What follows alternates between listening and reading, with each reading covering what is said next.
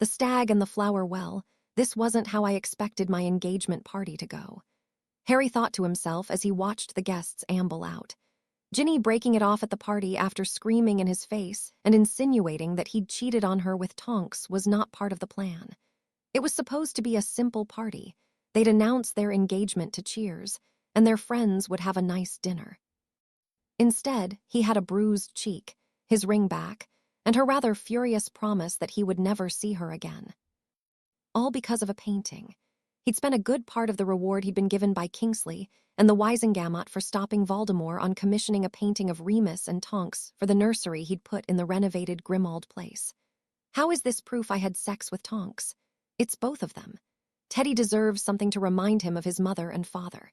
He was glad that at the first shout of anger, Andromeda had swiftly taken Teddy and vanished back to her home. If she'd stayed, Andromeda would have probably hexed her out of her boots. He thought with a grin, then frowned as the reality of what had happened hit him. Now what? He asked himself as he walked out of the dining room and made his way upstairs. Scene break. Fleur Weasley was, to be completely honest, furious with her husband and his family. Bill was staying completely quiet as Ginny fumed, calling Harry every name she could think of except his own. Can you believe he spent all that money to have their portrait painted? For what? For his godson. Teddy wouldn't even have been around our kids, but there would have been Tonks and Professor Lupin's portrait in our house. Ginny had worked up a full head of steam, and nothing short of a blown blood vessel would stop her. Of course, Harry wanted Teddy to have something to remember his parents by. They both died making a world where he could grow up safe. Fleur had finally had enough of Ginny, and more to the point, of the Weasley family's refusal to challenge her. Oh, shut it, Flem, as if you'd know anything about a real relationship. All you had to do was put out and use your allure and Bill was putty, Ginny said, her face red with anger. How dare you? I have never used my allure on Bill, Fleur shouted, moving to stand face to face with the younger witch. Blue eyes locked on brown, and not a single Weasley moved to try and separate them. Oh, so you just shagged him and got him to propose then? What'd you do? Tell him you were pregnant, Ginny spat. Bill saw the feathers starting to appear on his wife's arms and finally moved to pull her back. Calm down, the both of you. Fleur, I'm sure Ginny is just upset right now. She doesn't mean anything by it, Bill said, trying to placate his wife. Harry should have spoken with her first before spending all that money on a single painting. Why is that William? Fleur asked, making her husband wince as she used his full first name. Why would he have to tell Ginny what he planned on doing with his own money? I was going to be his wife. It was our money, Ginny retorted angrily. He had no right to spend that kind of money. If he thinks he's ever going to see me again, it'll be after he sells that painting for every nut he got it for. This was going nowhere, and Fleur knew it. I have had enough of your little temper tantrum. I am going home. Are you coming, Bill? She asked her husband. When Bill didn't answer right away, Fleur drew her wand and apparated away, but not to Shell Cottage. She wanted to check on Harry first. Scene break. Harry heard the soft knock on his door and went to see who it was. Opening it, he smiled and allowed his guest into the house. Fleur, I'm surprised you came back to see me. Did you forget something? He asked as she stepped past him. Non, I was concerned about you, Harry. When I left the burrow, Ginny was still raging. She believes that, Fleur said, only to be stopped by Harry, who held his hand up. That I was cheating on Ginny with Tonks. He was surprised when she shook her head. Non, I think that was a heat of the moment sort of thing. She believed that the money you spent on the painting was hers as well as yours, Fleur said quietly. Harry had poured a glass of wine and handed it to her. She accepted as he poured his own drink. Harry sighed. Yeah, that sounds about right. Yours is ours is ours, and mine is mine. He frowned and sat down on the couch. Knowing the Weasleys, I get the feeling that you'll be the only one coming to see if I'm all right. He took a sip of his wine. Fleur could see how miserable he was at that idea. Fleur thought, Molly is convinced that you will give the painting to Andromeda and apologize to Ginny. Arthur is being quiet as usual. George might come to see you or send an owl. He didn't return to the burrow. She sat down beside him. I'm glad Andromeda left. She would have shown Ginny just how related she was to Lestrange. She sipped her own wine after that, watching Harry's expression change. Harry laughed at that. I actually thought the same thing. Then he grew serious. I don't care what she thinks. I'm keeping the painting, and if that means that I won't be married to Ginny, then I won't be married to Ginny. Fleur nodded. That may be best. She sighed and looked at her hands and then over to him. I worry that someday soon I'll be the one facing the Weasley firing squad. She confessed. Bill never defends me when his mother insults my housekeeping or my cooking. He never defends me when Ginny calls me phlegm. He never defends me. That's what made you come to see me, isn't it? You're wondering what it would look like if it was you sitting alone after he stormed out, Harry asked. She nodded miserably. Ginny accused me of using my allure to get Bill to marry me. She looked over to Harry. She accused me of sleeping with him first as well. Why does she hate me so much?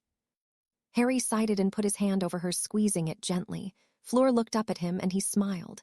Ginny is, I think, jealous of you. You're beautiful, brilliant, better with charms than almost anyone I've ever met. You're this glamorous woman, and worst of all, you caught her eldest brother's eye. She is the baby of the family. She had every one of them wrapped around her finger from the time she could crawl, according to Ron. Fleur flushed softly at the compliments he'd paid her. I remember how she used to glare at me after the second task. When I kissed you and Ron, she said with a little smirk. I think she hated me from that moment. I kissed you first. Harry chuckled and released her hand. She used to be that way around Hermione, too. She accused me of wanting to sleep with her a few times. Can you imagine? Hermione's my best friend. It would be like sleeping with my sister. That's the same thing that made me so angry when she said that about Tonks. His smile vanished then. I loved her. Ginny, I mean. Well, I mean, I do love Hermione, and I loved Tonks too, but of the three women, I really only ever saw myself with Ginny. May I ask why? Fleur said quietly. Hermione is one of your closest friends, and I know that Tonks was a bit older, but 6 years is not so much. Harry shrugged. It's not her age. Tonks was just. She was so in love with Remus that no one else stood a chance. He shook his head softly. As for Hermione, I don't know, I mean, we had a moment in the forest when we danced together, but I don't know, the spark was just not there. You truly love Ginny, don't you? Fleur asked softly. The look on her friend's face tore at her heartstrings. Harry Potter, for as little as they saw each other after the Triwizard Tournament, was still her closest friend in England. She had been a poor friend to him, she mused, vowing to spend more time with him. I did, but after tonight, I don't know, Fleur. How can I love someone who acts like everything I do is supposed to be for her benefit and no one else? Harry asked, draining his wineglass in a single gulp. Teddy is my godson, and he will always be in my life. He deserves to see his parents. Perhaps you could give the portrait to Andromeda, she offered. Harry looked over to her and smiled softly. She has her own, that's why it was so expensive. It was a matched set. Tonks and Remus can see him from either house, he shrugged. It was the least I could do. The pair continued to speak until the clock chimed 3 times. Fleur swore and rose to her feet. I must get home. I am on leave from Gringotts for the next 3 weeks. May I come back over later? She asked him, drawing a smile from Harry. Harry nodded. Of course. If Bill says anything, just tell him the truth. You came to check on me, and we sat up far too late talking.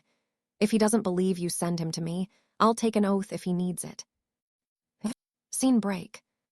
Fleur arrived home to find Bill snoring on their bed. Shrugging out of her clothes, she crawled in bed beside him. Sleep did not come easily tonight. She was still angry. He wasn't waiting on me. There was no note, nothing. She lay there, staring at the ceiling until the first rays of sunlight began to filter into the bedroom. Bill rose without looking at her and made his way into their washroom. Fleur heard the hiss of hot water and turned her back to the door.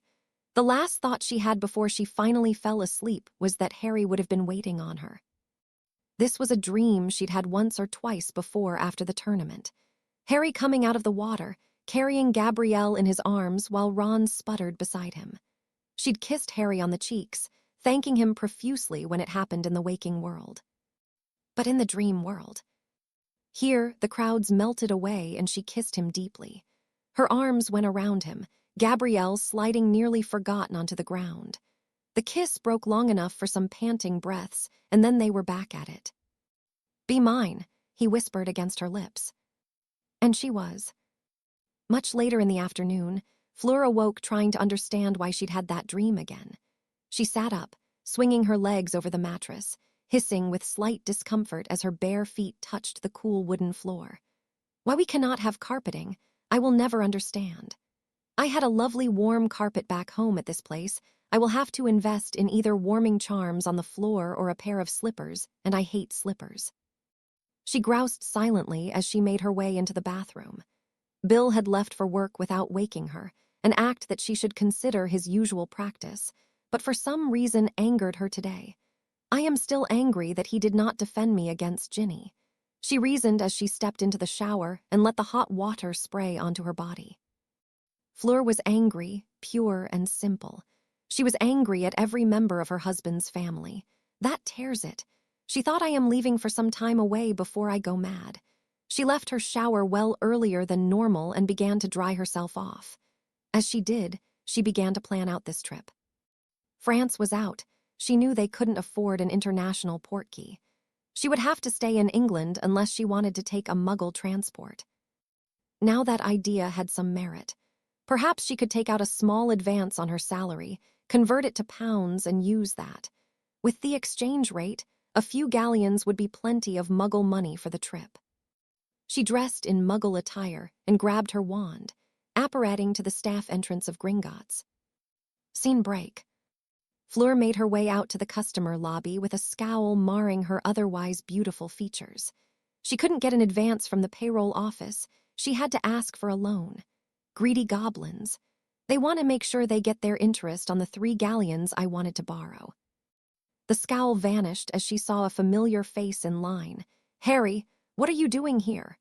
Fleur asked as she moved to stand beside him at the end of the line. "Putting the engagement ring back in my vault, and I want to set up a trust vault from the black account for Teddy," Harry told her. "What brings you here?" Harry was surprised to see Fleur in a plain light yellow sundress and sandals rather than her usual light blue robes. I want to take a small loan out to take some time away from the Weasleys," Fleur admitted.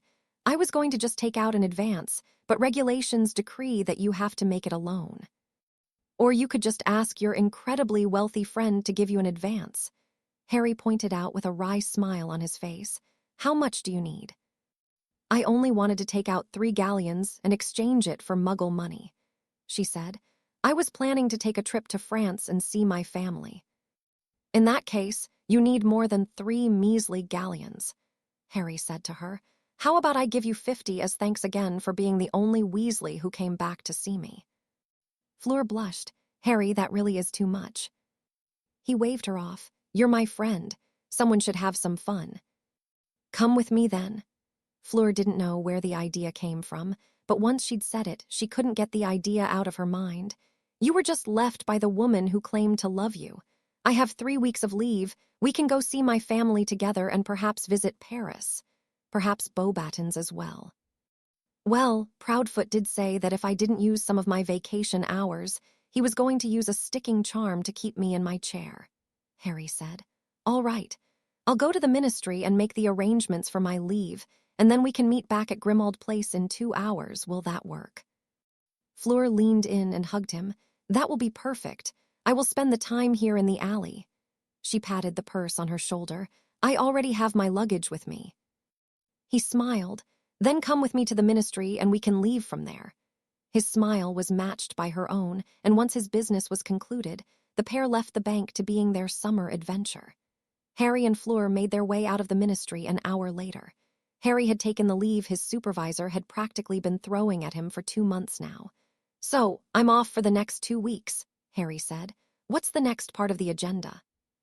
"While you were speaking to the director, I made a list of places I want to take you," Fleur told him. "First, obviously, is my family manor in Toulouse."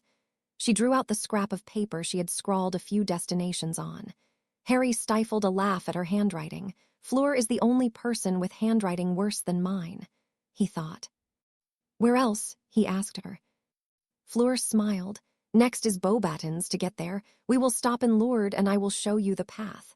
Finally, we can finish the trip to Paris. Mammon and Papa gifted me a small flat when I turned 18, a bribe to try and lure me home, I believe. She looked at him. Is there anything you would like to add? Isn't Euro Disney near Paris? He asked her after a moment. Fleur nodded.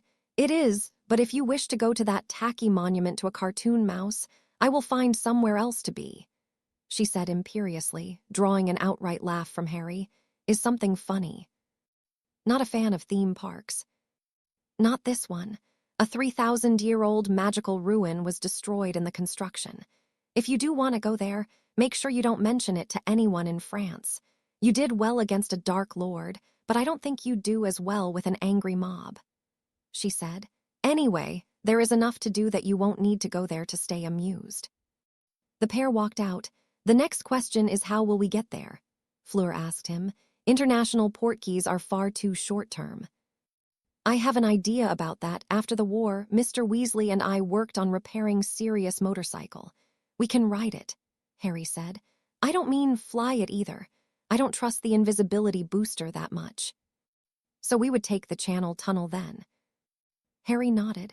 It's cheaper than flying, and no one is going to ask how we managed to fit all of our things into 2 suitcases the size of an eggplant. It was decided. The pair went to Grimmauld Place next from the ministry. Harry went upstairs to pack while Fleur sat in the parlor. The portrait of Remus and Tonks had finally awoken, and she was having an animated conversation with the two, bringing them up to speed. Ginny thought Harry and I were sleeping together. When? Was it when he was in school, or maybe when he was hiding in a forest for the entire winter? Tonks exclaimed, her hair turning red in anger. Fleur held up her hand to placate the furious painting. Ginevra is a very insecure person. In any event, it is over between them. Harry needs to get away, so do I for that matter, and we have decided to take a trip to France. Tonks' hair shifted from annoyed red to amused blue. Taking Harry out of the country?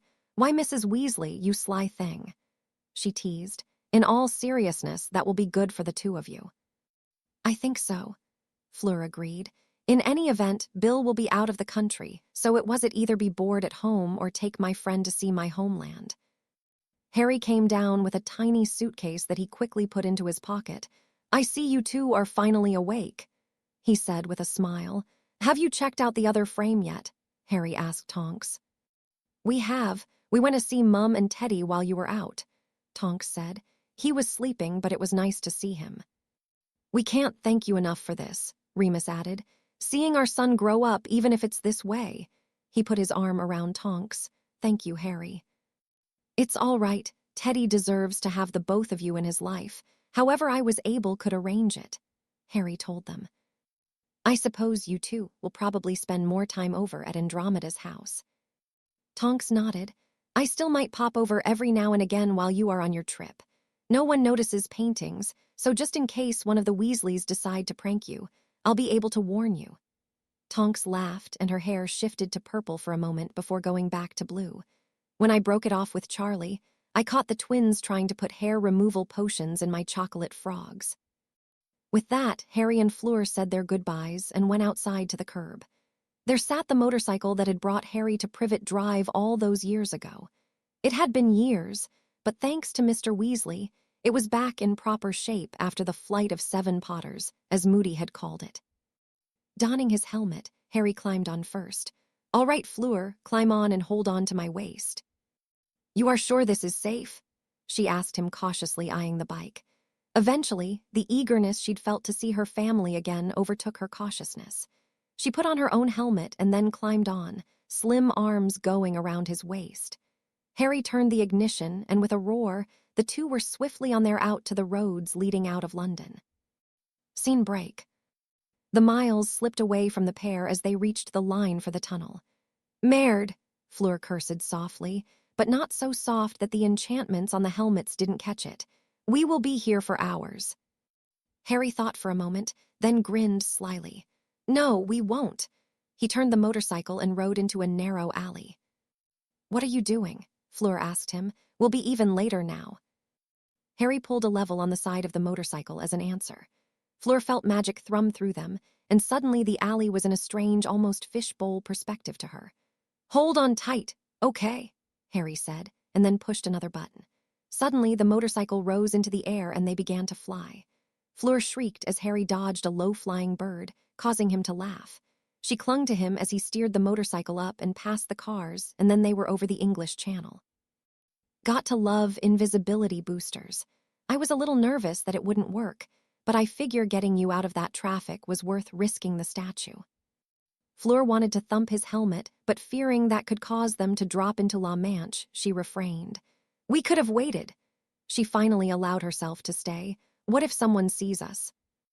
There's a pretty strong notice me not on the bike. That was Hermione's idea when the booster is up, so is the notice me not. Basically, we have two types of invisibility. One that keeps people from seeing us, and one that keeps cameras from taking our picture. Harry explained, going lower and letting the spray just touch their feet. The chill water made her gasp and caused Harry to laugh. Fleur was not at fault for the little shudder of delight that went through her as she felt Harry's laugh rumble against her body. She was, after all, holding on tightly to him just in case she fell to her death. We can take the ferry next time then, she said, earning another laugh from Harry. They touched down on the French side of the channel a short time later.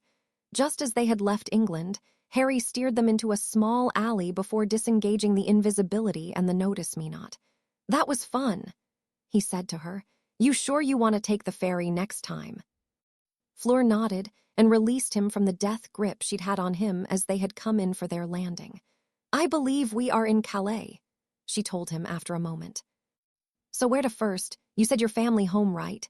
Harry asked, to which Fleur nodded. However, it is 9 hours south. We may end up staying the night somewhere along the trip, Fleur said. If we wish to avoid the traffic of Paris until we are there to stay, we can detour through Tours. As my lady wishes, Harry said, turning to face her. There was a boyish grin on his face, and Fleur could tell that he had enjoyed the flight much more than she had. We just need to get a map. You are brilliant, but I am not expecting you to have the entirety of France mapped out in your mind. Good, because I do not, Fleur replied with a smile. We mostly use the Fleu or Portkey to travel. She thought for a moment. Harry, will you hand me your helmet, please? Confused, Harry did as she asked. He watched her tap her wand and say something in French. Returning them, he put the helmet back on. What did you do? He asked her. A translation charm.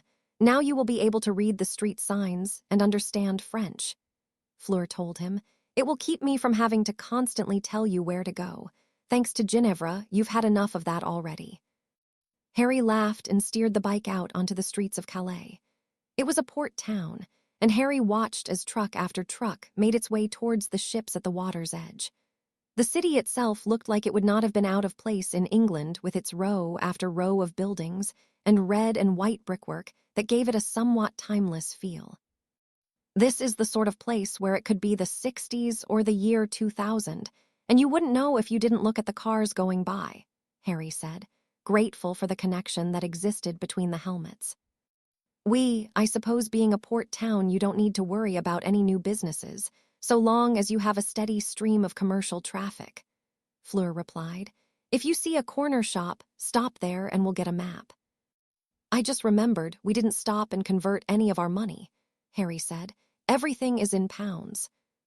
There is a currency exchange on the Rue Royale. It is a Muggle business, but Gringotts does business with them as well, she told him. Follow the road that leads away from the docks and we'll come to it.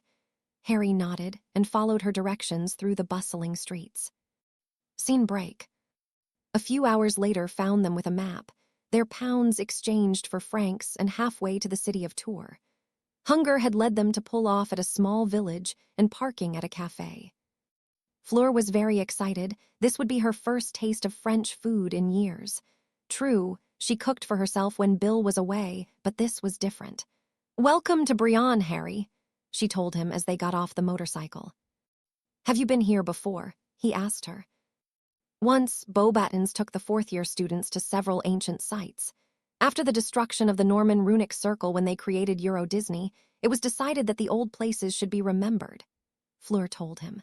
When they reached the door, she was pleasantly surprised when he held the door for her. Bill, she reminded herself, very rarely remembered to do that. It's nice to be with a gentleman, she thought happily as they entered the cafe. It wasn't terribly busy, and so they were seated and given menus. Fleur chosen a light chicken salad and Harry, following her lead, did the same. It's amazing how similar everything is to England, Harry mused, more to himself than to Fleur. It's France, not the moon, she pointed out with a wry grin. People need to eat after all. Fair point, Harry allowed. I don't know, I guess I kind of expected something fancier. The look in her eyes told him what he needed to know. This place was hardly anyone's idea of fancy. It was a small place, with only 10 or 12 tables, and the owner, chef, and waiter had all been the same portly man in his 60s. The only other employee was the hostess, an elderly woman that Harry guessed was the man's wife. The food arrived alongside a pitcher of water with lemon and orange slices inside. Neither had eaten anything since before they'd left England, and so the sandwiches and the water were looked at as nectar and ambrosia. There was no conversation until each had finished the sandwich before them. This was good. I didn't know how hungry I was, Harry said as he finished his glass. I agree, Fleur said, rising. I will be back in a moment, I just wish to wash my hands. He watched her leave. He was pouring another glass when the old woman came over with the check. She is a very pretty one, your lady, she noted as she put down the slip of paper. Have you been together very long? Harry laughed. No, he said. We aren't a couple. We are just on a trip together. We've known each other, though, for about 5 years. The old woman looked at Harry for a moment before taking his money. She didn't say anything else, but it was clear that she didn't quite believe him. Fleur returned then, and the pair departed the cafe.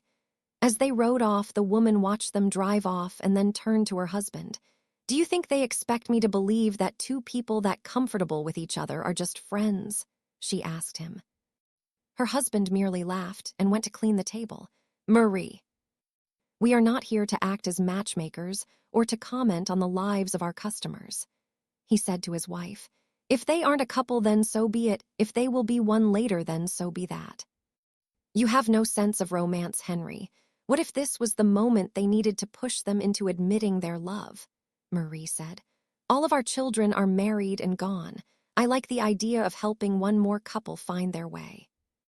On the motorcycle, and thankfully a few miles away now, Harry and Fleur continued on their way to tour. There they would stay the night, and then, early in the morning, would continue their trip to Toulouse and the Delacour home. Welcome home, Fleur, Harry said as they reached the highway once more. It's a beautiful country. He felt Fleur squeeze his midsection gently. Merci, Harry. It feels wonderful to be back. Toulouse is a beautiful place, Harry thought as the motorcycle brought them around the last curve. Behind him, he could practically feel the smile on Fleur's face as she looked at the city she'd called home for so long. This place is amazing, Fleur, Harry said through the helmet. It's so beautiful. Thank you, Fleur said, as Harry steered into the main traffic of the city. It's so good to be home.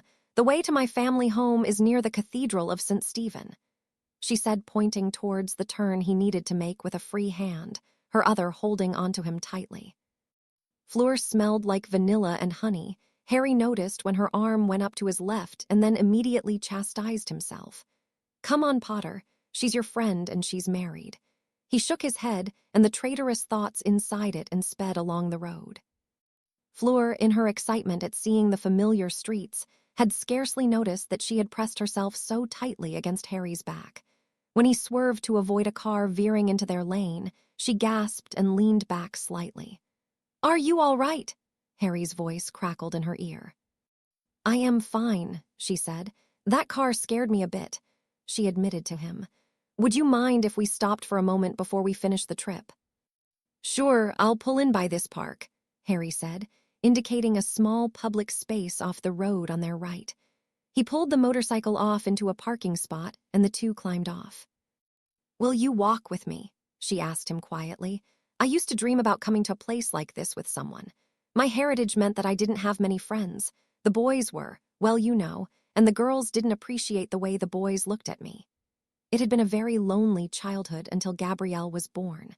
Her little sister had been her only friend for most of her life. And then I came to England and met Harry. She thought with a smile, as she impulsively took his hand and led him into the park.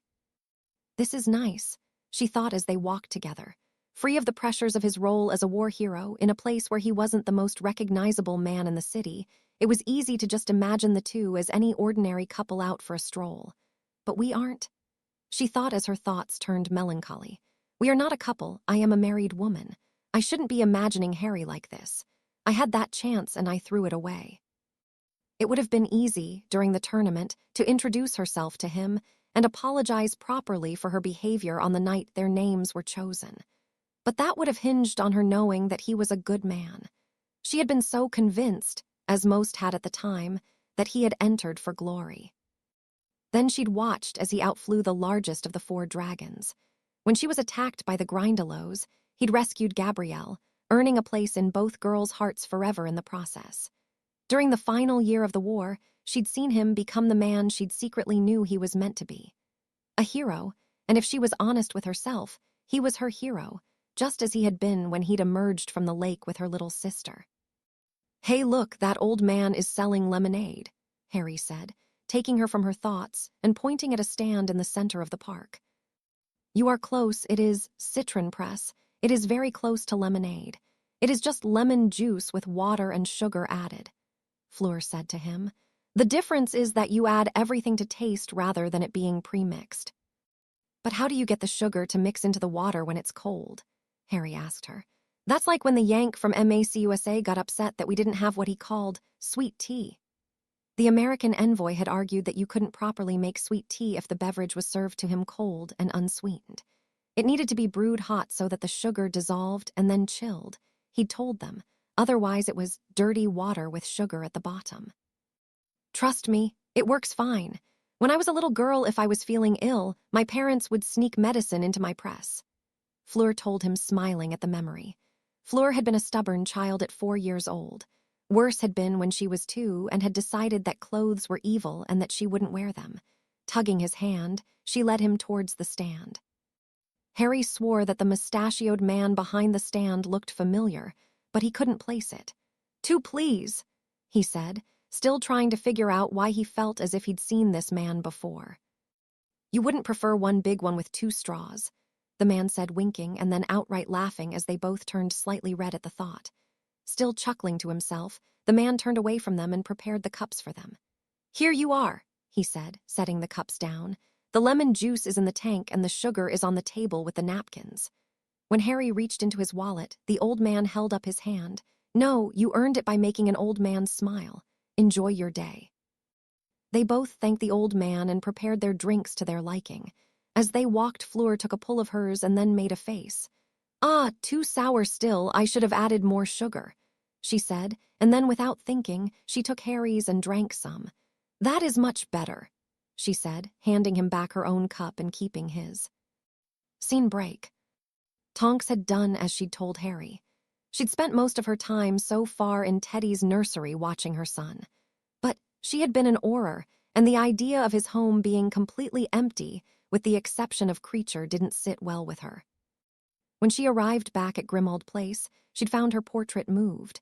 It had been placed facing up at the ceiling by someone. She listened carefully as she heard muffled footsteps and then a voice. "Shut up, you little shit. I want to leave Harry something to apologize for how I acted, and I don't want you touching it." It was Ginny Weasley. Tonks realized that little Minnie Harpy is here. But why? "Master does not want anything from you," Tonks heard Creature reply, and then Ginny scoffing. "Where is he? He's normally home by now." "Come on, Creature, show that shitty attitude we all know and hate." Tonks thought, don't tell her anything. Apparently, he hadn't told her anything at all. Tonks heard the pop of house elf apparition, and then Ginny stomped out of the kitchen. Tonks saw the edge of her leg as she stood near the frame. In her hand was a wine bottle which she set on the mantel with a small note. Tonks didn't trust this at all. As soon as she heard Ginny apparate with a loud and unskillful crack, Tonks went back to the frame in her mother's house. Remus was watching Teddy sleep peacefully in his crib. "Is something the matter, Dora?" he asked his wife. "Maybe. Ginny left a bottle of wine for Harry," Tonks said, her hair turning to an annoyed shade somewhere between red and orange. "I want Mum to go and check on it." "She went to lay down while Teddy takes his nap," Remus replied. "I'm sure whatever it is will keep." "No, she needs to check on this now," Tonks said. Looking at her son, she frowned for a moment. "Sorry about this, Teddy. Hopefully, any night terrors coming from this will be easily fixed." Tonks drew in a breath and shouted at the top of her painted lungs, "Oi, Mum." That woke Teddy, whose hair turned bright red as he began screaming. Andromeda burst into the room with her wand drawn. "What's wrong?" she asked, her heart beating so loudly in her chest that she was sure the painted couple could hear it. "Sorry for scaring you, but I needed to get your attention. Ginny just left a bottle of wine at Harry's place. I don't trust that Ginger bent any farther than I could throw her," Tonks said. "You are keyed into the wards. Will you go over there and check it out?" "Nymphadora, I could have done that at any point," Andromeda said. "I had just gotten the house quiet." She sighed softly. "But I will still go and see if it's just wine in the bottle or something else." She went to the crib and looked into it. "Will you two be all right to keep an eye on him while I apparate over to Grimmauld Place?" Remus nodded, but Tonks shook her head.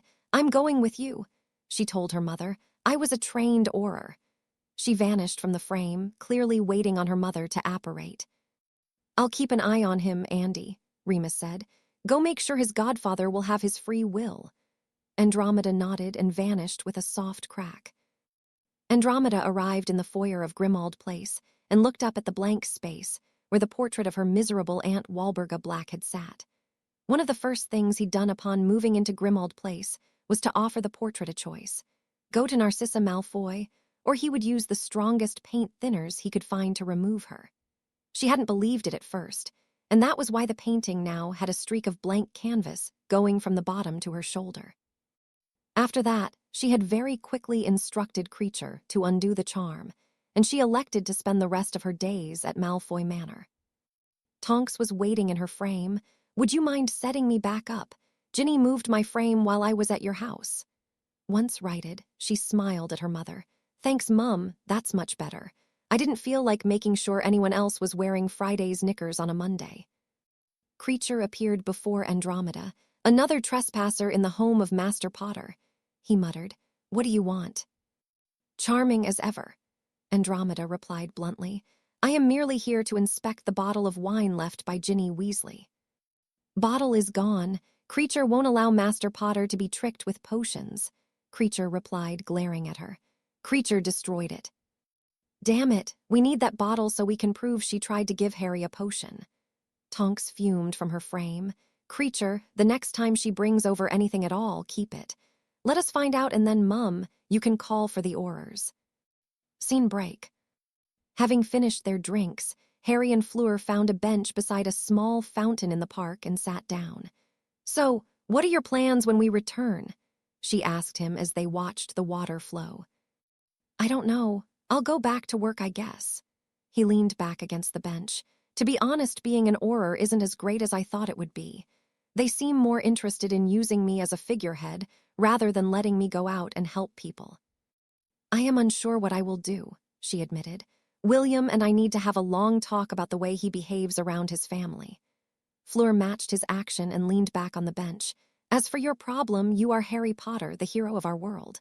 You are a figurehead, proof that no matter how powerful evil can be, it can be beaten." Fleur said to him, "It may not be exciting, but it is important." "I don't want exciting, but I just wish it felt like I was doing something." He ran a hand through his hair. "I want to feel like I'm more than a trophy to be paraded in front of the visiting dignitaries." "I understand that, I really do," Fleur said, garnering a smile from the wizard. Harry looked at her. "I know you do. I'm not trying to pretend that my being everyone's hero is the same as people treating you like just a pretty face." He chuckled softly.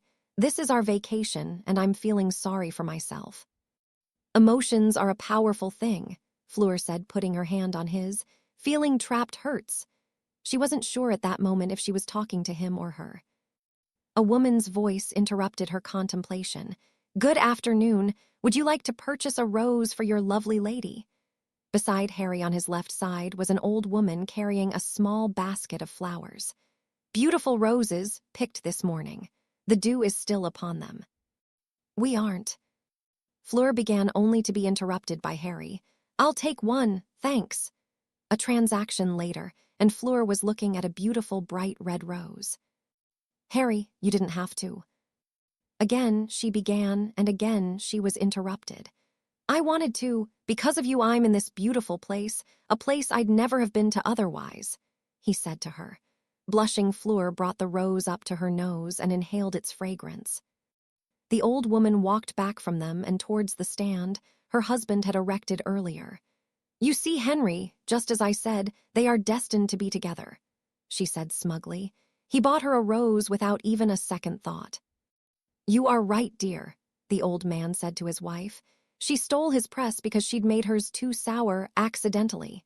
He looked at her for a moment, then laughed. That reminds me of someone. Hush, you fossil, was her reply, and when he laughed again, he had to swiftly duck a flung washcloth. She straightened herself up. In any case, if I am right, they need each other. I overheard them talking. He feels useless and she is resentful towards her in-laws. Henry nodded. So, you wish to continue to follow Harry Potter and his lady friend? When his wife gave him a look that stated very plainly that yes, she did, and he should know that, Henry reached into his sleeve and drew out a small pearwood wand and began to pack everything into a small case. In that case, we will continue to follow and observe. Marie drew out a wand of polished hickory and began to disable to muggle-repelling charms they had placed on the small park. It had been chance that had brought Harry and Fleur into the small café they were using as a means of passing a few quiet years now, that the current Dark Lord was gone, and no new ones had taken his place thus far. She had managed to place a small tracking charm on his motorcycle as the couple had eaten their meal. Her husband had his experiments and projects to keep him busy, but for Marie, she preferred matchmaking. So, until Mr. Potter notices the charm, or they have realized they need each other, I will keep an eye on them. She thought with a smile as she watched Fleur sniff her rose again, this will be fun. They arrived at the boundary to the Delacour estate in the late afternoon. Harry had never seen a place quite like it. The closest thing, he supposed, was the Malfoy Manor, but this was a comfortable home and not some oppressive manor meant to intimidate visitors. The Delacour home was surrounded by a low wall of white stones with a ridge of warm red stone on the top. Behind the wall, Harry saw a long row of hedges, and finally peeking out over the top, he saw the house itself. It's beautiful, he said quietly to Fleur. It's home, she said equally quietly. It was true, Shell Cottage was a good enough place to live with Bill, but this was the place that her soul called home. She smiled idly as she watched a small brass-colored bird flit from the hedges to the stonework. Bonjour, Morris, she called, watching the bird fly back towards the house. Morris was a present from my grandpa. He is keyed into the wards and will let my parents know that we are here. What is he? Harry asked. Is he a familiar? No, Morris is made of brass and silver. Grandpa Emil was a master enchanter, and over the 2 years my parents courted each other, he spent that time crafting him, Fleur replied.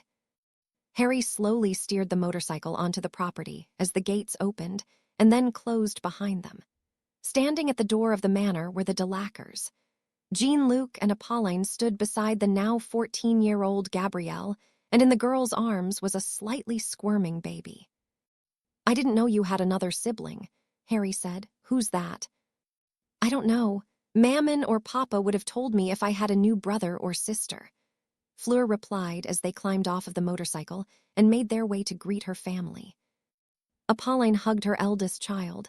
It's so good to see you, she said when the embrace broke. Why didn't you tell us you were coming? I didn't know we were. I knew that I was going to visit, but Harry and I left before I had time to say anything, Fleur said to her mother. We arrived yesterday and spent the night in Tours. Did you now? Apolline said after a moment. She looked over at Harry and then presented her hand for him to shake. It's good to see you again, Mr. Potter. You too, ma'am, Harry said. It was my fault we didn't send word. My house isn't set up for international flu calls, and the ministry wouldn't approve of me using my fame to borrow theirs. That reply earned a slim, white-blonde eyebrow to raise. I'm sure they wouldn't, Apolline said to the younger man. In any event, there is plenty of room for the two of you. Fleur, you still have your bedroom in the east wing, of course, but Harry, you will have the suite in the west wing. That surprised Fleur. Normally, guests stayed in the suite between her bedroom and Gabrielle's bedroom. She thought as they went inside, does Mammon believe there is something between Harry and me? Ignorant of Fleur's musings, Harry looked at Gabrielle and the baby she was holding. So, who is this? He asked. This is my little cousin Elaine, Gabrielle said proudly. His parents are in Paris for a conference, so he is staying with us. Elaine babbled happily in her arms, earning a smile from Gabrielle. So, what brought you to France? Apolline asked him. The last we heard you were marrying Ginevra Weasley. Harry frowned slightly. Ginny and I aren't together anymore. At our engagement party, she tried to force me to choose between her wishes and doing what is right for my godson. I refused, so she gave me back the ring. She also gave him a bruised cheek, Fleur said, the memory causing a frown on her face. William was right there and said nothing. Apolline didn't say anything else about it. Instead, she stopped them at the splitting off point between the two wings. Gabrielle, will you please take Harry on a tour of the grounds? I want to catch up with Fleur. It seems things in England have gotten rather more interesting than I believed. Gabrielle and Fleur both knew that tone of voice. This was the, I want to know precisely what you are doing and why you believe it is a good idea voice. The last time Fleur had heard it was when she was telling her parents she planned on moving to London. This was not a tone that allowed for debate. For a moment it seemed like Harry would turn and walk away, but he didn't. Is something wrong, ma'am? He asked Apolline. You seem upset. If you'd prefer, I can go back to Toulouse and get a hotel. Nonsense, said Mr. Delacour. You are our Flower's friend and have brought her home, so this is your home as well. He seemed, to Harry's mind at least, completely untroubled by the look his wife had on her face. I'll accompany you and Gabrielle on the tour of the grounds. I'd love to get a better look at the motorcycle you have. Fleur had a helpless look on her face, and Harry wanted to stay. But Gabrielle shifted the baby Elaine and tugged his arm down the hall, leaving the eldest Delacour women alone at the meeting point between the two wings of the house. Harry Potter is not your husband, Apolline said slowly, her voice deathly calm. Would you care to explain why the first time you've come back to your home it was with your sister-in-law's former fiancé? If it wasn't for Harry, I wouldn't have been able to come at all, Fleur said. I wanted to get away, but I didn't want Bill to know where I was going. Not that my husband would have noticed. Judging by the fact that they didn't know I was coming, I can assume he didn't care enough to see if I'd spoken to them. She thought sadly. I need time away from Bill and the Weasleys. The fight between Harry and Ginny made me very unhappy with my in-laws and my husband. When I defended Harry, Ginny turned her anger on me. Bill refused to defend me. Fleur turned to the window that looked out over the grounds. She saw Harry showing the motorcycle to her father and smiled faintly. The smile was not missed by Apolline, though she said nothing. Harry dropped everything to come with me to France, she said softly. He is a good man and a good friend, and I will not have you insult him, she said, turning to her mother. If you cannot be polite to him, then we will end our time in Toulouse early. Apolline looked at her daughter for a moment and then nodded. Very well, she said before raising a slender eyebrow. You seem very protective of the young man. Apolline said to her daughter. Why is that? Because he deserves it, Fleur said simply. Outside, Harry had agreed to show Mr. Delacour how to operate the motorcycle. It's simple enough, sir. The enchantments on the bike handle balance. All you have to do is control the speed and the direction. Harry indicated the controls and then laughed. Just don't pull the little black lever in the center there. Not unless you feel like flying, that is. It can fly, Gabrielle said in amazement. Papa, hold Elaine so that Harry can take me flying. Laughing fondly at his daughter, he did as she asked. Harry sat down on the bike. All right, Gabrielle, just hold on, okay? As he felt a near-death grip from the excitable teenager, Harry knew that wasn't going to be an issue. Gabrielle gave a loud shriek of excitement as the bike sped up and then with a bang began to rise into the air. Fleur was sitting in her old bedroom when she heard it. Going to the window, she smiled at the sight of Gabrielle clutching Harry tightly as he took her above the tree line. For some reason, she couldn't shake the image of Harry doing the same with a girl a bit younger, perhaps 3 or 4. In her mind, she saw the child sitting in front of Harry so she could lean against her father's chest. Fleur didn't know why her heart clenched at the idea, or if she did know why she didn't want to think about it. Maybe this was a mistake. She thought sadly maybe I should have been more patient with Bill. I'm imagining Harry with a blonde daughter for Maeve's sake. Fleur was a smart witch. She knew, for example, when she'd made mistakes. Going with Roger Davies to the Yule Ball at Hogwarts had been one. Another had been when she'd allowed Ginny to get away with calling her phlegm. Had she made a mistake coming to France with Harry, or had the real mistake been something else? She tried to imagine Bill standing up to her mother, or taking Gabrielle for a ride like Harry was doing. She couldn't see either of those, and it bothered her. Were they Bill's shortcomings, or was she seeing Harry through rose-colored glasses? She sat down on her bed and tried to ignore the feeling that it was the first part and not the second.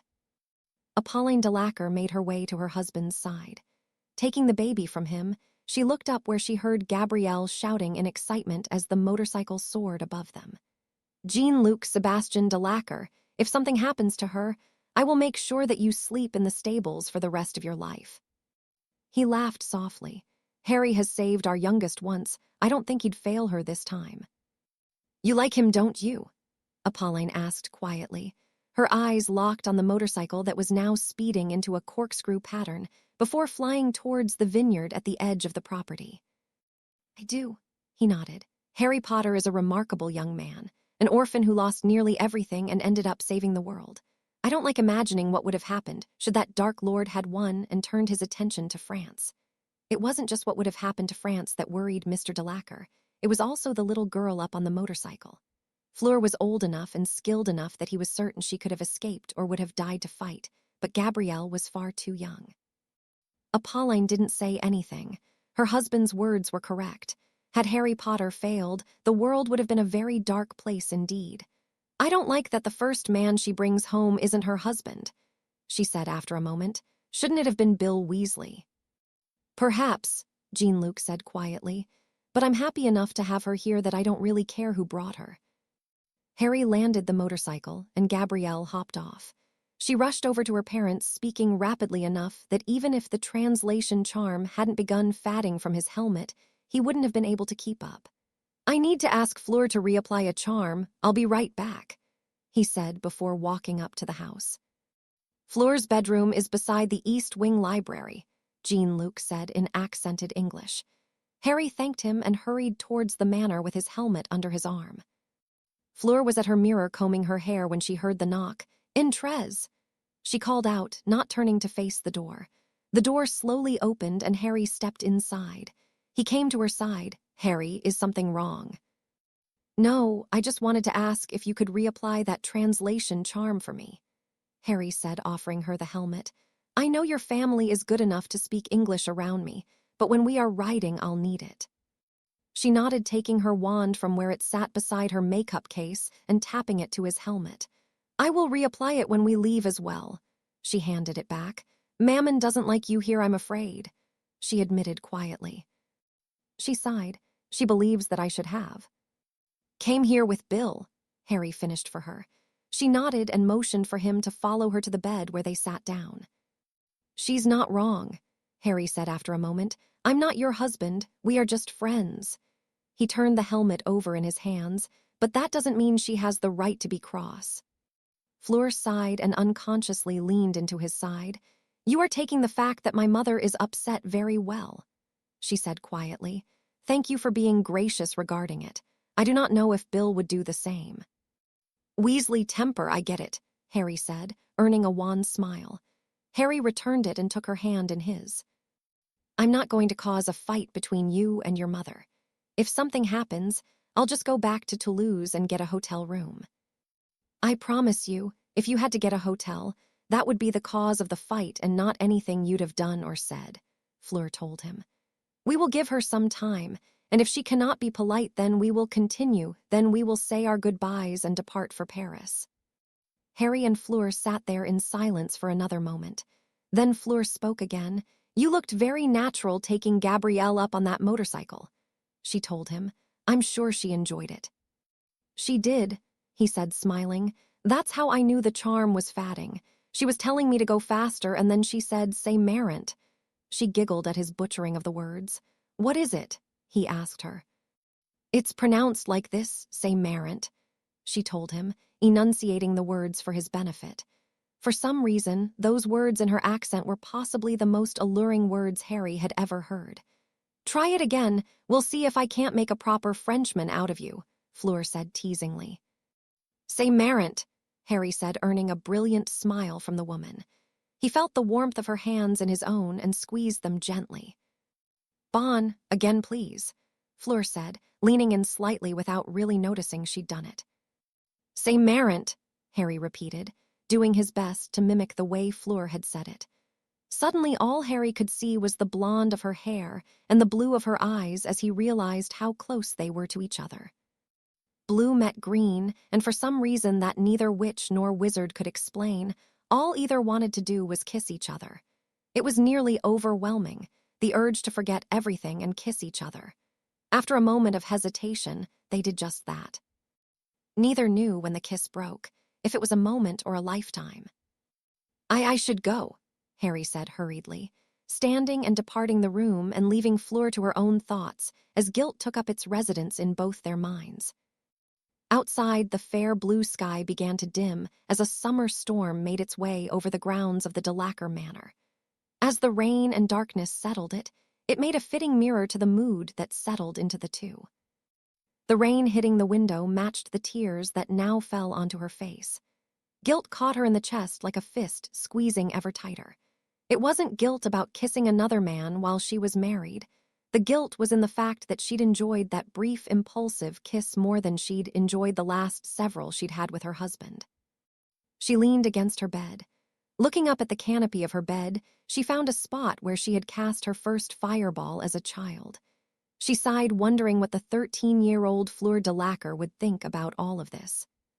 She would be furious that I didn't tell Harry to come back and kiss me again. Fleur thought ruefully. She would be furious that I chose Bill. Perhaps it was time to listen to that voice. I kissed Harry, Fleur thought miserably as she sat at the table moving her soup with a spoon in the illusion of eating it. I kissed him and I enjoyed it. It wasn't supposed to be like this. None of it. She wasn't supposed to feel this way about her friend. I kissed Fleur. Harry was deeply conflicted as well. She'd kissed him before, on the cheek after the second task, for example, but this wasn't a grateful kiss on the cheek. This had been a serious, minutes-long kiss, and Harry knew that he had enjoyed it greatly.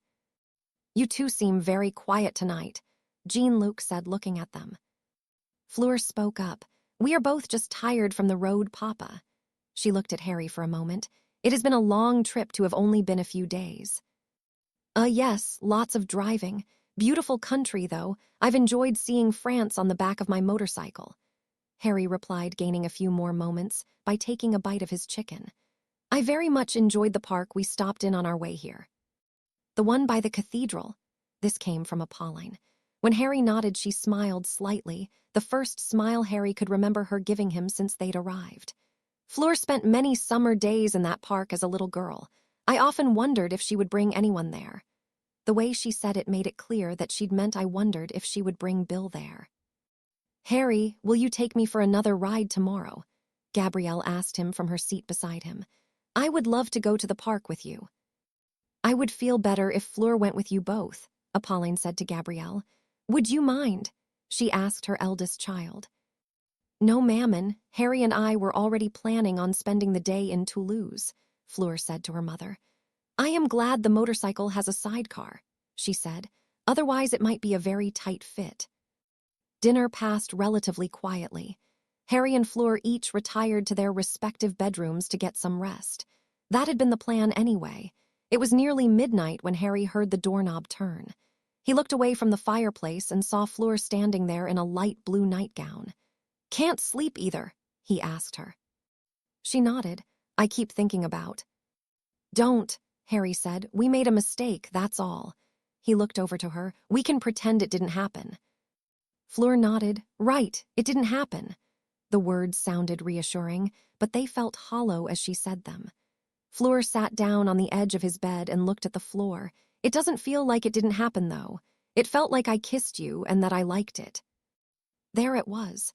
She'd admitted the thing that had been eating at her. She drew in a breath. I know it's wrong. I know that kissing you was a mistake, but I did enjoy it at the time. She looked at him. I am sorry, Harry. I liked it too, he admitted quietly. I like you, but you're married and we can't do it again, so the best thing to do is to put it out of our minds. He sighed. Maybe in a world where you weren't married. He let that thought die. It was too awkward to bring that into the universe. You didn't kiss me on your own. I kissed back. We kissed each other. She nodded slowly. Then it will be our secret. That was the plan anyway. Scene break. Fleur did not sleep well that night. Once she and Harry had made their agreement that the kiss had firstly meant nothing and secondly would not happen again, she'd thought that she would be able to get some rest. But she was wrong.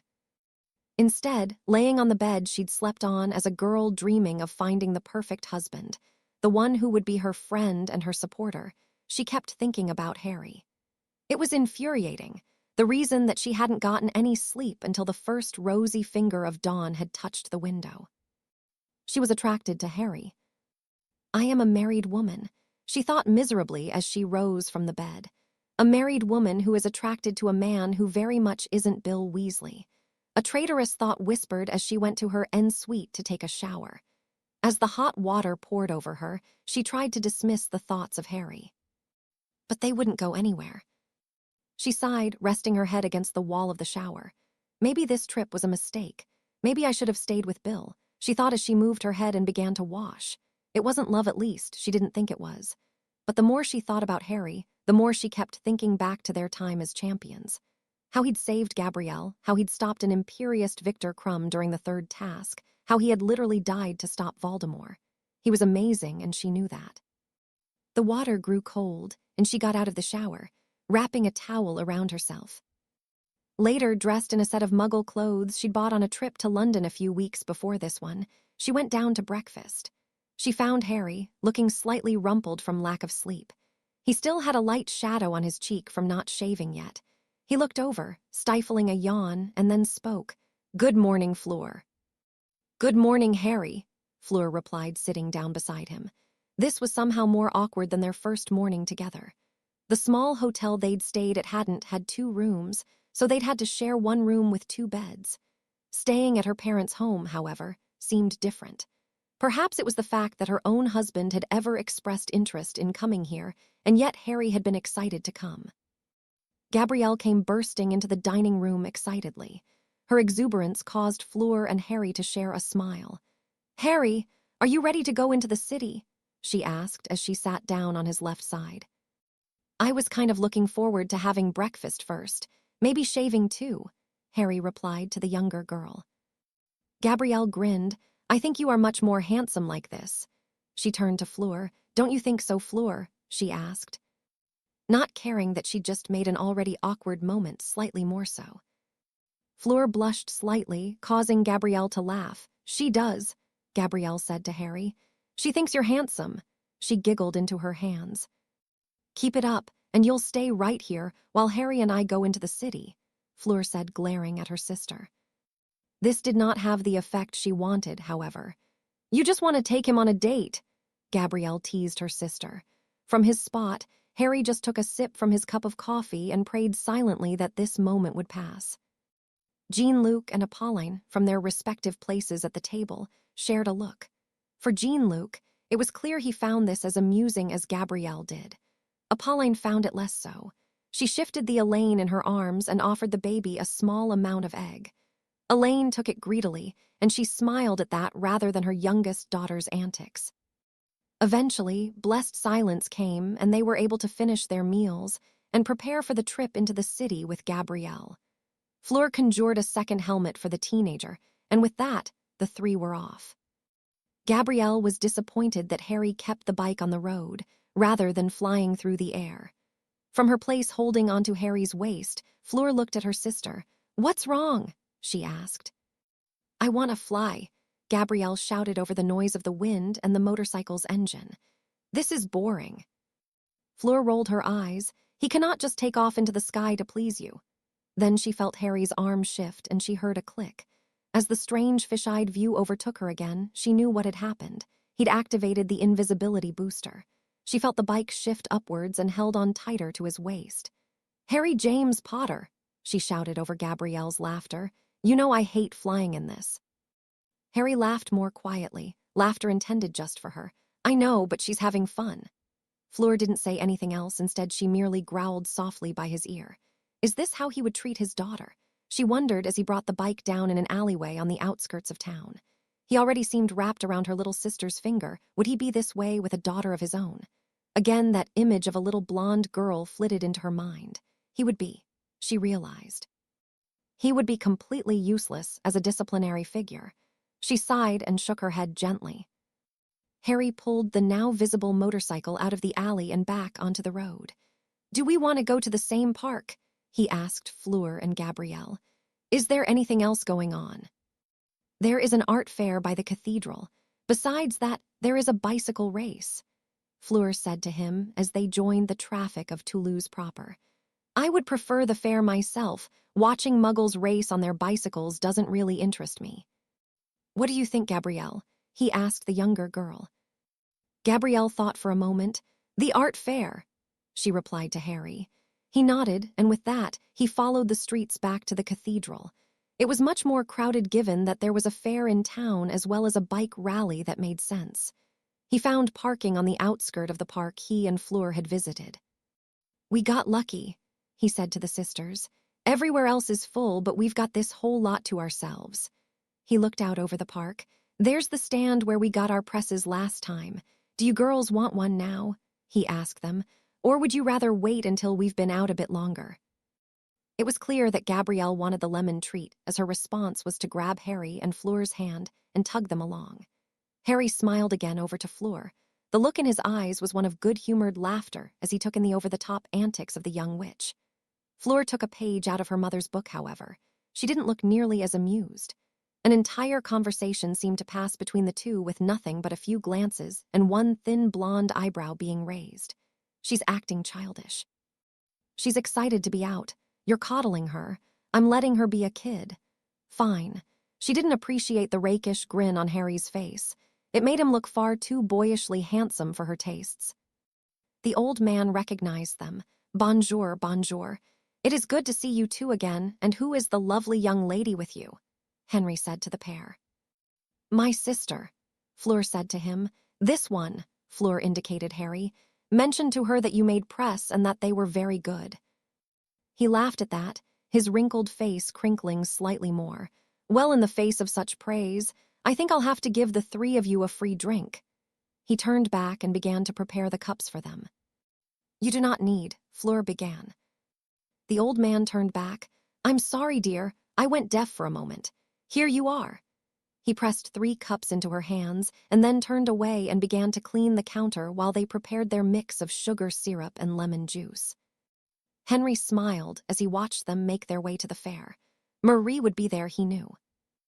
Harry and Fleur walked behind Gabrielle as the younger girl made her way past booth after booth of vendors hawking their wares. Harry was watching the crowd with a practiced eye. Places like this were rife for pickpockets. While he knew everything he had of actual value was hidden inside his mokeskin pouch, he knew that wouldn't stop a thief from looking.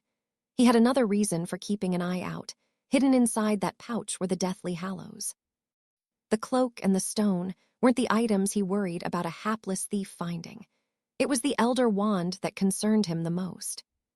He knew that the rumor he'd destroyed it had kept most of the seekers at bay. But there would always be the ones who would figure out that the rumor was just that. He'd kept it on the off chance that someone out there would want to be known as the one who killed Harry Potter. He'd already experienced it once. Luckily, Theodore hadn't been a skilled wizard when he was a student, and being an adult hadn't changed that fact. Ginny had relished the excitement of being the girlfriend of magical Britain's hero. If Moody had been more of an influence on him, Harry might have suspected that Ginny wanted the spotlight more than she wanted him, to the point where if someone had managed to kill him, she would have made a career out of her role as the Widow Potter. "This is what I want," Harry thought as the trio stopped in front of a booth selling colorful silk scarves. "Peace and quiet, no one trying to embroil me in some world-shaking intrigue." He smiled as he watched Fleur try on a light blue scarf. "You seem to love the color blue," he said to her. It matches my eyes, don't you think? Fleur said, smiling. She set down the scarf and looking she selected another. Or would you prefer this one? She said as she lifted up a scarlet scarf. It doesn't have any gold, but it's a rather nice color, isn't it? She smiled and wrapped it around his neck. I think you look rather dashing in it, Fleur said, giggling. Harry was glad that Gabrielle wasn't watching her sister. Bright red came to his cheeks as he stared into the blue eyes of the witch in front of him. Okay, then, he said quietly, reaching for his muggle wallet. I'll take it, but only if you'll wear the blue one. This was a strange moment for the duo. Fleur and William only owned one thing in common, their wedding rings. She paused for a moment and then nodded. Harry paid for both scarves before turning and putting the blue scarf around Fleur's neck. The moment was more intimate than anything Fleur had experienced since her wedding. She wanted nothing more than to kiss him again. This time, she listened to the urging of her younger self and leaned in and captured his lips. The last kiss had been mutual, an impulsive act, nothing more. This kiss was different. Gabrielle Delacour watched her sister kiss the handsome young wizard. She smiled as she watched Harry slowly kiss back. The old woman at the booth she stood by laughed softly. They seem rather happy together, don't they? Gabrielle turned to the old woman. I always wanted them to be together, she admitted before turning to the woman. Or I could marry him, either would work. The woman at the booth looked at the young girl. He's a bit old for you, though. Of course, Marie thought. She's a bit too married at the moment. Marie had noticed that Fleur wore a ring where Harry didn't back at the cafe. However, seeing the look on their faces even then, she knew that the woman's husband was the farthest thing from her mind. The kiss broke and Harry and Fleur just looked at each other. For a moment, neither noticed that their arms were around each other in an embrace. Harry began. I like you, Harry, Fleur said quietly, drawing a steadying breath. I am attracted to you a great deal, but I am married, I can't feel this way about you. She slowly moved from his arms.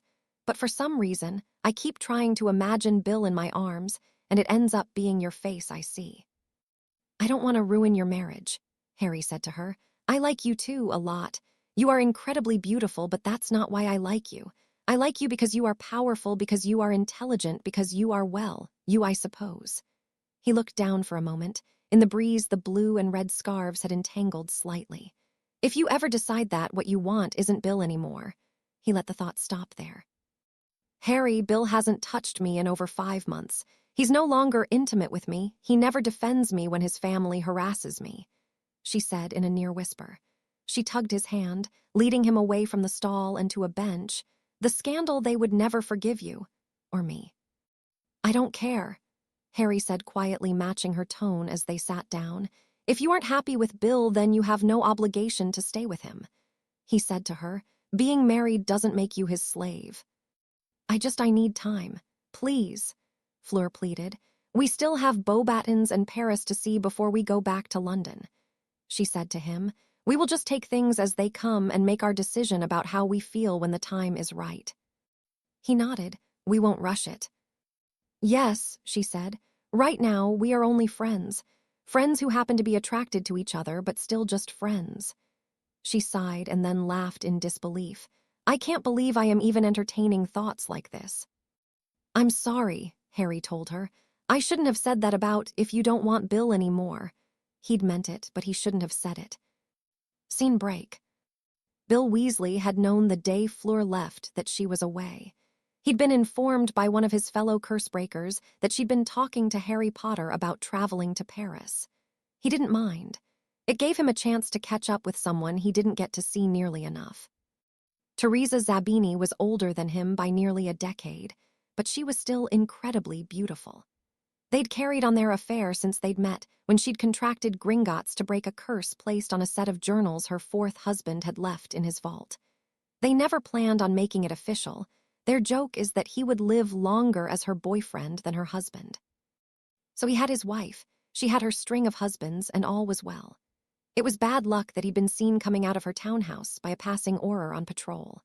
Worse luck that the person who had seen him was one Megan Jones, sister to Hestia Jones, former best friend of Nymphadora Tonks. Normally, he left early in the morning or very late at night to avoid being seen. but with his wife out of the country, he'd felt that he could spend time with the beautiful widow. Hestia, having been told by Megan what she had seen, had gone to Andromeda Tonks. Had Bill been paying better attention to the world around him, he may have noticed a subtle chill in the air that was out of place for the summer. Andromeda wouldn't bother Harry or Fleur while they were on their trip. However, the moment they were back in Britain, she would make sure that Bill Weasley had ample time to see the widow Zabini, because he would no longer be the husband of Fleur. They dropped Gabrielle back off at Delacour Manor and made their way back onto the road leading out of Toulouse. Lourdes was the next major stop on the trip. Fleur allowed herself to doze as Harry traveled out of her hometown. The rumbling of the engine, as well as the scent of the man she had her arms around, soothed her. She trusted the enchantments on the bike that kept them from falling off as she closed her eyes. She found herself dreaming of blonde children with green eyes, daughters with his laugh and her habit of crinkling her nose when she thought. In the dream world, at least, she didn't feel guilty when she imagined holding his child in her arms. She smiled against his back in her sleep and absently cuddled tighter against him. The feel of Fleur against him was the most exquisite torture Harry had ever known. Especially now that he knew how her lips felt against his, the little hitch in her breathing when they kissed was as familiar to him now as putting on his glasses in the morning.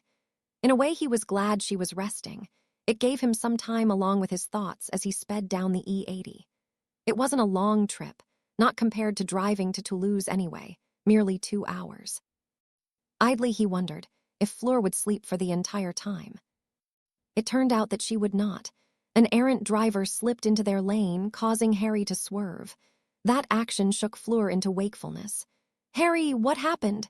she asked, her voice thick with sleep. She blinked quickly, allowing the countryside around them to come into focus. "Where are we?" "We just went past Carbon," Harry said. "We're about halfway there, I think." Fleur shook her head. "Carbon isn't halfway. It's the first third of the trip. Would you mind pulling over at the next town? I think I'm getting a cramp in my leg," she asked him, feeling him nod in reply. However, instead of a town, he pulled off of the E80 and parked the bike at a small park on the outskirts of Carbon. Fleur moved off of the bike and shakily walked over to the nearest bench to stretch her leg. Harry was behind her, his hands out just in case she needed him to catch her. Fleur could sense him behind her and smiled despite the pain in her leg. Of course Harry would follow her, and of course he would pull off immediately instead of waiting until the next town. It was just a few of the things she loathed. Better not to think about that at the moment. No, it was much better to let that thought slide out of her mind. Fleur lifted her leg and rested her foot on the bench as she began to massage her calf. She was grateful for the short skirt she was wearing. It allowed her to rub the bare skin, and with a silently cast spell, the pain began to ebb away. She turned her head. Harry was standing with his back to her. He wasn't standing there to ignore her. Rather, he was keeping watch, making sure that no one accosted her while she rubbed her leg. Warmth flooded into her as she watched him protect her. She walked over to him and pressed an impulsive kiss to his cheek. "Thank you," Fleur said quietly. "I appreciate you keeping an eye out for me." "What?" Harry asked, then laughed softly. "I guess I was doing that too, but I was just letting you have your privacy." When he said that, Fleur hugged him tightly from behind. Harry smiled as he drew in her scent. "You are the most noble man I've ever met. You need to be rewarded," Fleur said with a little smile. "Your reward is that when we reach Lourdes, you can buy my lunch." She laughed and brushed past him to the motorcycle. Harry rolled his eyes and went back to hop onto the motorcycle. He waited until he felt her arms link around his waist, and the two sped off. The plan was to get a hotel in Lourdes for the next few days, and then wait for a response from Madame Maxime. Then, once passage was secured via portkey from Beauxbatons, they would visit the school where Fleur learned her magic. Harry was excited. He'd never visited another magical school before. Even his training at the Auror Academy was held at the ministry, rather than a school. The miles began to click away as they traveled down the highway once more. "It's a beautiful day," he said as he shifted lanes and passed a slow-moving truck. "We're making good time. This is perfect." Cue summer thunderstorm that drenched the two and forced them to stop for cover at a small farmhouse. Well, it had been a farmhouse at one point or another. Now all that remained was a dilapidated shed that Harry and Fleur used their wands to make waterproof. Where are we? Harry asked, as he used his wand to clear the cobwebs and other assorted filth from what looked like an old couch someone had thrown out. The last sign I saw said that we were in Capons, Fleur replied as she searched through the pack on the side of the motorcycle. I can't believe we didn't think to bring anything from my parents' home. I'm starving. She grumbled and then sank on the couch beside him. You've learned cleaning charms, I see. Harry laughed softly. I have. Grimmauld Place still needs work here and there, and Creature isn't getting younger. He reholstered his wand and then reached into his mokeskin bag. I think I have some jerky if you'd like a piece, he offered. She nodded and Harry reached in and found the small bag. It should be venison, he said, but it's Hagrid, so it could be venison or it could be troll. They both laughed at the idea as he took a piece and then offered it to Fleur before taking a piece of his own. Fleur sniffed it and then took a small bite. It's definitely not troll. The goblins eat troll meat and I've smelled it before, she said as she chewed slowly. Venison, I think, she said after swallowing the bite and taking another. Harry followed her example and ate his piece. He sent it as a birthday gift. I guess this is as good as time as any to use it, he said as the pair ate in comfortable silence as the storm continued around them. I love it in places like this, Fleur said after a moment. The luxury at the manor is wonderful, but it's so peaceful in the country like this. She leaned in against Harry. Do you prefer the city or the countryside? I don't really know, Harry said after a moment's thought. I grew up in the suburbs. Besides a few weeks at the Burrow during my school years, I was most in the city or near it. He pursed his lips for a moment. I wouldn't mind living in the countryside, I suppose. I mean, with apparition and flu travel, it's not like it's hard to get to London. Or Paris, Fleur said. Someone could buy a farmhouse in one of the communes here and apparate to Paris, or wherever they needed to go. She looked out on the fields. Someone could start a garden for all the vegetables they need, perhaps chickens for eggs and meat. With the right wards, it would be a nice hideaway from the world. Not this place, Harry said with a smirk. I can feel the roof shifting against my charms. This place wants to fall apart. Fleur drew her wand and cast a few strengthening charms to reinforce the ones cast by Harry. The wards muffled the sound of the rain slightly, and as they sat there, they too began to drift off into a nap, lulled to sleep by the warmth outside and the very soft patter of the rain on the tin roof. Harry awoke to the smell of vanilla and honey. Opening his eyes slowly, he saw a blonde head resting on his shoulder. He shifted slightly and heard a soft moan of displeasure and felt a slight pressure as Fleur's arms tightened around his waist. Fleur, he said quietly as he shook her. Fleur, the sun is going down and the rain is stopped. We need to go on. Another murmur of protest, but eventually she opened her eyes. Harry laughed softly at the annoyed look on her face. I'm sorry if you were comfortable, but it is time to get back on the road. She sat upright, her arms slowly moving from around him. Harry didn't feel that it was appropriate at the moment to mention that he missed the feeling as she did so. How long we were asleep, she asked, her voice huskier than normal, something Harry found strangely attractive. She cast a charm with her wand and her eyes widened. We were here for nearly 3 hours. She shook her head softly. You are far too comfortable. She teased him lightly before standing and offering her hand to help him up. He took it standing up. At least the charms held up all right, he said, looking at the roof. He smiled at the work he'd done. I'll have to tell Neville that his impermeable charm works a treat. He said he used this spell in his greenhouse as a patch until he could replace a pane of glass. We will have to thank him when we get home, Fleur said, as they got back onto the motorcycle. Harry smiled at the feeling he'd gotten when she'd said home. They pulled back onto the road and began the trip to Lourdes once more. As they left the abandoned farmhouse in the distance, there was a shimmer. Had Harry been paying better attention to the area behind them, he might have noticed 2 figures standing where no one had been before. Henry laughed as he dropped the concealment charm that had hidden them, while Marie removed the charms that had stabilized the shelter Harry and Fleur had shared. 3 hours in that position reminds me of when you don't have a project at home, she said to her husband.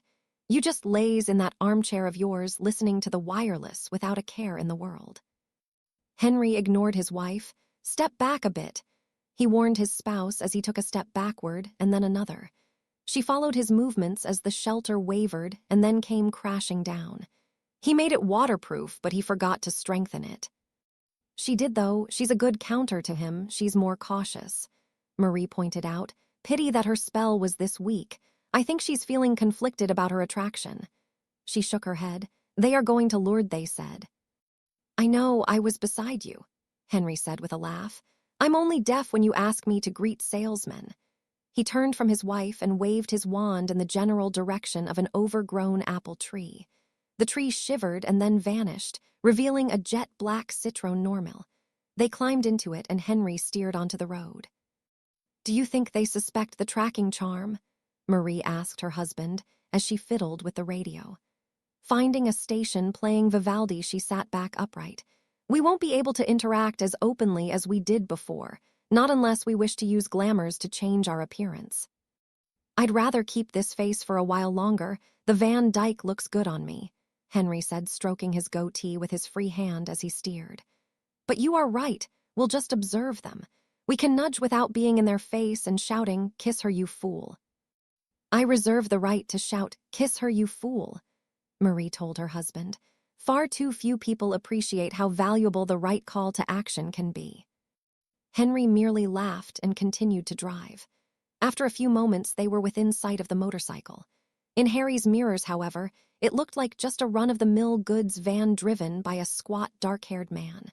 Turn your headlights on, you fool, Henry directed the motorcycle. It's too dark for you to try and see without them. I'm sure he could hear you if you shouted a little louder, Marie said, turning the volume on the radio up. After a moment, they saw the beam shine from the bike and she shrugged. Perhaps he did hear you. Or she told him the same thing. Look, she just smacked his shoulder, Henry told her, laughing at the antics of the young couple. She was the class of '94, wasn't it? He asked after a moment. The Tri-Wizard nonsense. Yes, Olymp sent us her report that year. Fleur did very well considering. Considering Albus held her baby sister hostage underwater, Henry muttered under his breath. Why, do you suppose that's where they are going? Marie asked her husband. I suppose it would make sense. They never visited the cathedral in Toulouse, so I doubt they are going to see the shrine. Most likely, perhaps we can drop the disguise and visit our alma mater while we are in the area. He hasn't seen those faces, so we could talk to them one-on-one. Henry suggested, then swore as he swerved to avoid a cat that had darted into the road. Miserable beast. Marie laughed at her husband. You never could drive, could you? You are the one who's letting me drive, he pointed out. Besides, you are even worse. Even obliviation couldn't help that poor instructor. Shut up, you fossil. Henry's laughter continued until he caught the sharp elbow of his wife in his ribcage. Scene break. Harry and Fleur pulled into the first hotel they found with a vacancy. The Maison Chez Darrowy was a small stone hotel that looked like it had been a farmhouse at some point in its life. The manageress greeted them as they came inside. Welcome, how may I help you? We'd like a room for the next few days, Harry said, drawing out his muggle wallet. The woman nodded and looked at her register. Room 5 is open. It is a 60,000 a night. Will that work for you? Harry looked at Fleur, and she gave her assent with a tilt of her head. Smiling, the woman began to fill out the forms as Harry drew out the money. Perfect. If you would sign the register, please, the manageress said, sliding the book in front of them. Harry thought for a moment and then grinned. With a few marks from the pen, they were registered as Harry and Fleur Peveril. Fleur noticed this but said nothing at the moment. They were given their key and directions to the room. Once they were away from the office, however, she spoke. You put us here as a married couple. Why? He shrugged and began to unlock the door. Harry Potter and Fleur de Lacour stayed at our first hotel. This time it's Harry and Fleur Peveril. If someone wanted to follow us, I want to make it difficult. I've had a weird little tingle every now and then that someone has been doing just that. He opened the door and stepped into the room. I've learned to trust nearly every weird tingle. The room was lovely. Fleur toed off her shoes and enjoyed the feel of the thick carpet on her bare feet. Nearly, she asked him as she sat down on the edge of the bed.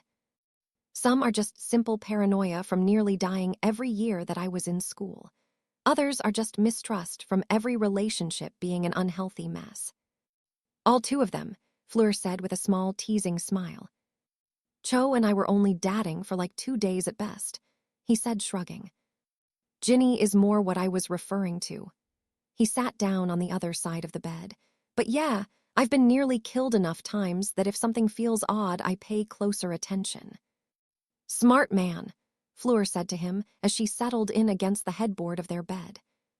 Harry laughed. I aim to please Mrs. Peveril. He teased her lightly as he leaned back, his shoes falling to the ground with a muffled thump. Fleur didn't reply as she began to inspect the remote control for the television across from them. However, as she pressed the button marked on, and the flickering lights began to dance across the screen, she smiled at the thought. A smile that Harry easily mistook for amusement at the television itself and not her fake husband.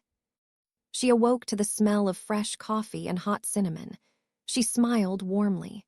Clearly, her loving husband had decided to treat her this morning. She rose out of bed, not bothering with a robe as she padded down the hall to the kitchen. He was turned away from the door when she got there. She crept up behind him and then wrapped her arms around him, kissing his neck, and then spun him around to face her. She kissed him firmly before leaping into his arms, pressing her naked body against his. I love you, huh? And then she awoke. From beside her, she heard the regular breathing of her bedmate. Harry didn't have the Weasley snore, a fact she was truly grateful for. She sat up in the bed and looked at him in the darkened room, lit only by the moon outside. He wasn't the hero of the wizarding world. He wasn't the destroyer of Voldemort. He was just Harry. Just Harry, who had put everything aside in order to bring her to France. Just Harry, who'd taken her on this trip through her home country with a stop at Beauxbatons, and then another week in Paris. Just Harry, whom she really wanted to kiss. Possibly for the rest of their lives if the warmth in her belly when she thought about him was anything to go by. She saw him frown in his sleep. His lips moved as if he was talking to someone, but all she heard was a slight hiss of his breathing. She leaned down and kissed his temple, hugging his sleeping body to hers. It seemed to help. Harry's face calmed back into a sleep-slackened, neutral expression. The only sign that he was taking comfort in her actions was that his lips spread very slightly into a smile. What am I doing? Fleur thought as she stroked his cheek. I cannot fall in love with him. The scandal alone would ruin his good name for years, maybe for the rest of his life. She sighed, whatever this is, it cannot go any farther than France. That idea was sound, except everything in her very soul hated it. She couldn't live that life, loving Harry and watching him find another woman. She couldn't be married to Bill and trying to imagine Harry's face when she was forced to perform the duties he expected of her. Perhaps I can convince him to stay in France. She liked that idea. Images of that little dilapidated farmhouse they'd stopped at being turned into a proper home flitted into her mind. The issue of scandal in England still existed, but at least in France, they could be free to be together. Thoughts of the cheerful farmhouse in her dream lulled her back to sleep, and she fell back asleep against him. Harry awoke later in the morning to a sight that was slowly becoming more familiar. Fleur was asleep and holding on to him. Her face was pressed against his chest, her lips curled in a smile. At his stirring, the smile turned into a frown and she tightened her grip on his shirt, burrowing tighter into him. Fleur, Harry had begun to learn, was a cuddle enthusiast.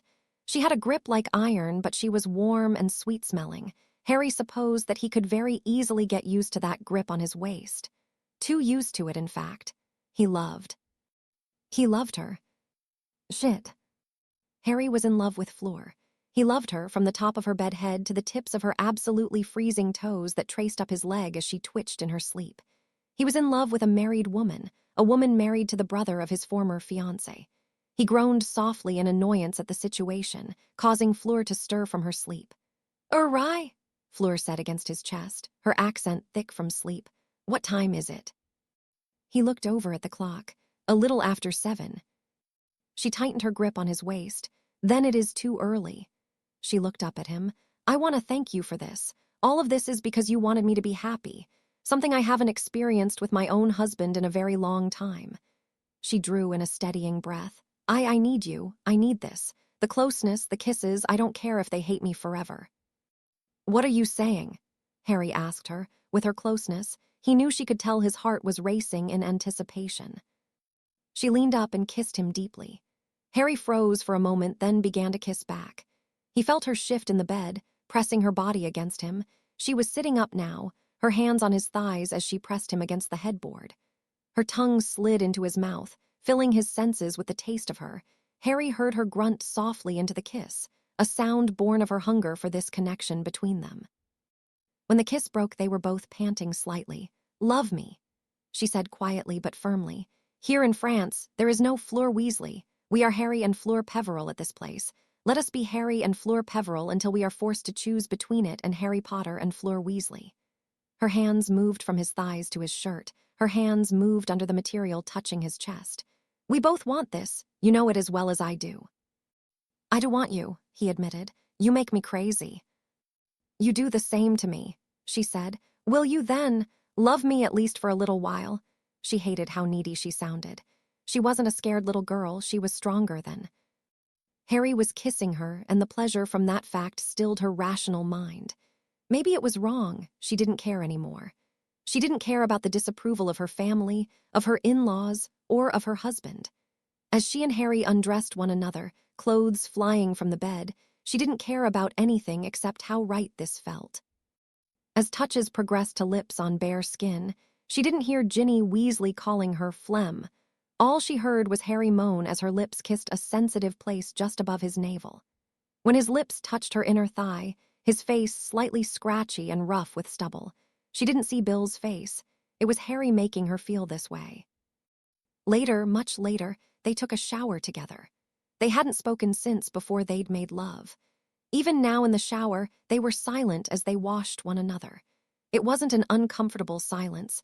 It was a silence made from there being nothing that needed to be said rather than one born of not knowing what to say. Fleur felt her stomach gurgle, and that sound caused them both to laugh. "I suppose we should have eaten breakfast before we used all that energy," she said to Harry. "Lunch will have to be a sizable meal."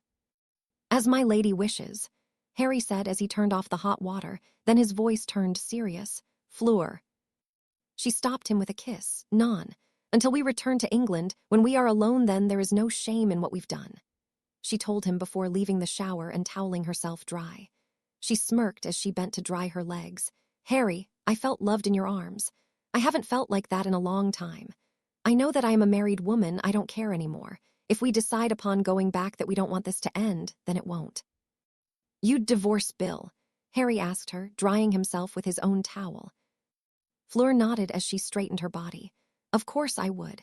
If we want this to be more than a brief fling while we are in France, then I would choose the man who wants me over the one that refuses to defend me when his family attacks me."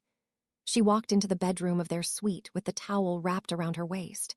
"I had a dream about that. I believe that's what spurred me on today. I saw us building a life here in France." She sat on the bed and took her wand from the nightstand. She cast a drying charm and began to comb her hair out as her wand floated about her head, a gust of hot hair coming out and drying her hair. "We found a little farmhouse like the one we found the other day, but livable." Harry came out brushing his teeth. "Really now, I always pictured you as loving the city life." "I enjoy comforts, I won't lie about that," she said, taking back her wand once her hair was dry. She went back into the bathroom to brush her own teeth. But there is something to say about the peace and quiet of the country, isn't there? There was, he had to admit it. "What would we do?" he asked her, wanting to hear more of her fantasy. At this point, that was all it was, a flight of fancy. "Harry, you are rich. My family is likewise. My father loves you. If we were to tell my father that we both wanted to live in France, he would shake down every contact he has at the French ministry to get you any job you wanted," Fleur explained. "As for me, I can just transfer to Gringotts' Paris branch." He shook his head. "I don't want to be given a job because my future father-in-law knows someone. I have enough problems with my fame in England." Harry dropped his towel and began to dress. "I'd rather get a job on my own terms, even if it is sweeping the floors." She came back naked and began to pick through her clothes. If he was to do that, Please do not hurt his feelings by refusing to at least talk to whomever he met with. She turned back to him, holding up a light blue blouse against her body. Do you like this, or? She switched the garment for a black and white blouse. This one. He looked at her, and then to each of the blouses. I'm not going to lie, I love seeing you in blue.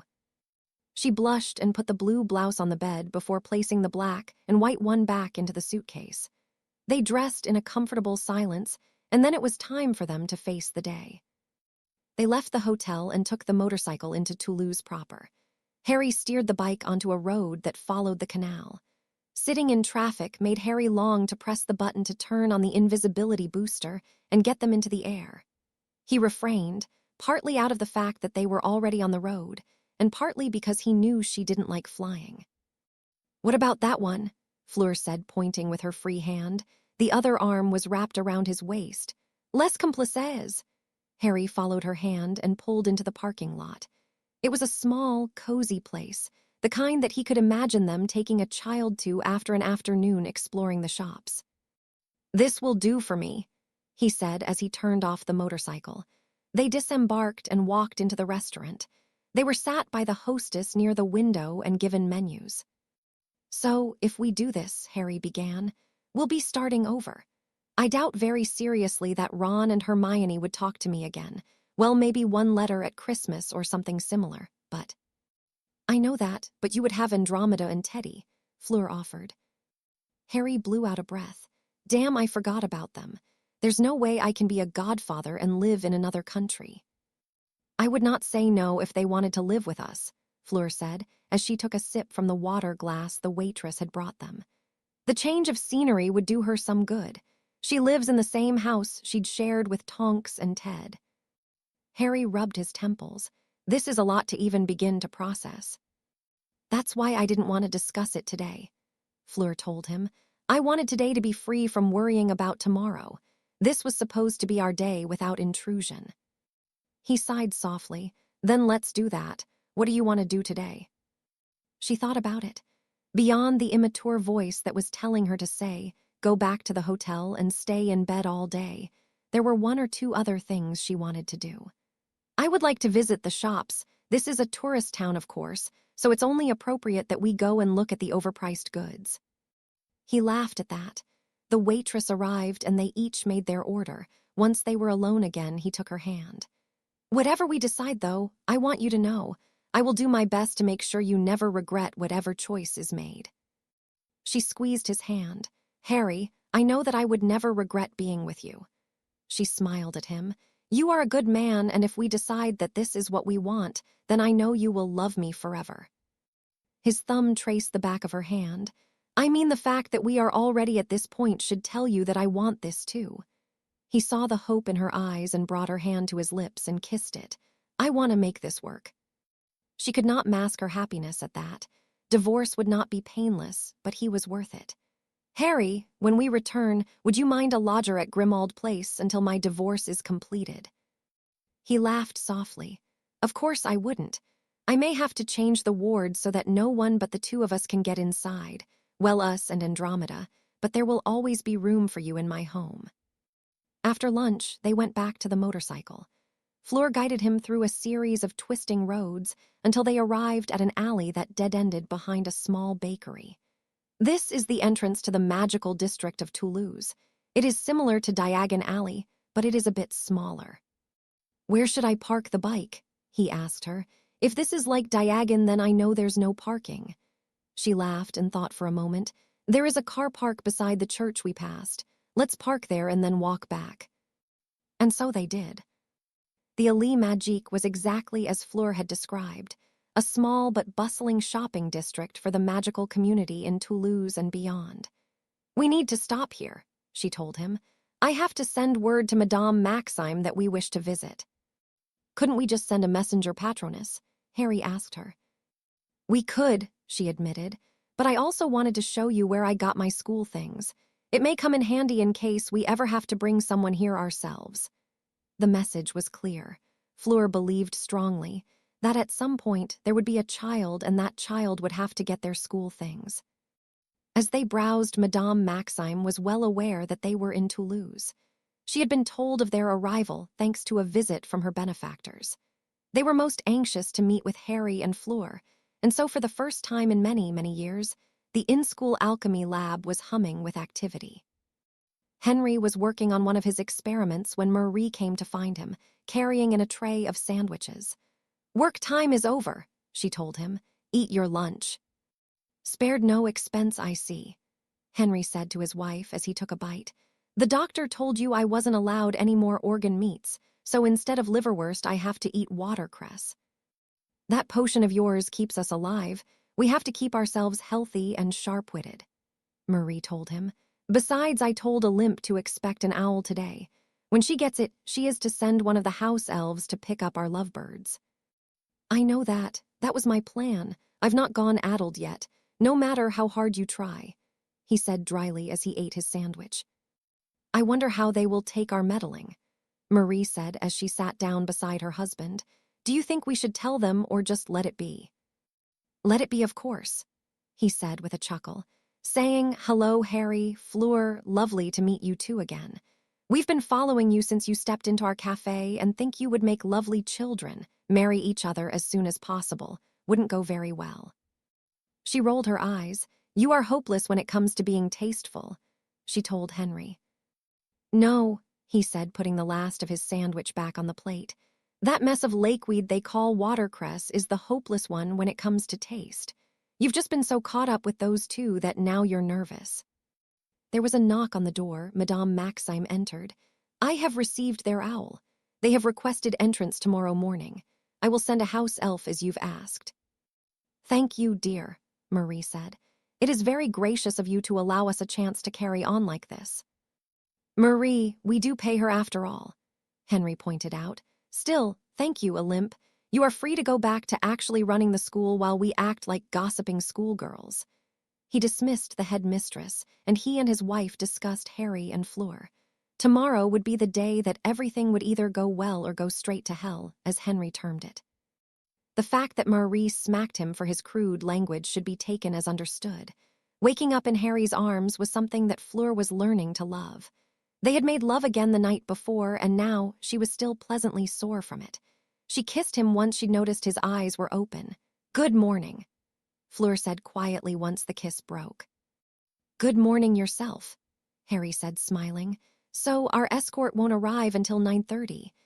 He rolled over and looked at the alarm clock. 2 hours before then. I vote we go to that bakery you found and buy many different pastries." "Many different pastries?"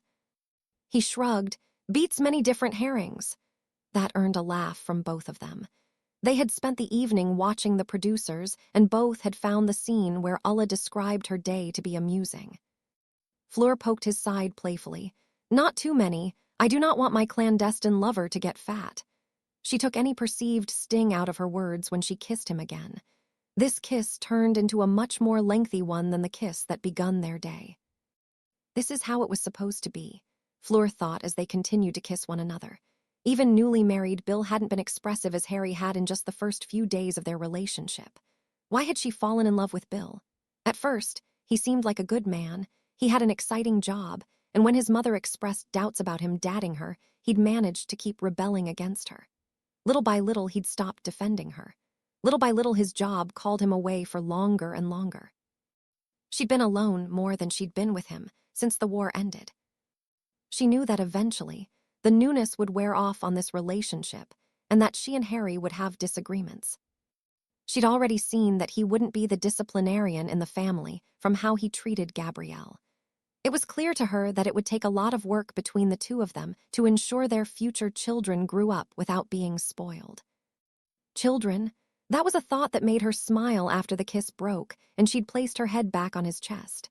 Blonde daughters and green-eyed sons, she wasn't sure how many, but she knew she wanted his children regardless of number. She pressed a kiss to his chest, and she smiled deepened as she felt him chuckle softly. "Harry," she said very quietly as she drew on all the courage she had. "Yeah, Fleur," Harry replied. Her nerve broke and she didn't answer. Instead, she kissed him. When the kiss broke, as she stared into those green eyes, the ones she saw her forever inside, she was able to speak. "I love you." "I love you too," Harry said as he pulled her up against him.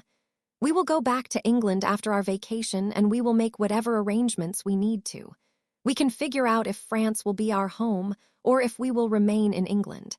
The important thing, he said once she was settled comfortably with her head on his shoulder, is that we are together. Together, that very word made her heart sing so loudly Fleur was certain he could hear it. I am going to take a shower, she said as she rose from the bed. Will you join me? She didn't quite manage to stifle the giggle as she watched him hurry from his side of the bed. Later, after their shower, they did not have time for the many different pastries, much to Harry's dismay. Instead, the manageress of the hotel prepared a small loaf of bread with brie and tart cherry jam. Cherries fresh from Provence, she had told him when he went to fetch it. Armed with this and a small pot of coffee, the pair were ready when the diminutive house elf appeared before them. I am Elon, he said, bowing. Madame has sent me to bring you to the school. Merci, Elon, Fleur said. I remember you from my 3rd year. You brought my parents to the infirmary. Her cheeks flushed in embarrassment at the memory. I tripped during my potions class and got a very bad burn due to it, she explained to Harry. They took the tiny being's hand and then vanished, arriving on the path before the great brass gate that separated them from the school. Elon will open the way. Elon reached up and stroked the door in a way that reminded Harry of when Griffook had opened the door to the Hogwarts vault before his 1st year. At the touch of the elf, the gate parted and Fleur led him on the path towards the school. Hogwarts was a castle, that was true, but Beauxbatons was a palace. Great white marble pavilions rose from the ground, their walls bare except for their names declaring the class taught there. Défense contre la magie noire, Harry said, reading the sign aloud. That must be the defense class. Very good, you're learning, Fleur exclaimed happily. Very impressive, Mr. Potter. She leaned in and kissed his cheek.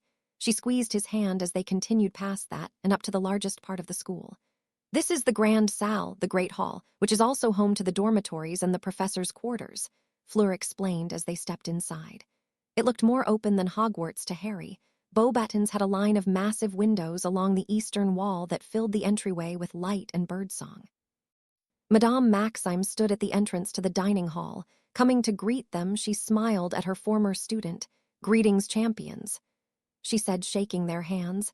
How has your vacation been so far? It's been wonderful, Harry said, smiling. France is a beautiful country, and luckily for me, I've had a fantastic traveling partner. The tall woman noted the little flush on the cheek of Fleur, but said nothing.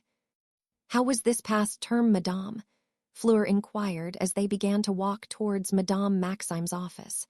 I know you had an influx of British students during the war. Did any stay? Several. In fact, most of our 2nd and 3rd year students were returning immigrants, she told them as they stepped inside the office. The headmistress' office did not resemble the office of Albus Dumbledore at all, Harry thought. Instead, it looked almost sparsely decorated with only a few bookshelves and 2 paintings on either side of the desk adorning the walls. Who are those? Harry asked, gesturing to the 2 portraits. In one there was a sleeping elderly witch dressed all in dark blue, and the other was a young man perhaps just a few years older than Harry himself. The one on the left, Maxime said, gesturing to the sleeping witch, is Lady Margaret Duchamp, the first headmistress of Beauxbatons. She presided over the school from 1464 to 1505, until she was poisoned by a rival witch for the position. That witch was slain by the grandson of Lady Margaret, Lord Clement Duchamp, the young man on the other side of the desk. Pity that it came to that, the murderess was his wife. He never remarried.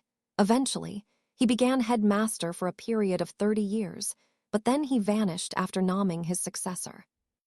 I take it she doesn't get a portrait? Harry asked. Maxime laughed. The last act of Headmaster Duchamp II was to burn her portrait. Some believe there was a final argument that caused him to do so. Others believe it was her request, and still, others believe that it was the request of his Headmaster Duchamp I. She sat down behind the desk. 2 of our governors would like to meet with you while you are here. One of them is the former head of our alchemy program. The other is his wife and our former head of charms. They want to see us, Fleur asked in a shocked whisper before turning to Harry. The Flamels have. The Flamels? But they died when I was 11. Dumbledore destroyed the stone after Voldemort tried to steal it. Harry said, confused. Are they portraits? No, we are very much alive. Harry turned, along with Fleur, to the sound of voices. Something about the voice had sounded familiar to him. He saw an unfamiliar man and woman at the door. The man was smiling as if a particularly hilarious joke had been told, while the woman looked at Harry and Fleur as if very excited to meet them. Hello, young man. I am Nicholas Flamel, and this is my wife Perenelle. How are you still alive? I thought the stone was destroyed. Harry rephrased his question. Nicholas laughed quietly, though it was clear that the laughter wasn't aimed at Harry. Albus was too clever for his own good. I told him I had enough elixir to settle our affairs. Our affairs ended up being the creation of a new stone. He looked at his wife, and when she nodded, he grinned. Would the two of you like to see it? Fleur answered for him. We would be honored, sir. She practically flew out of her chair and grabbed Harry's hand, tugging him towards the doorway and the flames. Perenelle laughed, watching the young woman pulling her man like an overexcited child going to see Father Christmas. It amused the old woman, watching Harry grin at the beautiful blonde. She's already got him wrapped around her little finger, she thought with a laugh as the four of them made their way to the private alchemy lab on the grounds. So, what do you two know about alchemy? Nicholas asked as they crossed the grounds leading to the alchemy lab. I taught classes here on alchemy for nearly 100 years. We don't teach now, of course. I haven't found the proper students in some time. He looked at the pair. As they walked, he wondered if either of them would have the talent. It would be a good way to keep them close and get to know them better if he took one on as an apprentice. Harry wrinkled his nose as they walked into the lab. It reminded him of Snape's lab, all mysterious bottles and vinegary aromas. The difference lay in the quality of the utensils. He'd never seen tools like these, not in potions class or in the infirmary. Are these goblin silver? He asked as he looked at one that reminded him vaguely of the herb mincer Aunt Petunia had bought at the supermarket once. It featured a number of wheels, each one having a tiny sharp blade. The one his aunt had used was much smaller and made of white plastic. This one looked as if weighed as much as one of his heavy chef knives. Well spotted, Mr. Potter, well spotted indeed. Nicholas laughed and lifted the tool. This is a multi-cutter. At my age, it's easier to let the enchanted objects cut the things I only need for their essence. I just roll this over the top of whatever item I am working on, and it dices the herbs or what have you, and I can slide it into my cauldron. But wouldn't using goblin silver taint the ingredients with whatever was used before? Fleur asked. At Gringotts, we aren't allowed to use silver on anything in case the object had poison on it. She didn't want to question one of the most famous men in their world, but it didn't make any sense to her. Very smart, Nicholas said to her. My silver was sourced from a master. He enchanted it to stay perfectly inert for as long as I lived. He probably intended on my dying and the enchantment fading away, but that's what he got for betting against functional immortality. The old man laughed and then winced as his wife elbowed him. Ignore the old man. He enjoys both rambling and bragging, Perenelle said to the couple. Welcome to our lab. He may consider it his, but he is not the one who ensures it stays clean. The old woman led them past the table and towards the slateboard. This is a formula that Nick has been working on for longer than the two of you have been alive. Harry looked at the row upon row of equations and scrawled ingredients. I see troll skin, and is that unicorn blood? Nicholas smiled and walked over. It is. The regenerative properties of both items are strong, but combined they can be even better. This potion will, I am hopping, allow victims of degenerative curses to regain the use of their limbs and perhaps even their minds. Their minds? I wonder if this could help my friend Neville Longbottom's parents. Harry mused as he continued to read the formulae.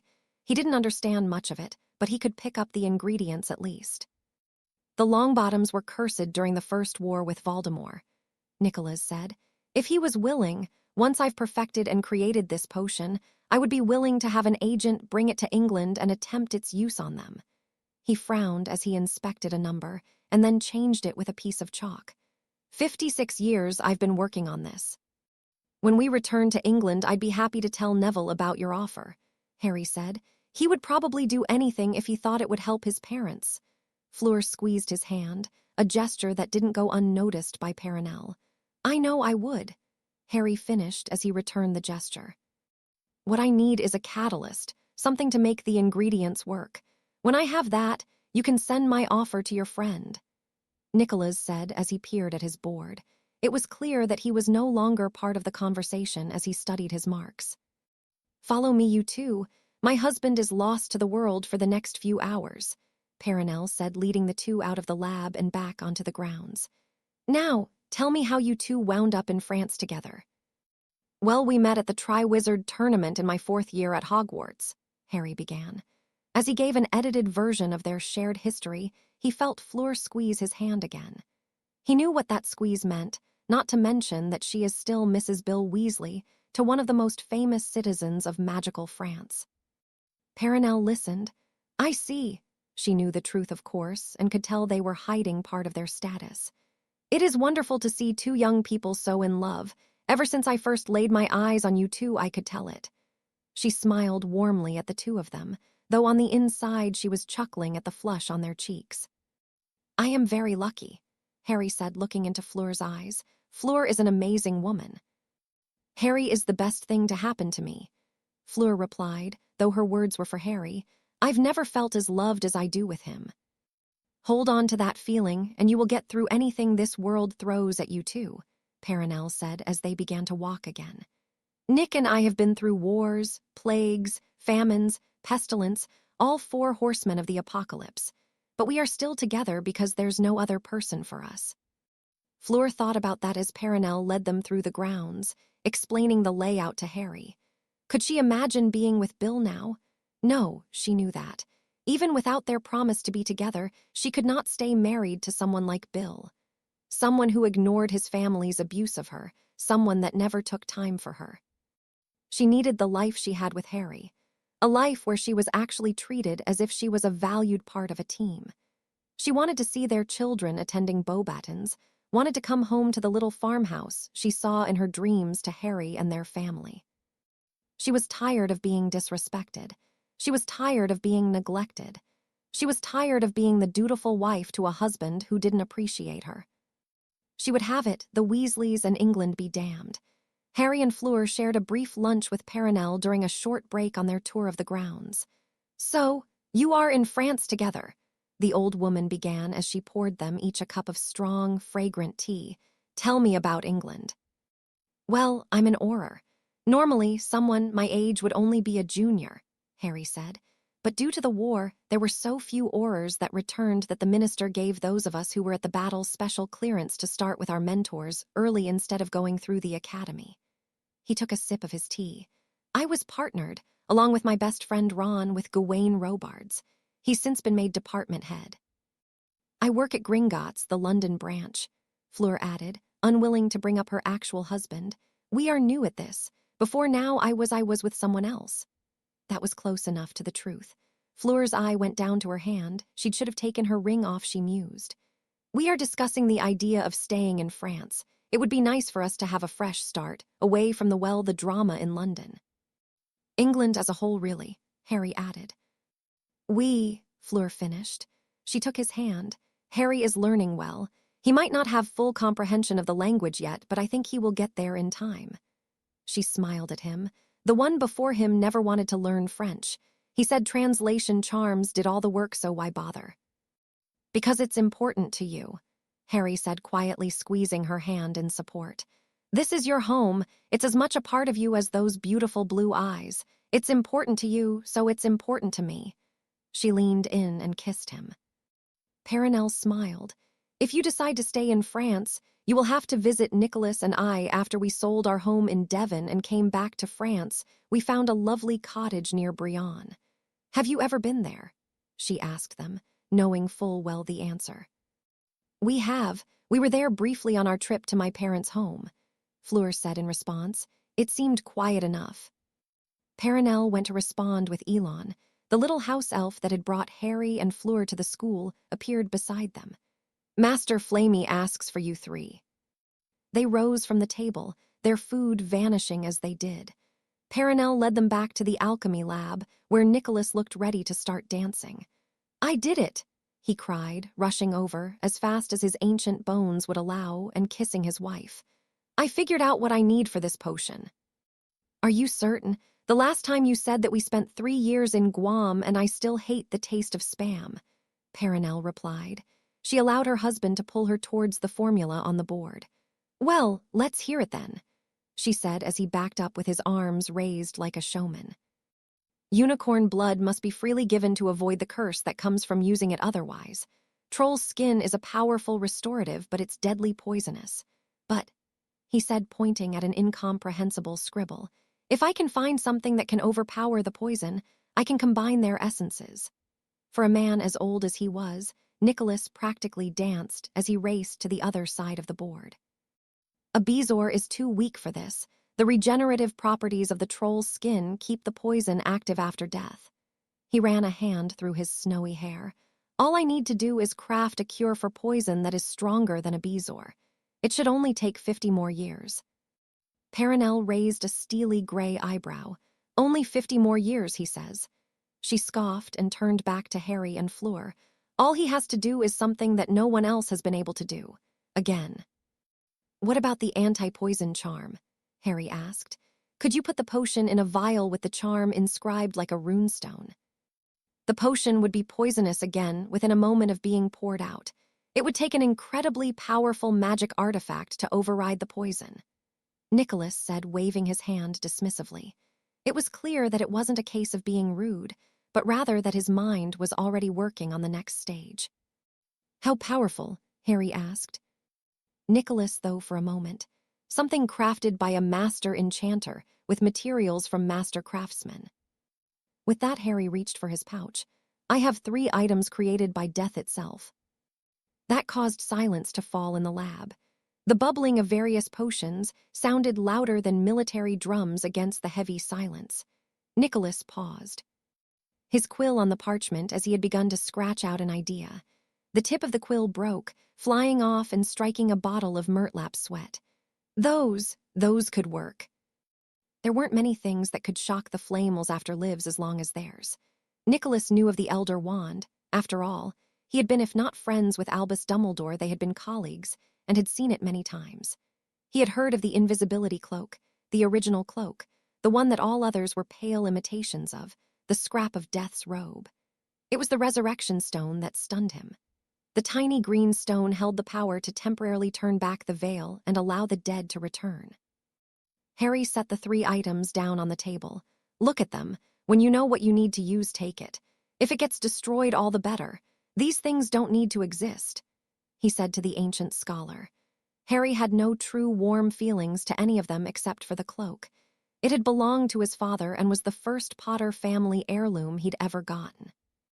The wand was merely a symbol of the pride and fear that could consume a wizard, much as the stone represented the fear of loss that could swallow a man's soul.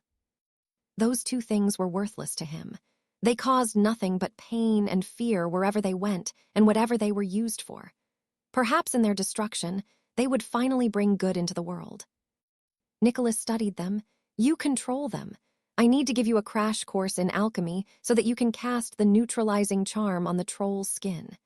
He looked up from the Hallows.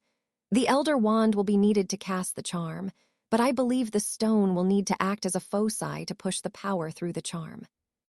I can cast that charm now, Harry argued.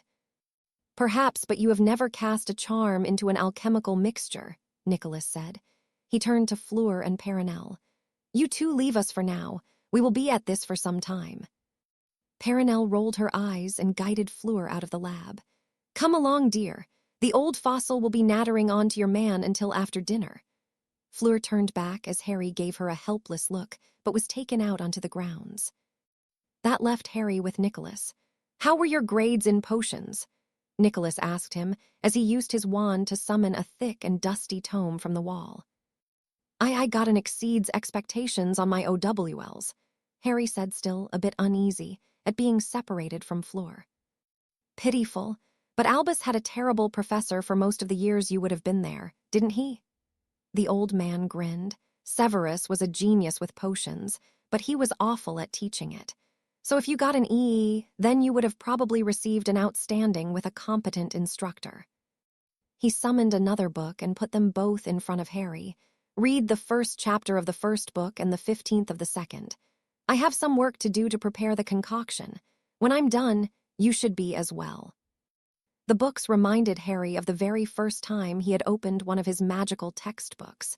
It was a nigh incomprehensible set of formulae and medieval-looking illustrations. Still, as Harry continued to read the chapter set forth, it became more clear to him. Somewhat, anyway.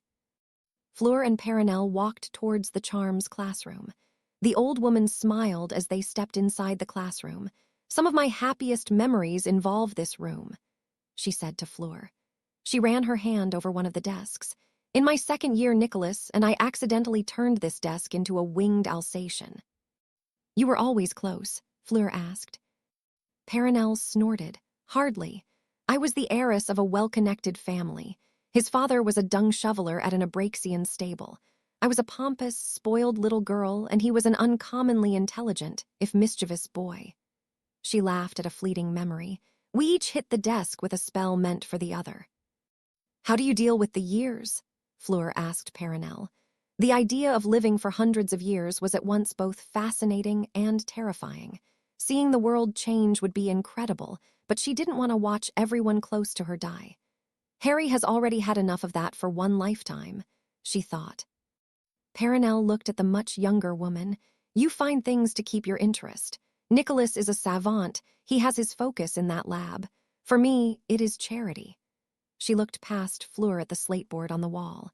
I have had such a wonderful life that I want to help other people enjoy theirs as well. She turned back to Fleur's face. In fact, I have such a project now. You too. What do you mean? You are wearing a wedding ring. He isn't. You two obviously love each other a great deal. Perenelle ticked off each point with her fingers. I could tell there was something between you when I first laid my eye on you. She laughed softly. I should probably properly introduce myself. With that, her features shimmered, and Perenelle was replaced by a face that Fleur was certain she'd seen before but couldn't place it. You look so familiar, but I'm not sure why, Fleur said, earning a laugh from the woman. Perenelle wandlessly conjured a small rose.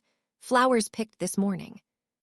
Fleur gasped. You, the flower woman in the park. Confusion marred her beautiful features. But why? The exact reasons, I said. You two weren't happy apart, so I wanted to help bring you along. We did not use potions or charms to do it. Instead, we just made sure that when we spoke to you, we told you what the world sees. Perenelle explained. You didn't stop smiling until Nicholas pushed us both out of his lab. Fleur sank into the chair. This time, I thought we were falling in love because we wanted to be together. I didn't know we were being pushed into it. Were you? Perenelle asked. As I said, we didn't use any potions or charms on you two. The only thing we used was a simple tracking charm on his motorbike. You followed us. Of course.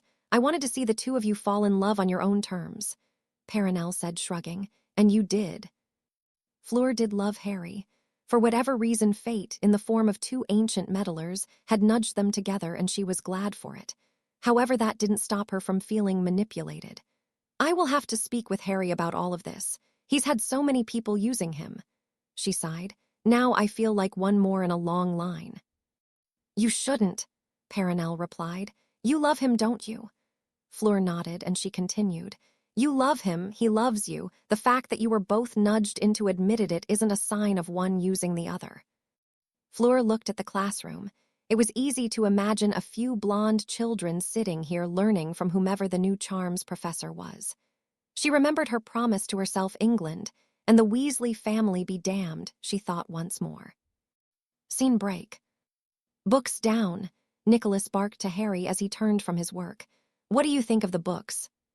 It seems like something put my transfiguration, charms, and potions books into a muggle blender, Harry replied. But I think I understand what you wanted me to read. Nicholas smiled. Good. You take those two books and study them for the next few days.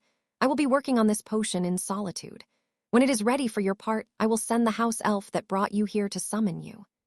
He began to dump ingredients into a cauldron made of a shiny material, something between glass and black stone with a rim that looked sharp enough to cut a man to ribbons if he fell against it.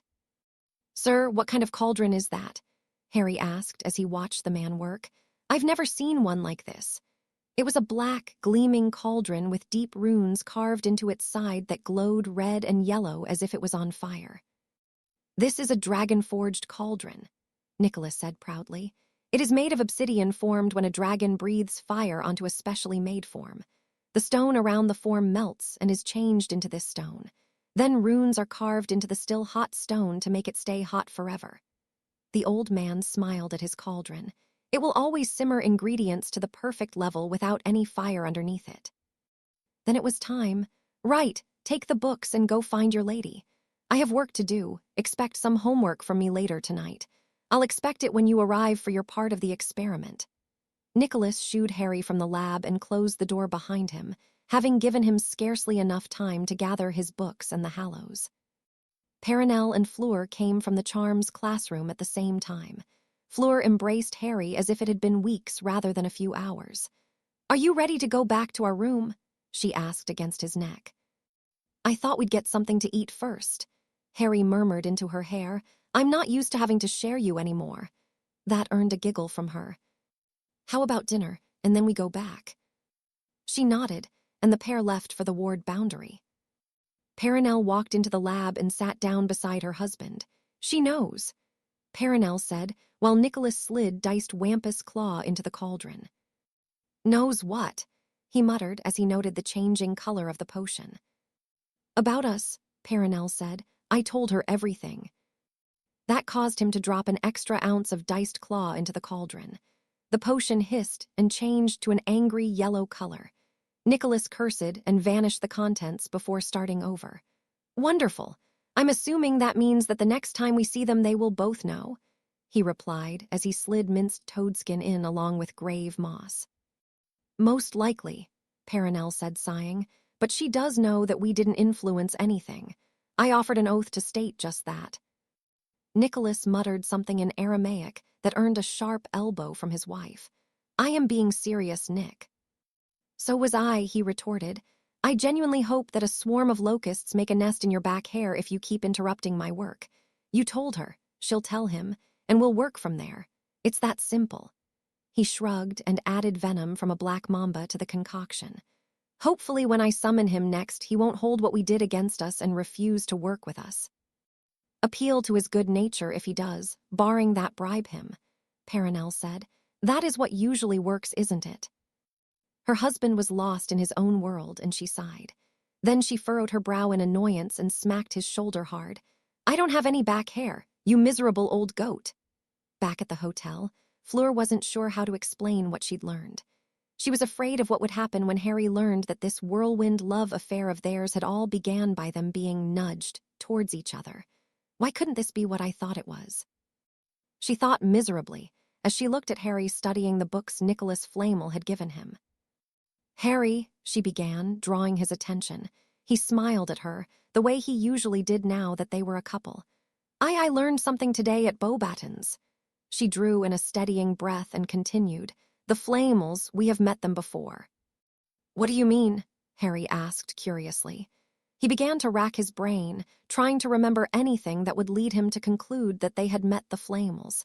He was drawing a blank, though, and gave up. "They have been following us since at least Toulouse," Fleur explained. "They were the old man and old woman in the park." She looked away, unwilling to meet his eyes in case she saw in them a sudden desire to go back to Ginny and try and forget her. "Huh," Harry said softly. "You know what I'd like, just one time, to meet people who don't look at my life and see it as their own personal Gobstone's game." He closed the book he had been reading and stood up from his spot on the bed. "It's 6:30. It's time to get ready if we want to make it to the restaurant on time." "You still wish to go out," Fleur said in surprise. He shrugged. "We're still together. How we came together isn't the important part to me." He walked over to her, offering his hand to help her up from her own seat by the window. "What matters is that we want to continue it." "I want that," Fleur said, putting her hand in his and standing. "More than anything." She put her arms around him and buried her head in his neck. "I was scared," she admitted quietly. Harry hugged her tightly, feeling her almost burrow into him. "However we came together, I'm glad of it. That doesn't mean I'm going to excuse them for what they did. If you had still cared about, he stopped when he felt her arms move from around him. He felt her hands move and then heard a soft clink of metal on the table. Looking down, he saw her ring sitting there. I should have done that the first time we made love. It escaped my notice, and now I can't look at it without feeling sickened, Fleur said as she put her hands back into his. Bill was not the man I thought he would be. She kissed him. When we go to England, I will make it official, but I have been Fleur de Lacquer since our first kiss. Scene break. They were summoned back to Beauxbatons late the next afternoon. Harry gave Fleur a kiss at the door for the alchemy lab and walked inside. Good to see you again, Mr. Potter, Nicholas said. I've been working on our project, and I believe it's time for you to add your part to it. Before we do anything, Harry said, holding his hand up, we need to talk about you and your wife following us. Nicholas scoffed and continued to add things to the cauldron. Were you hurt by this? Did you experience loss of limb or worse, loss of hair? The old man laughed quietly. All that happened was you found the woman you loved. If anything, you should be thanking Perenelle. She likes orchids, by the way.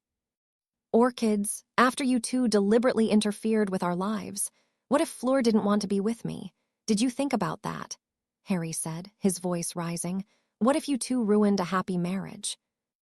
Nicholas rolled his eyes and tapped his wand on the cauldron. If she had been so happy with her husband, then this would have just been a trip for two friends. Neither my wife nor I, Mr. Potter, told the two of you to do anything. We haven't used a single compulsion spell or love potion. Everything that happened did so because you two wanted it. The old man's voice softened. Is there something you do not like about the lovely lady or your relationship with said lovely lady? That stopped Harry. He knew, realistically, that he had every right to be furious with them, even if not for his sake, for Fleur's. She was terrified that I would reject her after finding out about you two. I was lonely, sure, when we came to France, but if she would have stayed Mrs. Fleur Weasley, then that would have been fine.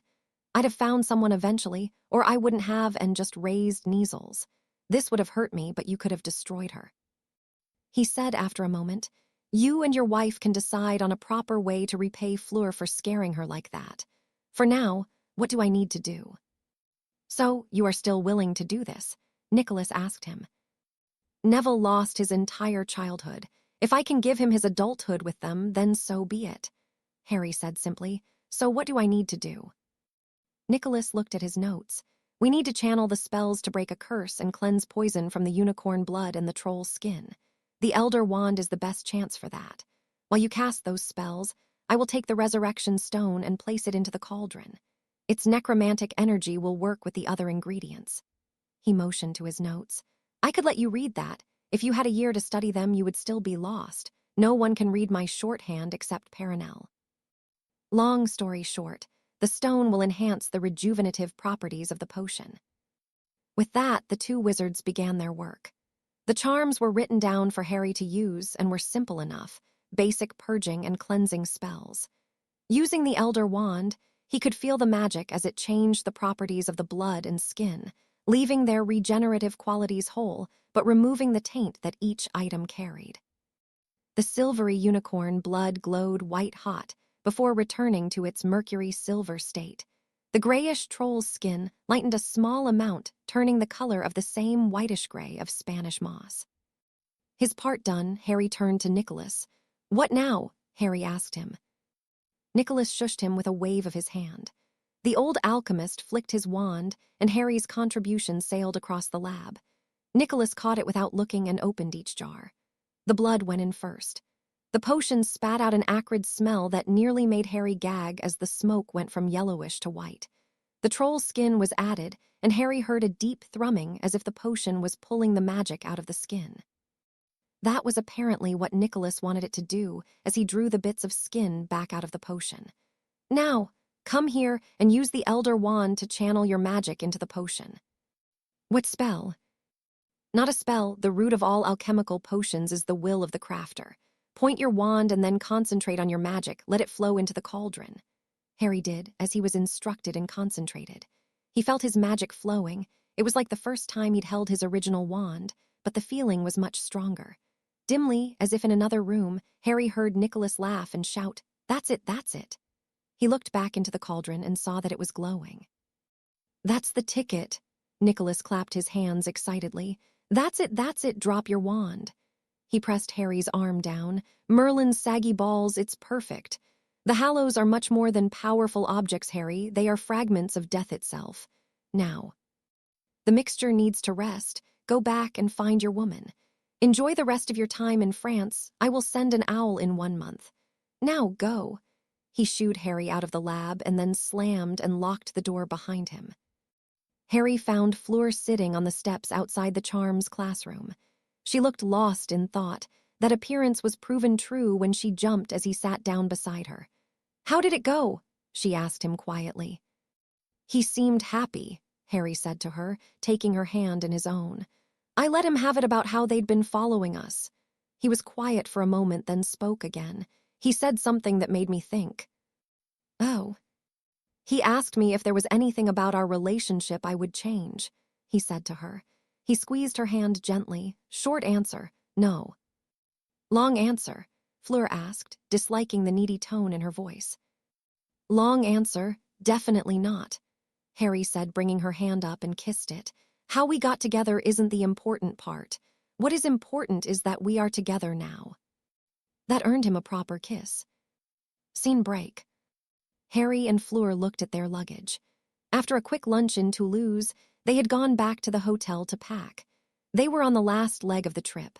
Up next was Paris and the small apartment Fleur had been given by her parents. So, Paris, Harry said as he used his wand to shrink and lighten their luggage.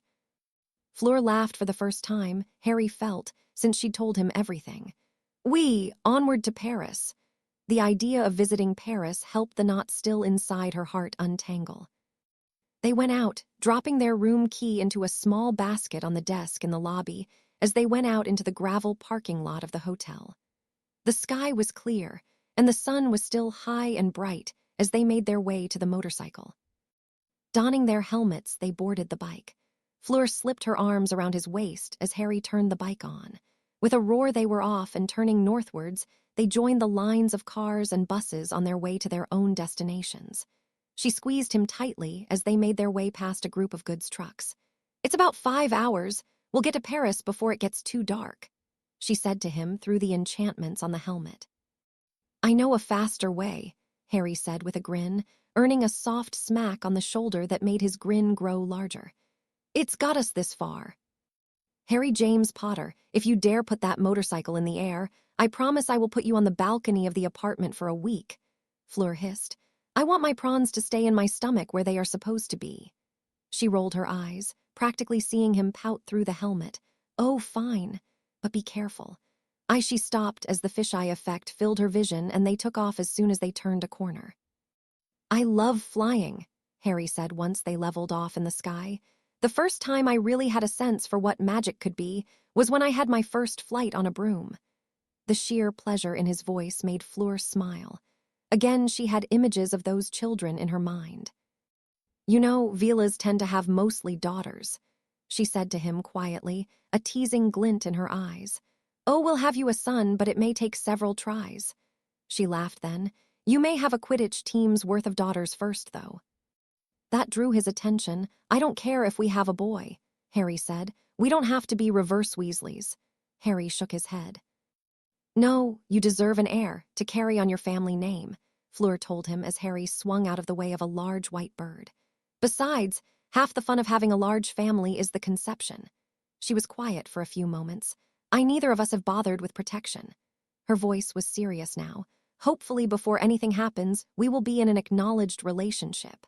She didn't want to think of the trouble the Weasley family could make for them if she was pregnant. We'll be all right, Harry said to her. You, me, and any kids who show up. Scene break. Perenelle found the door locked when she went to bring dinner to her husband. He hadn't come to lunch, something she was used to but still irked her. Rolling her eyes, she tapped the door with her wand and then stepped inside when the door unlocked with a click. Well, she said as she saw her husband staring almost lovingly at the bubbling brew inside the cauldron. How was your talk with Harry? Growling softly at being ignored, she sent a stinging hex at him.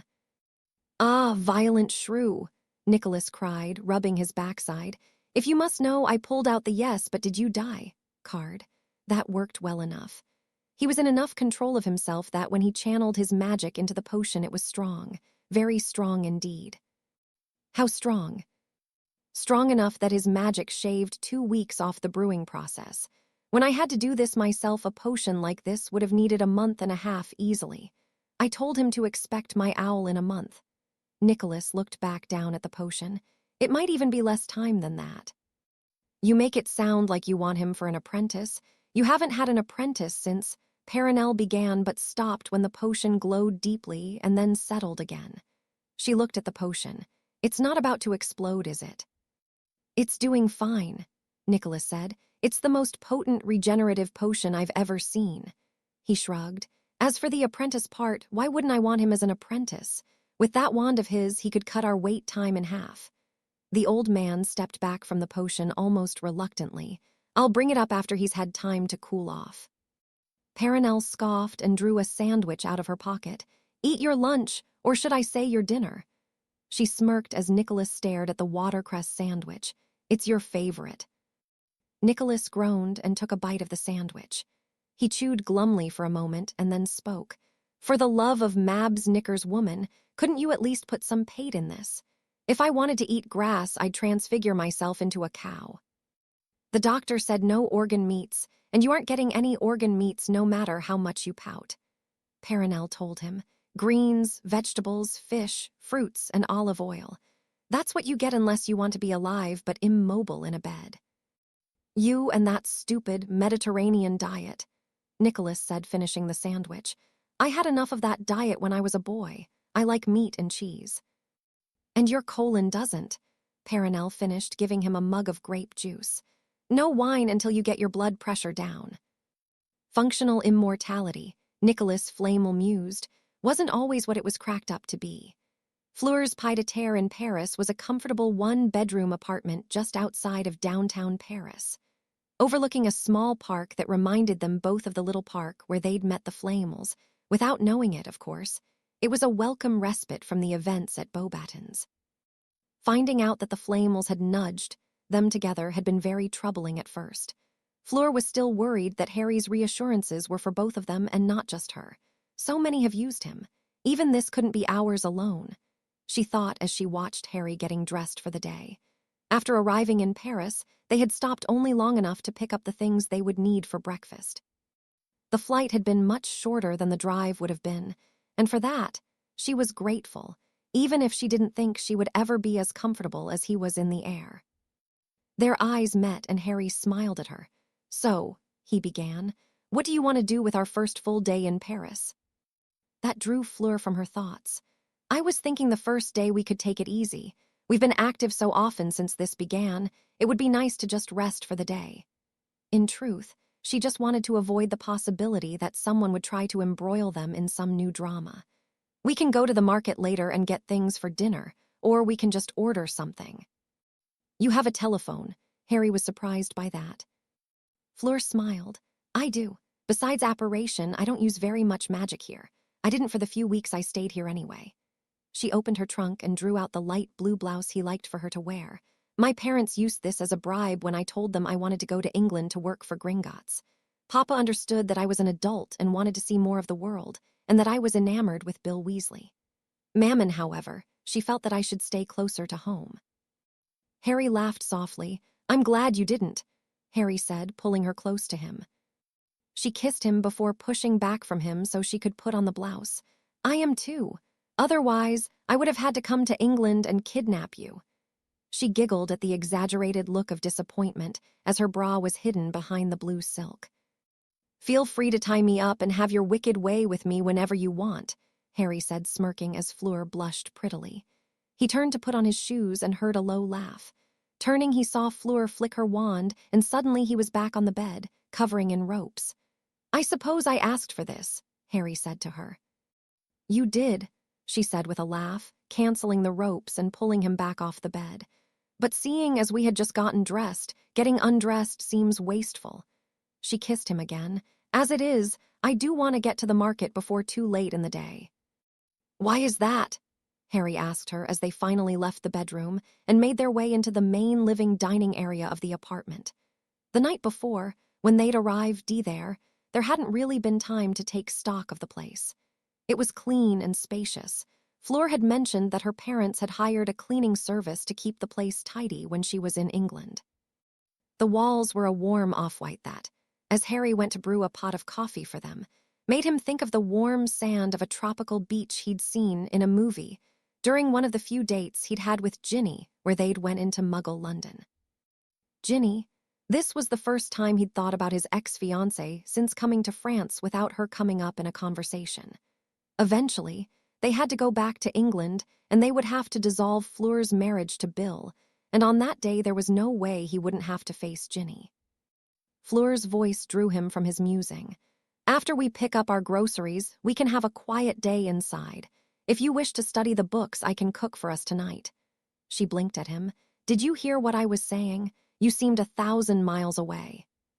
Harry sighed softly. He wouldn't treat this relationship the way he treated injuries during his time at Hogwarts. This was not the time or the place for fine. This was a time for honesty. I was just thinking about the mess we are walking into when we go back to England. While we are in Paris, do you think we could go to the French ministry? I need to use the international flu and check on Andromeda and Teddy, hopefully. None of the Weasleys have bothered her. Fleur nodded. We can use the one in my father's office. We need to tell my family as well.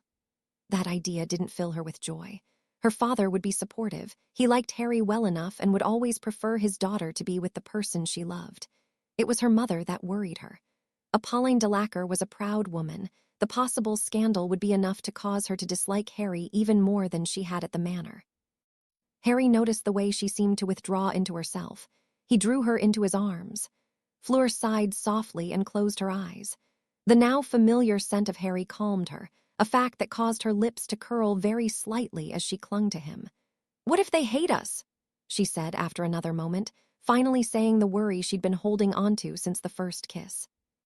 I don't know, Fleur. I don't really have a plan for any of this, Harry said softly. If they don't approve of us, then words failed him then. He drew in a breath. If you decide that you don't want to lose them. I don't want to lose you, she said firmly. My parents will either support our being together or they will lose the chance to meet their eventual grandchildren. She took his hands in hers. I love you, she told him, blue eyes meeting green. I love you too, he said, his eyes going down to their hands. His thumb went across the back of her hand. Let's do this, Harry said quietly. Scene break. They went to the French ministry later that morning. Fleur led Harry to a small square in the 6th district. This is Furstenberg Square, she said as they approached a small fountain flanked by trees. More importantly, this is the public entrance to the ministry. She looked around them. The square was mostly deserted except for an old man snoozing on a bench. Touch the fountain, Fleur directed him quietly. Harry nodded, and they each put a hand on the fountain. Slowly the ground began to lower, and Harry and Fleur found themselves on a lift made from the roots of the trees on either side of the fountain. A thought occurs, Harry said after a moment. Muggle-repelling wards exist, correct? Why not just use them instead of putting everything underneath the city? It's easier to hide a building by putting more buildings on top of it, Fleur said, as they found themselves in the glowing glass atrium of the French ministry. She felt much more at home here than when she'd been at the English ministry. This was home, a place she'd been to many times as a little girl. Would Harry find work at the ministry? She knew that if her father believed they were serious about each other, that he would do his best to find something for Harry.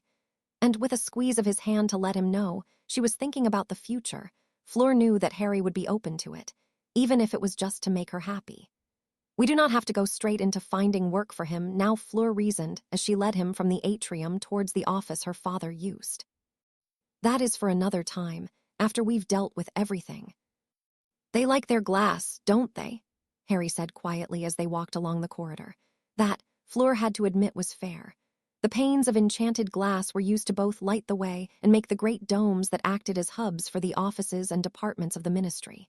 Harry looked up and saw that dome they were leaving had constellations etched onto it. He spotted the star Sirius, and an old ache settled in his heart. Sirius would have approved of them together, he knew. He knew he'd imagined it, but he would swear later that he'd saw the star twinkle as if Sirius had winked at him. Looking back down, Harry saw slinking cat-like beings traveling alongside the ministry workers. Mad Haggets, Fleur explained. They do some of the work here, mostly message delivery and security. She noted the look on his face as he looked at the scrawny animals. They are resistant to spells. If you hit them with a stunning spell, you would be facing 2 very angry Mad Haggets. A grin traced her lips. Besides, I seem to recall that a very skinny young wizard was the one who defeated a very powerful Dark Lord. He rolled his eyes at her teasing, earning a chuckle from the blonde. Harry and Fleur arrived at the door to her father's office. Jean-Luc Delacre, directeur adjoint de l'application de la loi, magique plaque beside the door proclaimed. Fleur paused for a moment and then knocked on the door. "Entrez," her father's voice called to them. She took his hand and squeezed it before letting go and then opening the door. Jean-Luc smiled as he looked up from his paperwork. "Fleur, it's a surprise to see you here. A welcome one, but a surprise nonetheless. Harry, it's good to see you again as well." He rose and embraced his daughter before shaking Harry's hand. "What brings you two here? It's a bit early, but I wouldn't say no if you'd care for some lunch." "Papa," Fleur began. She stopped and took in a deep breath. "Papa, Harry and I are together. I am leaving Bill and Harry and I are in love." It all came out in one rush, the words nearly melding into each other. To his credit, Jean-Luc only blinked in confusion for a moment. "I see," her father said slowly. "I and you two came to tell me so that I can ease your mother into the knowledge that exactly what she thought was going to happen happened." Fleur shook her head. "No, Papa, we came here because Harry wanted to borrow your Fleur to check on his godson." She looked at Harry for a moment and then turned back to Jean-Luc. "Honestly, I wanted to keep this a secret until Harry and I were married." She admitted with a light blush on her cheeks. "But if the man I love is a Gryffindor, then I can be brave enough to tell you and my mother." "I see," Jean-Luc repeated. "Well, you are of course welcome to borrow my Fleur, Harry. Fleur, will you accompany your father to the cafe? Your man will need some privacy, and I haven't bought you a chocolate bar in some time." His voice was light, but Fleur knew what he was saying. "We need to talk now." She kissed Harry's cheek and stepped to the door. Jean-Luc looked at Harry, appraising him with the practiced eye of a father. "Harry, the powder is in the small silver box on the corner of the mantel. If a message comes for me, please tell the Mataget that you are in here on my approval." With that, he led his daughter out of the room. Now alone, Harry knew the nerves that had filled Fleur's stomach. He had to kneel into the flames and tell Andromeda what had been going on. Right, Potter. Grab the dust and get to talking. He steeled himself before reaching into the box and taking a pinch of powder. "Tonk's house!" he called into the now green flames. A few moments later, he saw Andromeda's face wreathed in emerald flames. "Harry, I'm glad you called. I need to talk to you." She looked angry about something. He saw the tip of a smaller head. She must be holding Teddy. He thought with a smile at the sight of his godson. "Go with yours first, Andy. My news is kind of big," Harry said, settling into a high-backed leather chair beside the fireplace. Jean-Luc must keep this here for long conversations, he thought as he leaned towards the fireplace. Nymphadora was in the frame at Grimmauld Place when Ginny Weasley came in with a bottle of wine. She began. "She was concerned that Ginny was there to do something and asked me to come over. By the time I'd gotten there, Creature had already disposed of the wine, but he said that it had been potioned." Harry frowned in confusion. Why would she be in my house? From the look on Andromeda's face, it was clear that wasn't the takeaway that she'd expected. "What about the potion?" she said sharply. "That might be more important than her merely being in the house itself." Her shoulders moved, and Harry saw the head of Teddy switch sides. "We believe she was trying to give you a love potion." Harry felt a throb of anger settle just north of his left ear. She would have had help then. She passed potions, but she was in the middle of the class from what Luna told me. His lips thinned in annoyance. "I'll have to tell Fleur. She'll be furious." Speaking of Fleur, Hestia Jones came to see me. Her sister Megan, she was on patrol and saw Bill coming out of Teresa Zabini's home, early in the morning. Andromeda hadn't reminded him this much of her elder sister since the day he'd come to tell her that Tonks and Remus had died in the Battle of Hogwarts. "Well, considering what my news is, that won't be quite as bad as it could be." He drew in a breath. "Fleur and I are well, we're together now. She is planning on divorcing him." He watched Teddy pull himself higher on the stooped woman's shoulder. "Hi, Teddy," he said to the little boy. Teddy babbled happily at him. Andromeda looked at Harry, drawing his attention back. "You and Fleur are together. When did this happen?" Harry leaned back and began to tell her a heavily edited version of coming to realize that he was in love. Some of the faint traces of disappointment on her face faded, and a small curl of her lip told him that she was trying to hide a smile. "You look like Ted when he would talk to people about me," she said after a moment, her eyes suspiciously bright. "How much longer will you two be in France?" "At least a few more days. I'm working on a project that, if it works, will let me help Neville," Harry said. "I don't want to jinx it, so I'm not going to say anything else about it." Harry heard the door opening. "Do you think the situation with Ginny warrants me coming back?" Harry asked as one of the Madhagets came into the office with a small stack of letters in a pouch slung over its shoulder. It looked at him for a moment, but proceeded to pull a letter out with its teeth and place it on the desk. "She hasn't tried anything else. Remus thinks she's assuming that you'll have it when you return from your trip," Andromeda told him. "Your friend Hermione has come over looking for you, though. She left a letter for you if you'd prefer I can send it via owl instead of you waiting." "Please, I'll give you the address. We are staying at is 4312 Avenue Hoche in Paris, apartment 232, Harry told her. "I'll use the owl to send Teddy something. We're going shopping after this, and I'll find him a present." Andromeda laughed then. "No more toys. He has too many as it is." They disconnected the call and Harry sat back. A few minutes later, Jean-Luc and Fleur came back. Fleur seemed more at peace than when she'd left. She kissed his cheek again and Harry rose, embracing her. "So, how was your call?" Jean-Luc said pleasantly. Harry sighed then, his smile dropping. "Ginny stopped at Grimmauld Place," he told Fleur. "She left a bottle of wine that creature threw out because it had a potion added." Harry saw the look in his love's eyes and pulled her into an embrace. "For all we know, it was just a potion to make my hair fall out," he said to her quietly. Fleur sighed softly and took comfort from his arms. "I hope so. Not that I want you bald, but the other possibilities." He knew what she meant. Poison, a love potion, there were many things that could have been in that bottle. "Was there anything else going on?" she asked him. Harry shook his head. "Nothing really. There was one other thing, but we can talk about it over dinner tonight." He turned to Jean-Luc. "Thank you for the use of your flue, sir." The older man smiled. "It is no trouble, however. I do expect you two to have dinner before you go back to England. Do you understand me?" When they both nodded, he waved them back to the door. "Go then. Enjoy the day." He sat back down and looked at the letter the Madhaget dropped off. He was back to work now, and so they stepped back out into the hallway and began the walk back to the atrium. Harry had no idea how to tell Fleur what Andromeda had told him. Hopefully, they would be able to linger in the market while they shopped for Teddy's present. It was nearly an hour later before Fleur commented on Harry's mental state. "You have been staring at stuffed bears without actually seeing them for 10 minutes. Is the conversation with Andromeda still on your mind?" Fleur asked him, drawing his hand into hers. She doesn't approve of us, does she?" That made Harry laugh softly. "She said when I talked to her about you that I reminded her of her husband when he would talk about her. It's definitely not that, it's Bill." As he got to the end of his sentence, the smile fell away. "I work with Megan Jones, Hestja's little sister. She was on patrol and saw him leaving a house very early in the morning." Harry grimaced at how uncomfortable this was, so when she saw it, she went and told Andromeda. "It was Zabini's home, wasn't it?" Harry looked at her in shock. Now it was Fleur's turn to stare at the stuffed animals blankly. "She always made a point to use Grimberk. He's the goblin that I worked directly under, so I would see her whenever she came to his office for something." A look of utter disgust filled her eyes. "She always had this little smirk when she would see me.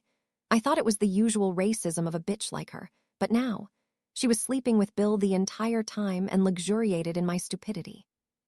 "I'm sorry, Fleur," Harry said quietly as he drew her into a hug. He didn't know what else to say as he felt her shiver slightly. "Do you want to go back to the flat? We can shop later." She nodded morosely against him. Why does this hurt so badly? Fleur thought as they walked back out of the small shop and back onto the small side street near the fountain they had used to enter the ministry. I was cheating on him with Harry. If anything, I should be relieved that he was as much a bastard as I was to him. She felt sickened. The happiness she'd felt at finding Harry had vanished as she began to dwell on the fact that she was an adulteress. She barely noticed as Harry raised his hand to call for a taxi when they arrived at the main street of this neighborhood. She heard him say something to the driver and felt herself being maneuvered into the backseat. As the car sped down the road leading back to her apartment, she finally noticed that she was crying again. Harry, she said after a moment of staring at her face in the reflection of the window without actually seeing herself. What if I do the same thing to you? I cheated on Bill. I could. She stopped when she looked at his face. She'd never seen him look so determined. You didn't cheat on Bill out of the blue, Fleur. He took her hand once more, his thumb running across the back of her hand. Bill had been steadily neglecting you. Fleur didn't respond, not until they were back at the apartment. Harry had steered her to the couch and sat down beside her. Do you truly believe that I won't betray you? She asked him quietly. How can you trust me like this? Because I love you, Harry said simply. He pulled her into an embrace on the couch. Bill cheated on you because he didn't see what he had. We came together because we needed each other. You hardly need me, Harry Potter. Fleur scoffed only to stop when she saw the look in his eyes. I will always need you, Fleur. All she could do was kiss him after that. Scene break. The owl bearing Andromeda's letter came the next day. Luckily, by the time it arrived, Harry and Fleur had gone back out and found Teddy's present. The tawny owl flew off, a paper-wrapped parcel containing a stuffed niffler full of chocolate coins wrapped to its leg. Harry sat at the kitchen table and began to read while Fleur prepared them each a cup of coffee. Dear Harry, I hope you are having a good time. Ron told me that you had finally taken your leave, which is good. You really do have a habit of overworking yourself, you know. Still, I wish you would have taken the full 3 weeks instead of just 2. You need plenty of time to find your center again after the fight with Ginny. Ron asked me to ask you if you'd seen his copy of the ward stone that lets us into Grimmauld Place. He's misplaced his and has torn our flat apart looking for it. I told him that you would have brought it over if you'd seen it, but you know how he is when he thinks he knows what happened. Ginny and I aren't talking at the moment. Ron has agreed with me that she was out of line, which surprised me. Normally, the Weasleys are a mostly united front, but he and George both are not willing to let her run roughshod over them. I joked over breakfast that it was because that's my job now. Judging by rumors that I've heard, Fleur is with you. If so, please give her my love. Thank Merlin that Ginny hasn't figured out that you two are traveling together, or she would think you two were sleeping together. After the fight you two got into when she thought you and I had slept together during the winter we spent together, I wouldn't wish that on anyone. Please respond soon. I miss catching up over lunch with you. Love from Hermione. Harry put down the paper and laughed softly. I think I know how Ginny got into the house. Ron's lost his key to my place. He looked up as Fleur brought him a cup. Thanks, Harry said and took a sip of the hot brew. She says hello, by the way. She also said that they are also on my side of the argument along with George. So we have 2 Weasleys and Hermione on our side. Fleur mused. May I? She indicated the letter. When Harry nodded, she took and began to read it slowly. I actually can see why Ginny thought you might have been with her. She writes to you so familiarly. Well, she's one of my best friends, Harry said defensively. He stopped when he heard Fleur giggle. What's so funny? You are. I'm not saying you two were in love or have even been together, but I am saying that the way she writes to you is probably very similar to how she would write to Ron. Fleur explained, the smile not leaving her face. You're in a better mood this morning, Harry said, draining his cup. I'm glad. I am, Fleur agreed. I thought about our conversation and you are right. Bill's squandered our relationship. I don't want that for ours, so we will always talk about how we feel. She smiled as Harry took her hand. We will work through problems when we have them together. Together, Harry repeated before kissing her. The kiss was returned, and Fleur slid into his lap to kiss him properly. After a time, however, she broke the kiss. Our first such problem is tonight. While you were in the shower, I received a patronus from my father. We are expected back at the manor tonight for dinner, and my mother will accept nothing short of Voldemort's return from the dead a second time as an excuse. Technically, he was only mostly dead the first time around, Harry said, as his brain processed the idea of having dinner with the Delacours now that Apolline knew their status. You are splitting hairs, my love, Fleur said, kissing him again. We are expected at 6:30. I'll wear something nice in case you have to bury me, Harry retorted, earning a smack in the arm from his lover. Scene break. The rest of the morning passed quietly. Harry penned a response to Hermione, and they dropped it off at an Owl Post shop before preparing to leave Paris. This time, they would apparate instead using his motorcycle, a fact that Harry suspected would annoy Gabrielle, who had enjoyed flying with Harry. Let me fix your tie, Fleur said as the pair got dressed later that afternoon. She crossed the bedroom to the mirror where Harry stood scowling at his reflection. She shooed his hands down from the tie and began to fix the knot. Calm down, Harry. This isn't the first time you've met them after all. Harry went to reply but stopped as Fleur pressed a kiss to his lips. As the kiss broke, he smiled as green eyes met blue. Last time we met, your mother merely suspected we were clandestine lovers. Now she knows it. He drew in a breath and continued. I just don't want her to hate you.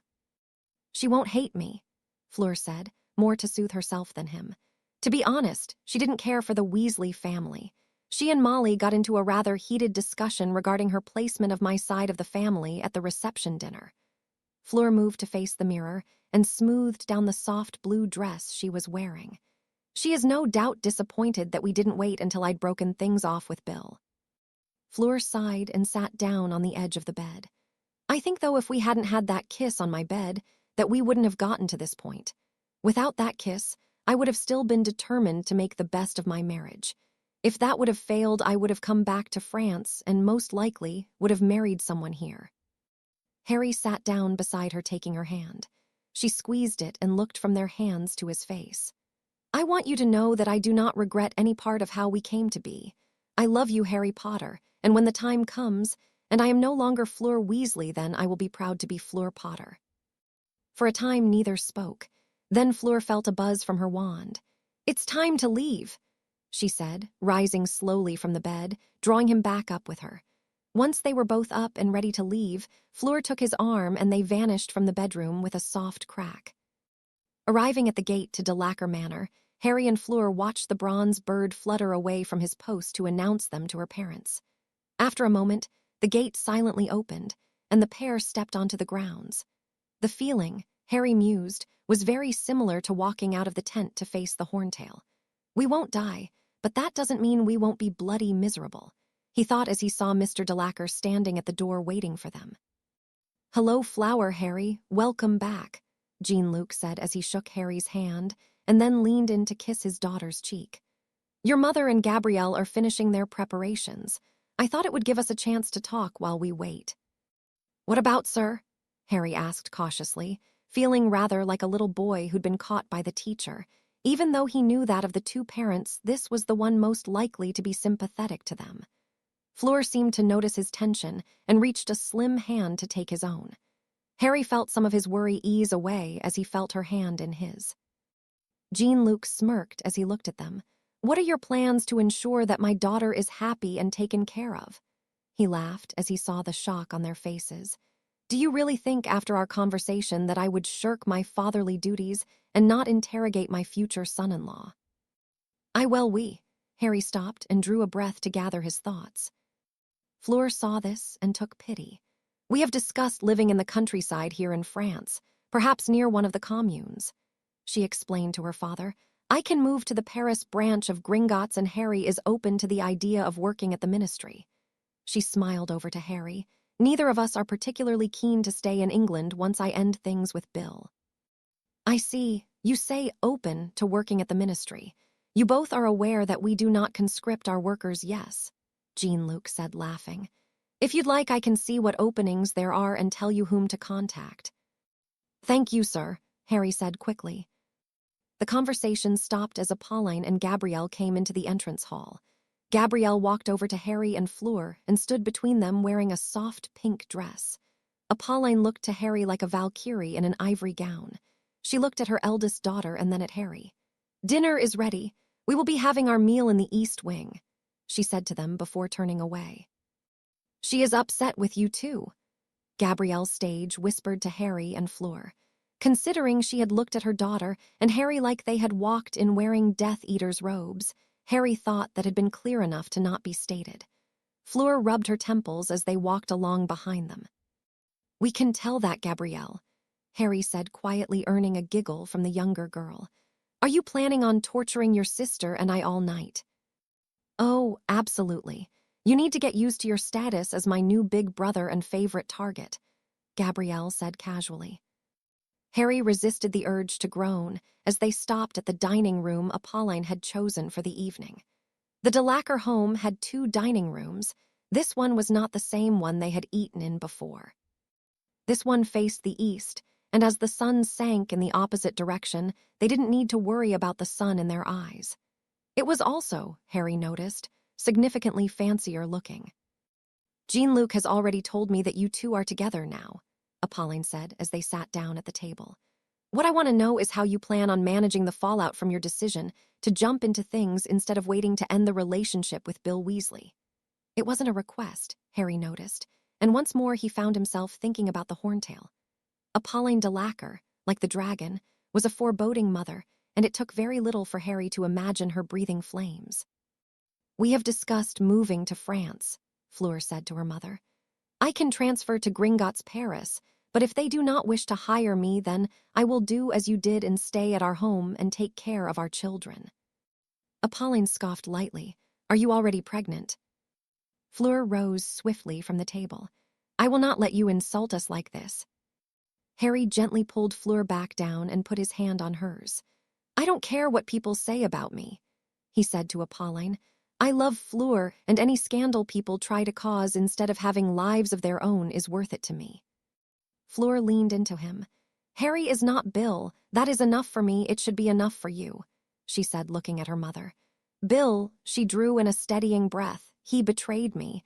Had been for some time if my suspicions are correct. Jean-Luc frowned. What do you mean? One of Harry's colleagues in London was on an early morning patrol. She saw Bill leaving a home in the early hours of the morning. That home belongs to a woman named Teresa Zabini. Whenever she banks at Gringotts, she has always had an especially foul look when she sees me. Fleur leaned against Harry for comfort. Now I know why. Apolline looked at her husband. For once, Harry saw the fury in her eyes that wasn't directed at them. So, that miserable harpy insults my family and you made me smile. Now her son has disgraced our daughter. Harry saw a sheen of white feathers rising along her arm. I am not smiling this time, Jean-Luc. Neither am I, Jean-Luc said, putting his hand on hers. The feathers began to retract back, revealing smooth skin once more. Your cousin Genevieve, her husband is a law wizard, isn't he? She nodded. Peter is. She looked at Harry and Fleur. Tomorrow you two are going to see Fleur's uncle Peter. He has an office in Strasbourg. We will get you the address before you leave. Dinner, thankfully, was much less stressful after that. After dinner, Jean-Luc retreated to his private office, returning with a small business card. Here we are, Peter Lalaurie. His office is on Rue Mitchell-Baltzer. The closest apparition point is a park. Jean-Luc pulled a well-worn map from his pockets. This is the same map Aurors here use when they need to find a place. Keep this copy. Once you are living in France, you will need it to get around. Harry looked down at the map and saw that, like the Marauder's map, it had moving dots on it. Jean-Luc noticed his stare and smiled. Those dots are the other Aurors. This way Aurors can ensure they have a backup. I wish we had this at our ministry, Harry said as he kept looking at the dots. Thank you, sir. He said to Jean-Luc, who laughed. None of that. Jean-Luc, from now on, do you understand me? Harry nodded, and Jean-Luc shook his hand before embracing Fleur. You take care of yourselves and come back soon. With that, Harry and Fleur left the manor and made their way back to Paris. Apparating back to the apartment, Fleur sat down on the couch and kicked off her shoes. That went better than I thought it would, she said as she reclined back into the cushion. When Harry sat down, she placed her feet in his lap. Harry got the hint and began to rub her feet, earning a grateful groan from the woman. Thank you, Harry, Fleur said, closing her eyes and relaxing. We have a lot to do. I suppose I need to send in my resignation from the Aurors department and prepare to tell everyone that we are staying here," Harry said as he continued to rub her feet. "I will admit that I feel better now that I've said it out loud." Fleur didn't respond. Harry looked and saw that she had dozed off. He laughed softly and carried her back to the bedroom. They had a lot to do, might as well get some sleep. The law office of Peter Lalaurie was a small brick building in the historic district of Strasbourg.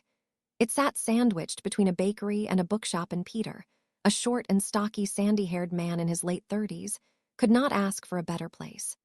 Each morning he went to his left and bought a croissant to go with his tea, and when he closed the office for his lunch break, if he didn't go home to his wife, he would go to the bookstore and look through the new arrivals. Today, however, he was waiting for his niece and her new boyfriend. Fleur had sent a patroness to him the evening before asking for a meeting. His wife sent the response for him, and now, as he checked his clock, he saw that he had 5 more minutes until she arrived. "Eva, will you please bring me the notes I made on the Marconi case?"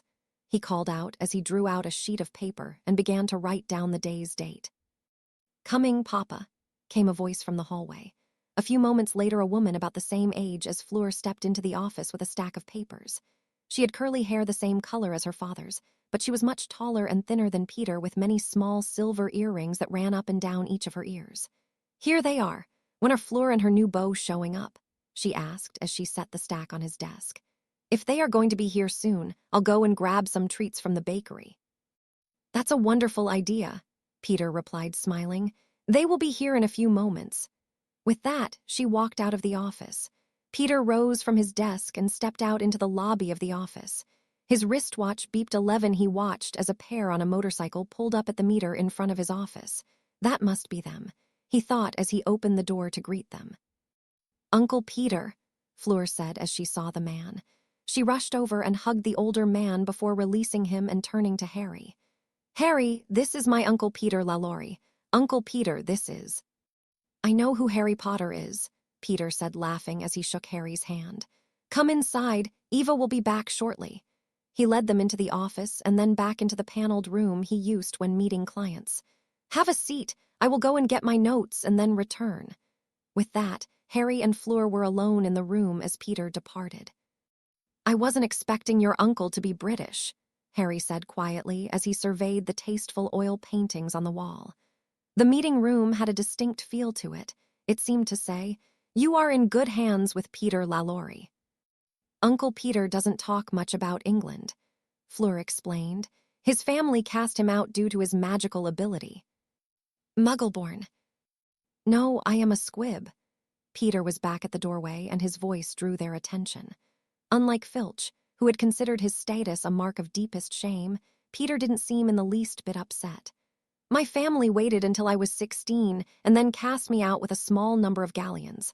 I moved to France to be farther away from them, and that was when I met Fleur's Aunt Genevieve." "To hear her tell it, you crashed into her during a tour of Notre Dame," Fleur said with a smile. "Knocked her into the vestibule, I think." "She would tell you that," Peter grumbled good-naturedly. "In any case," he said, sitting across from them, "I didn't hear from my family until my cousin Molly snubbed our invitation to Fleur's wedding. Fleur invited us on her side, but Genevieve didn't think it safe to travel at the time." "Wait, you are Mrs. Weasley's cousin," Harry said, astounded. Peter nodded. "We are not very close, as you can guess. There is a reason I took my wife's name instead of keeping mine." Again, he didn't seem particularly upset by the discussion. Harry was reminded of something Ron had told him once about the Weasleys having a second cousin that was an accountant. Apparently, Ron had been mistaken. He thought as Peter turned to greet a young woman carrying a small package. "Harry, this is Evangeline, my daughter. Evangeline, this is." "I know who he is, Daddy," Evangeline said, rolling her eyes and setting her package down, opening it to reveal a half-dozen croissants. "Fleur wrote to me about him when she invited us to the wedding." She laughed and settled down beside her father. "I think she was going to set us up. Pity she snagged you instead." Fleur, almost imperceptibly, moved closer to Harry. The only one who noticed was Evangeline, whose eyes glinted with mirth. "So, to business," Peter said. "Tell me everything, and then we will work out on a way to proceed." Harry and Fleur explained everything about Bill's infidelity. Harry explained about Megan Jones seeing Bill leaving the Zabini home and Ginny sneaking into his house to leave a suspicious potion in his home. Fleur told her uncle about Teresa Zabini's behavior at Gringotts and helped him expand the timeline of her husband's dalliances. So, this seems fairly straightforward, Peter said, looking up from his work.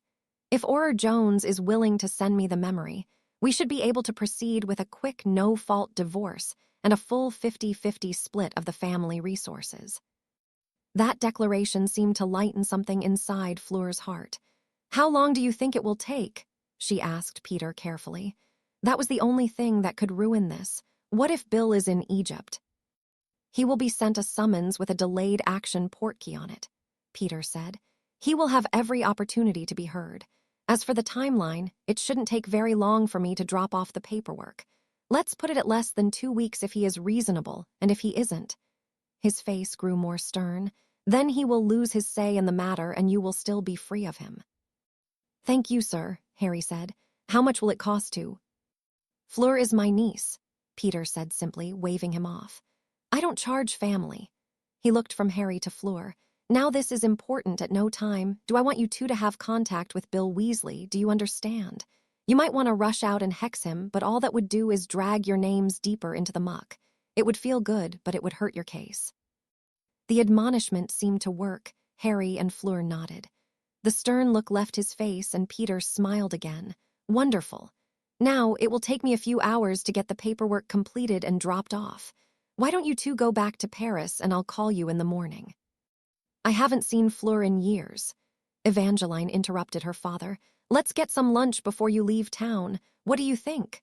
Her eyes went from her cousin's to Harry's.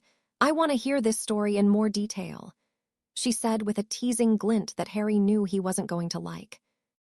That sounds like fun, Fleur said before turning to Harry. Will you join us or go back to the flat? Harry squeezed her hand as he rose.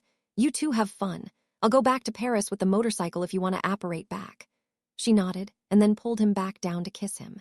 This was the first time she'd kissed him in front of her family. Somehow it made the whole thing feel more real as their lips touched. Olive dinner started at 6, he told her. I'm going to check out that market near our building.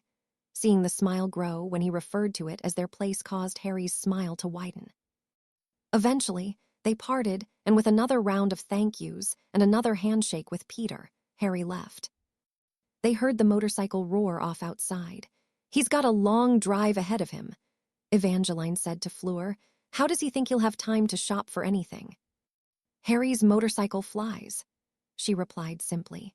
Seeing the look on her cousin's face, she laughed softly. It has a double layer of invisibility and notice-me-not charms on it, as well as another charm meant to hide it from Muggle cameras. Damn, Evangeline said softly. She grabbed Fleur's hand and pulled her out towards the exit. I'll see you at home, Dad, she cried before the door opened and closed, leaving Peter alone to finish his paperwork. Peter laughed to himself at the excitable nature of his eldest and then stood up to walk into his office. Scene break. All right, spill. I want everything, Evangeline said once she and Fleur had been shown to their table. She had half-dragged her cousin down the street until they came to the bistro owned by her boyfriend, Mitchell's father. Mitchell had greeted them with a kiss for Evangeline and then put them in the gossip table, as he had termed it. Evangeline used this table, partially hidden from the window that showed the street outside whenever she wanted to talk with someone. It's not as exciting as you seem to think it is. Bill made me angry during a fight, so I decided to come to France. Harry came with me. Because that's what a good friend does. Evangeline teased her with a laugh. Shut up, Fleur said, rolling her eyes. Now then. We made our way home, where of course my mother knew that there was something between us. Because you two constantly look like you are debating finding an empty room, and...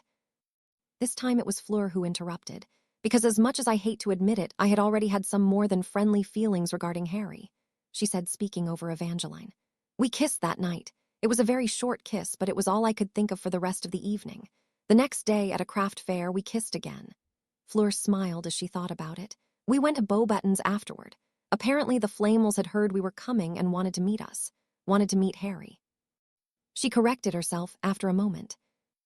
Well, of course, they wouldn't want to meet the Beauxbatons graduate who helped end the reign of a dark lord. Bit silly of you to think they would honestly. Evangeline teased her lightly. So, what happened? We met with them.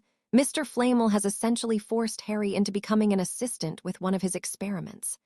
Fleur replied, pausing as Mitchell walked over with 2 orders of his girlfriend's usual. Each girl began to eat their sandwiches before she began again. Now we are in sort of a holding pattern until Harry goes back to London to resign from the ministry. What's the temper of your man like? Evangeline asked her. Do you think he'll be a good little boy and work his notice, or will he burst into Shell Cottage and kick Bill's ass?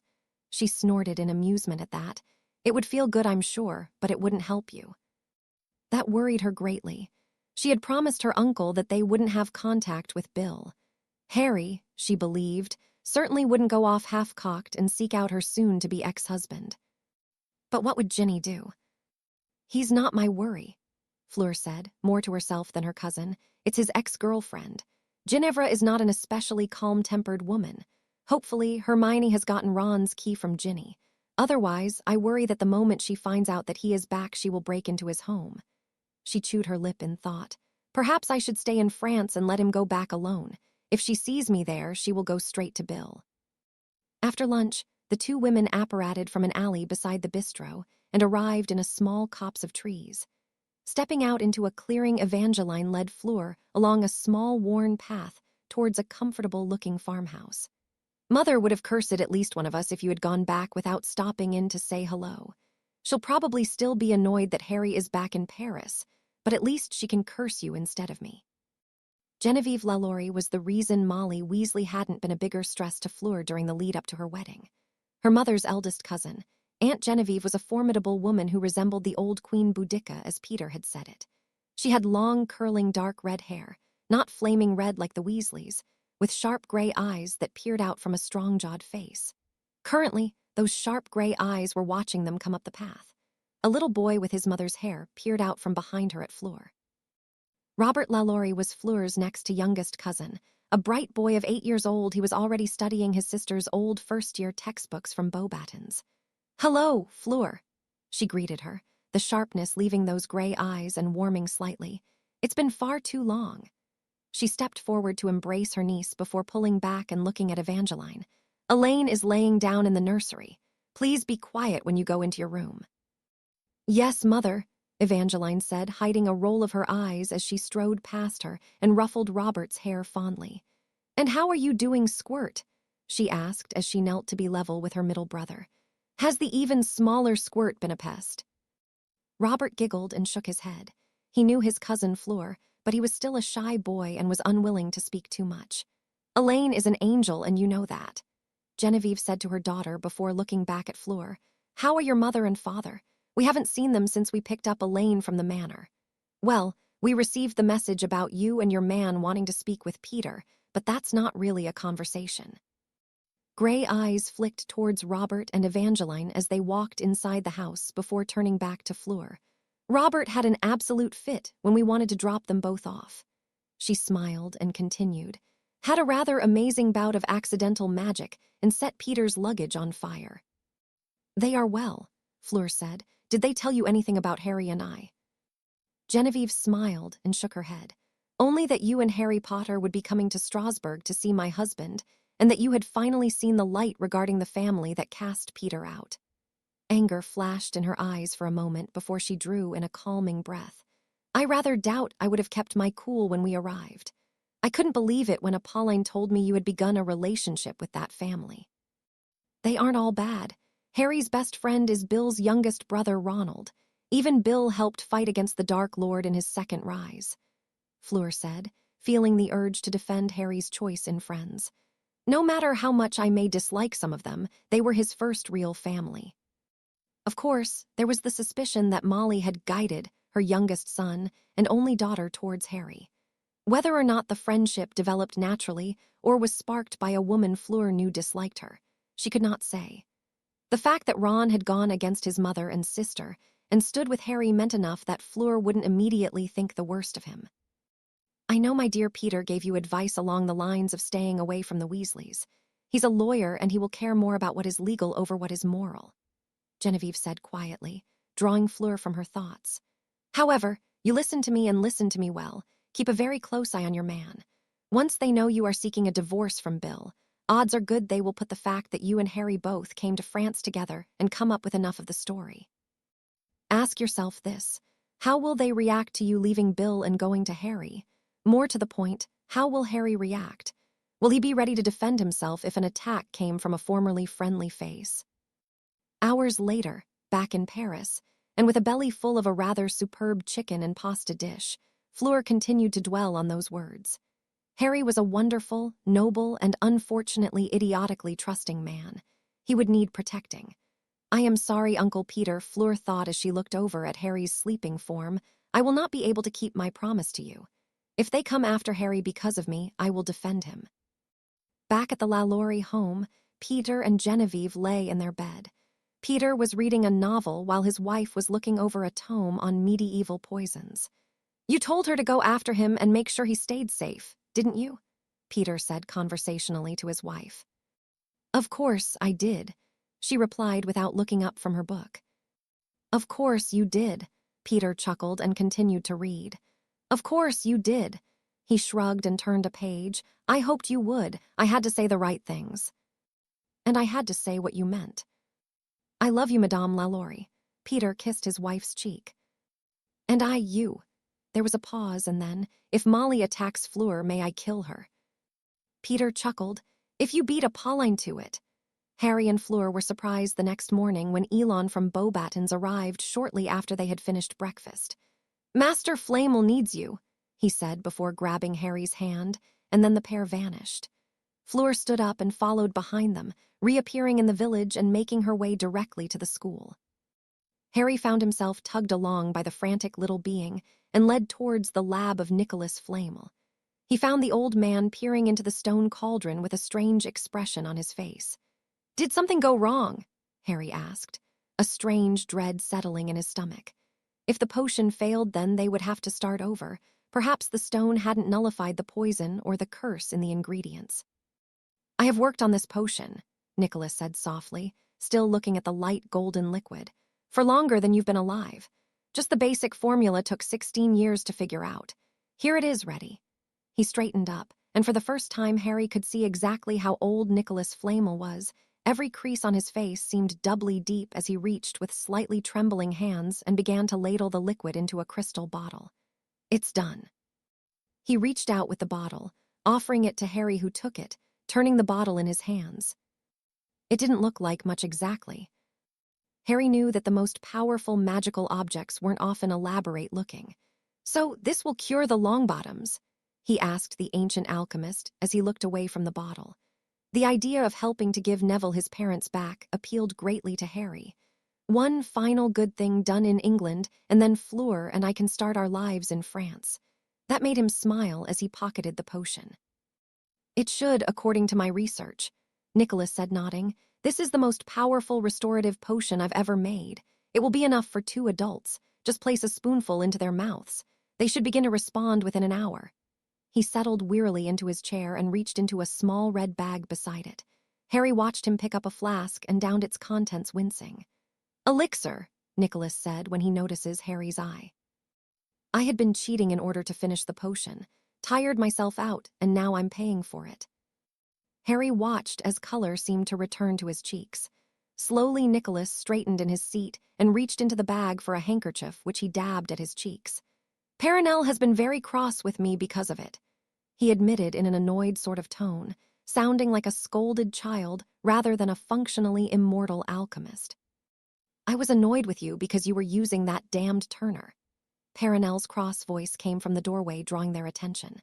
Perenelle was a tiny woman, barely coming to Fleur's shoulder, who stood beside her, jumping back to redo an hour of stirring each time. She stormed into the room and stood in front of her husband's chair. You are damned near older than the trees on the grounds, and you still found it necessary to push yourself too hard. She breathed heavily through her nose, and Harry had yet another image of facing down a dragon. I hope it isn't just a French thing, he thought with some amusement as he flicked his eyes at Fleur. Fleur looked concerned, and Harry knew this wasn't a moment to share his thoughts with her. I've used that same turner for nearly 300 years. I know what I'm doing," Nicholas said, trying to sound calm and soothing. It didn't work, and he lost of some the color the potion he'd taken had given him again in the face of her glare. "It's finished now. I can take a break again." Harry felt Fleur step beside him. He took her hand in his own as she leaned against his arm. The fact that she had come straight after him made him smile slightly. It was nice, he mused, having someone that would be at your side. It seemed that the argument had ended for now anyway. Perenelle huffed as she began to straighten the lab in a rather aggressive way. Nicholas turned back to Harry and Fleur. "You take that potion and this note." He handed Harry a note in a purple envelope. "It will explain to the Longbottom boy what this potion is and what it is meant to do." Harry thanked him, and the two left quickly for the ward boundary of Beauxbatons. Nicholas laughed as he watched them depart. "She came in wand drawn, didn't she?" he asked his wife, who gave him a sour look. "She did. She was convinced that something had gone wrong and we were going to be cleaning you two up with mops," Perenelle said as she wrung out a stained rag and continued to scrub the table. "I am still annoyed with you. How many days did that time turner age you?" "A week, maybe 8 days," Nicholas said, shrugging unconcernedly. "I made sure to take an extra dose of elixir to be safe." "I'm scheduling you an appointment with Dr. Gerard," she told him, and her voice implied that any discussion was over. "I will tell him that you were gardening and strained yourself. He doesn't need to know that you were rabbiting back and forth in time." Not that he would understand it anyway. Nicholas thought as he sank back into his chair and rummaged in his bag for his copy of the paper. Scene break. With the potion, there was no reason to stay in Paris. Their vacation was basically over, and they were expected back in London in 2 days. To celebrate their final night in Paris, they planned to return to London so Harry could meet with Neville. Harry and Fleur decided to go out to eat that night. Fleur let the hot water of her shower fall onto her body as her mind wandered. By this time tomorrow, they would be back in London. She had little doubt that Bill would be receiving the message very soon that she would no longer be Fleur Weasley. Once he knew, the other Weasleys would know. That was what she worried about. She already knew she couldn't keep her promise to her uncle to not get involved with the Weasleys if something happened. She wasn't going to hide at Gringotts as she worked out her notice during the proceedings for her divorce. Nor would she let Ginny harass Harry again. No, for better or for worse, she would be at his side no matter what. When she got out of the shower and changed into her underclothes, she found Harry perusing the phone directory. "Have you found anything?" she asked as she sat down and began to put on her nylons. She enjoyed both the silky feel of the material on her skin and the way they seemed to always draw Harry's gaze. Since this had begun, she had felt the desire to dress up again, to let the world know how happy she was at his side. "A few things, but the translation charm is going out again. I've only been able to read half of them, and that was just from remembering words you've told me," Harry said, frowning at the directory and then handing it to her. Fleur accepted it and then thought for a moment. "I haven't reapplied the charm since we left my parents' home. You've been reading this on your own." She smiled and pressed it back into his hands before kissing him. "I am very proud of you, Harry Potter. Now read it carefully, and if you need me to help you with a word, I am here." While Fleur put on the dress she'd chosen, royal blue with silver trim around the neckline, Harry continued to read the listings in the phone book. Eventually, with Fleur's help, he chose a small seafood restaurant that Fleur remembered being known for its bouillabaisse. Memories of how they had first seen one another flooded into her as they left on the motorcycle after calling and making a reservation for 2. The streets of Paris were always crowded. It was a huge, bustling city, and the streets thrummed with life 24 hours a day. However, Harry and Mr. Weasley had put enchantments on the bike that, like the ministry cars in his 3rd year, allowed them to get into places that other vehicles couldn't. Fleur took in the lights around them as she held onto Harry, resting her chin on his shoulder. She imagined bringing their children into the city and smiled against him. Harry felt her press closer against him and wondered how things had gone so well since they left England. How have I gotten so lucky? Harry wondered as they went through an intersection and turned onto the side street that would lead them to their destination. Scene break. The next morning came far too early for the couple. Their dinner the night before had been wonderful, as had the bottle of wine they had shared, and the lovemaking when they'd arrived back at the apartment. Now, however, they were faced with a 5 a.m. alarm and heads that felt as if they were full of particularly annoyed wasps. They showered and dressed in silence, not truly feeling human, until each had taken a dose of hangover potion and a large cup of very hot coffee. "I think we may have celebrated a bit too hard last night," Harry admitted as they packed their luggage. Fleur gave a slight grunt of agreement. Her potion hadn't quite kicked in yet, it seemed. Suitably packed, Harry shrunk both of their suitcases and then pocketed them. "I suppose we could have left some things here since we are coming back in a few weeks," he said as they walked out of the apartment and into the lobby. "It's just clothes," Fleur said as she pressed the button for the lobby. "We probably could have gotten away with leaving all of it since we are just going to Grimmauld Place when we arrive in London." She leaned against the wall of the elevator and looked at him. "Do you want to go back upstairs and put the suitcases back?" "We are already halfway to the lobby. We can just take them with us," Harry said as the elevator chimed that it had arrived on the 3rd floor, then the 2nd, and then they were at the lobby. As they stepped out into the bright sunlight, Harry suddenly realized that he hated sunshine more than anything else in the world. The potion they'd used made their nausea go away, but did very little for the headache or sensitivity to light and sound he would have for the next few hours. As they walked into the parking deck where the motorcycle was parked, he made sure there was no one around them. The moment he saw they were alone, he took off his glasses and tapped them with his wand.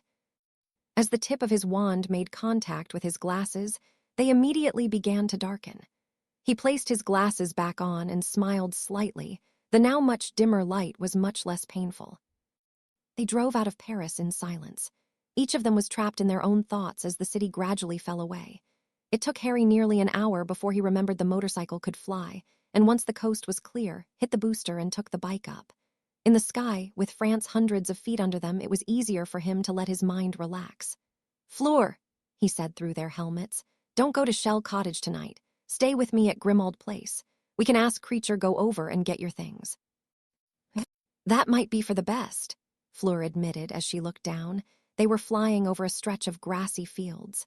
Seeing them made her think of the small, ruined farmhouse where they'd waited the summer thunderstorm out. "We can stay in the apartment until we make a final decision, but when we return, I would like to find a place in one of the communes if we could."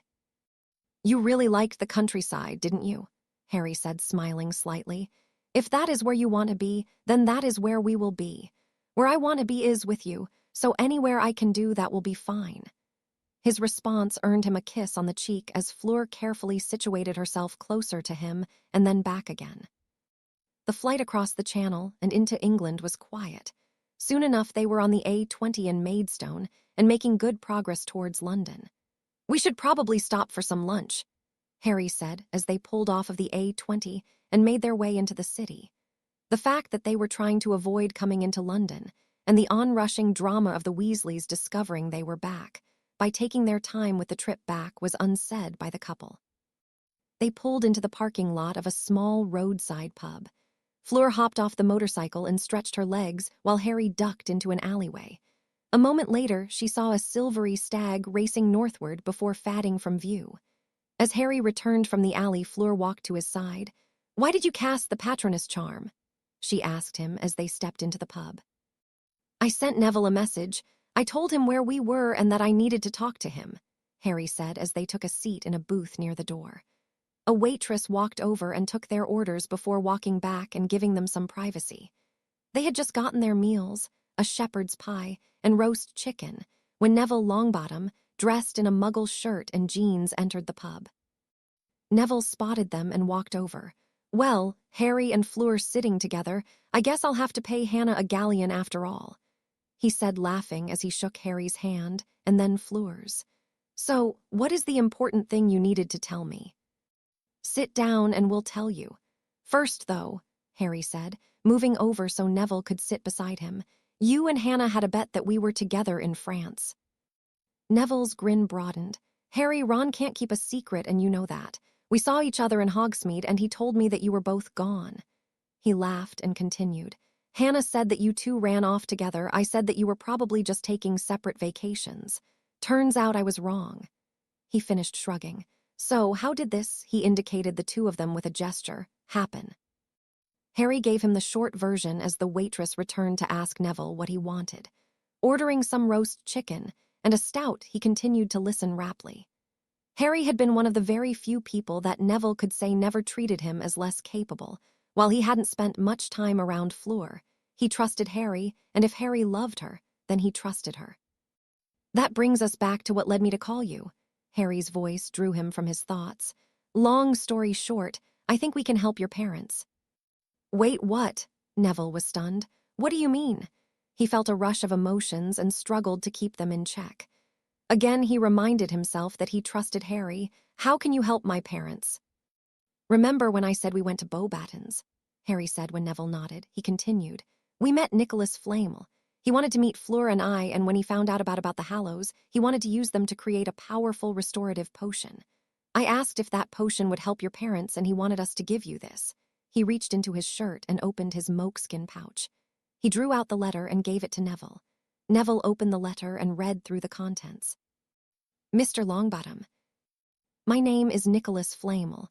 While I am sure that you were told in your youth that I was dead, the rumors of that death are greatly exaggerated.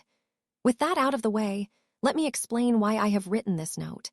I believe I have brewed a potion that would help cure your parents. The bearer of this note, Harry Potter, has the potion, and with your consent will give each of your parents a dose of the potion.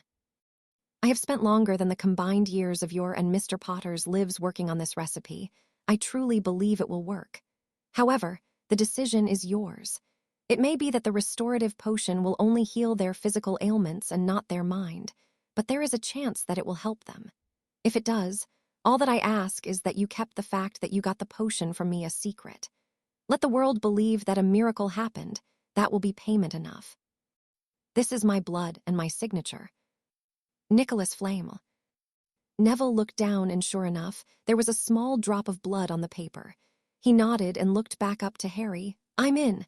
Let me talk to Hannah and we'll set up a time. If this works, then I want Mum and Dad to meet her. He looked back at the paper. If it doesn't, then I'll want her there for me. They ate their meal in relative silence before paying the check and leaving. They walked with Neville into the alley and said their goodbyes before he apparated away. With him gone, Harry and Fleur went back to the motorcycle and continued on their journey. A few hours of traffic later, and they arrived at Grimmauld Place. Harry and Fleur made their way to his bedroom and flopped onto the bed without any talking. Sleep claimed them quickly as the exhaustion from the day caught up with them. Everything would be dealt with soon enough, and the last thought in Harry's mind before oblivion claimed him was that as long as he had Fleur in his arms, he didn't much care for just how loud tomorrow would be. Grimmauld Place had never so wonderful to Harry as it did when he woke up beside Fleur. It felt more like home than it had before. In a way, he thought as he rose to start the day, he was almost sorry to leave it. Perhaps we could keep the place up for when we want to visit Hermione and Ron, he thought as the hot water of the shower left its pleasant sting on his shoulders. There were still too many bad memories for it to be a proper home, especially once Tiny Potters arrived or Peverils, or even Blacks, he thought with a grin. The question of what name to use was an important one. He'd been Harry Potter for his entire life, and the Potter name had its own baggage, both good and bad. The Black family had a bad reputation, and Harry was glad he'd managed to get the truth about Sirius out to the world through Luna and the Quibbler. But what about Peveril? The name he and Fleur had used, more on a whim than anything else at the hotel in France, Harry and Fleur Peveril. It sounds all right. Harry was taken from his musing by the feel of slim arms going around him and a now wonderfully familiar scent filling his nostrils. Fleur kissed his cheek softly. You were gone when I woke up. You should have told me you were going to take a shower. I've gotten rather used to sharing with you. She told him, her voice husky from sleep in a way that put a pleasurable chill down his spine. Just clearing my brain for this morning. Proudfoot is going to have measles when he finds out I'm resigning, Harry admitted. He considered me his bargaining chip whenever he had to talk to other department heads. It had been one of the myriad little things that had annoyed him about his job. I fully expect him to move between begging, attempted bribery, and mentioning my family honor as an attempt to get me to stay as an Auror. Fleur sighed and her grip around his waist tightened. Do you wish to stay? She would stay in England if that was what he wanted. Harry knew that. He also knew that here in England she would be known as the woman who left her husband for Harry Potter.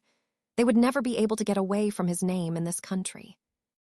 "No," he said, turning so he was holding her as well. "We are doing this, and then we are going to buy that little farm we stopped at." He hugged her tight as the water ran over them both. "We will turn that dilapidated farmhouse into a home for us and our children." She pressed a kiss to his lips. "Then go to the ministry.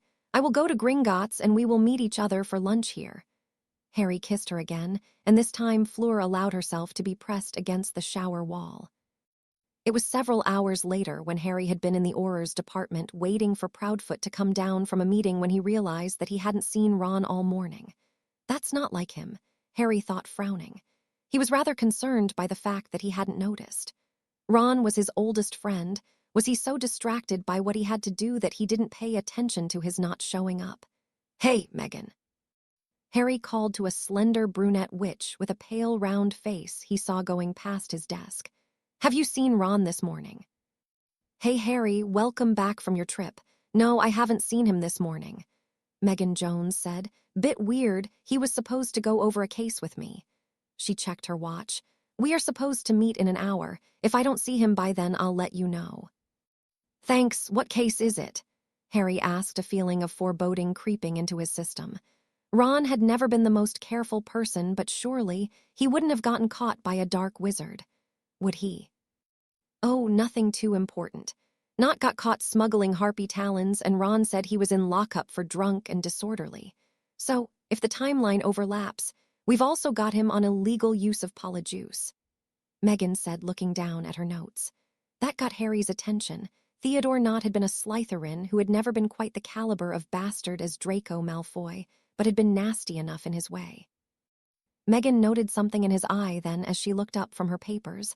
"I'm sure he's just late with his third breakfast," she said, trying to inject some humor into the subject. "If you're that worried, just use the flu or apparate over to his flat." He nodded. "I'll do that. When Proudfoot gets out of his meeting, will you tell him I need to speak to him?"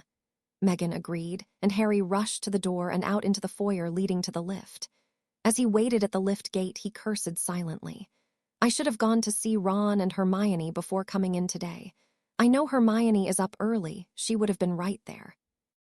As the door opened, he found Arthur Weasley standing in the lift beside a heavyset bearded wizard who carried a small box that was smoking. "Harry, I see you are back. How was your trip?" Mr. Weasley was smiling, so Harry didn't think that Bill's divorce letter had reached the Weasleys' family yet. The larger man got out and walked past the DMLE's doors to an office farther down the hallway. "Burton found a crate of Ashwinder eggs on the black market," he explained as Harry stepped inside the lift. "So, where are you headed?" "The lobby," Harry said. "Have you spoke to Ron today?" he asked Mr. Weasley as they made their way down in the lift. This was the first time he'd been around any of the family that, had everything went according to plan, would have been his in-laws. It surprised him how normal he felt. He'd worried about feeling a sense of deep loss, but thus far it was almost surreally normal. "Ron and Hermione were by for breakfast this morning. They wanted to let us know about your letter," Mr. Weasley replied easily.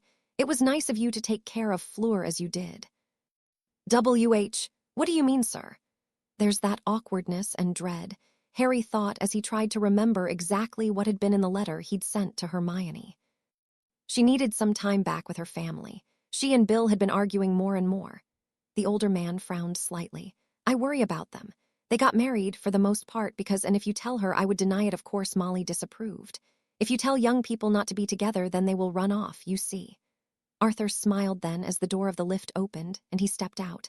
A little distance will probably have done them some good. The doors closed, leaving Harry to his thoughts. It felt like the lift was moving slower than normal, though Harry admitted to himself that it was his nerves.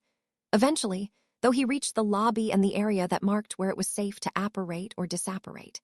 With a pop, he vanished and appeared in the alleyway beside the flat Hermione and Ron lived in. He hurried into the building and bypassed the lift that Hermione had warned him was more often broken than not. Instead, he chose to race up the stairs to the third floor.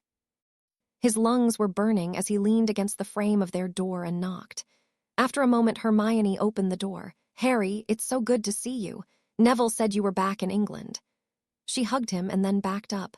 "Why are you so sweaty?" she asked, her nose crinkling in distaste. "I just ran 3 flights of stairs," he said, rubbing a dull ache in his side. "Where's Ron? He wasn't at the office." Of all the things he had expected, her smirking wasn't on the list. "Ron is watching Grimmauld Place under the Order's old invisibility cloak," she said, a smug note in her voice. "It seems that his ward stone went missing again." She pulled out her copy. "When we found it at the Burrow, I cast a diagnostic charm. Sure enough, the last person to hold it was Ginny. Now Ron is going to tell me when she goes into the house, and then we will confront her." "I know what she's doing. She tried to sneak a love potion into my house," Harry told her. "Tonks saw her the last time." "Why wasn't that in the letter?" Hermione asked. "I thought she was just going to trash the place or something." Hermione sighed. "A love potion, a Merlin-damned love potion. Really?" Harry rubbed his temples.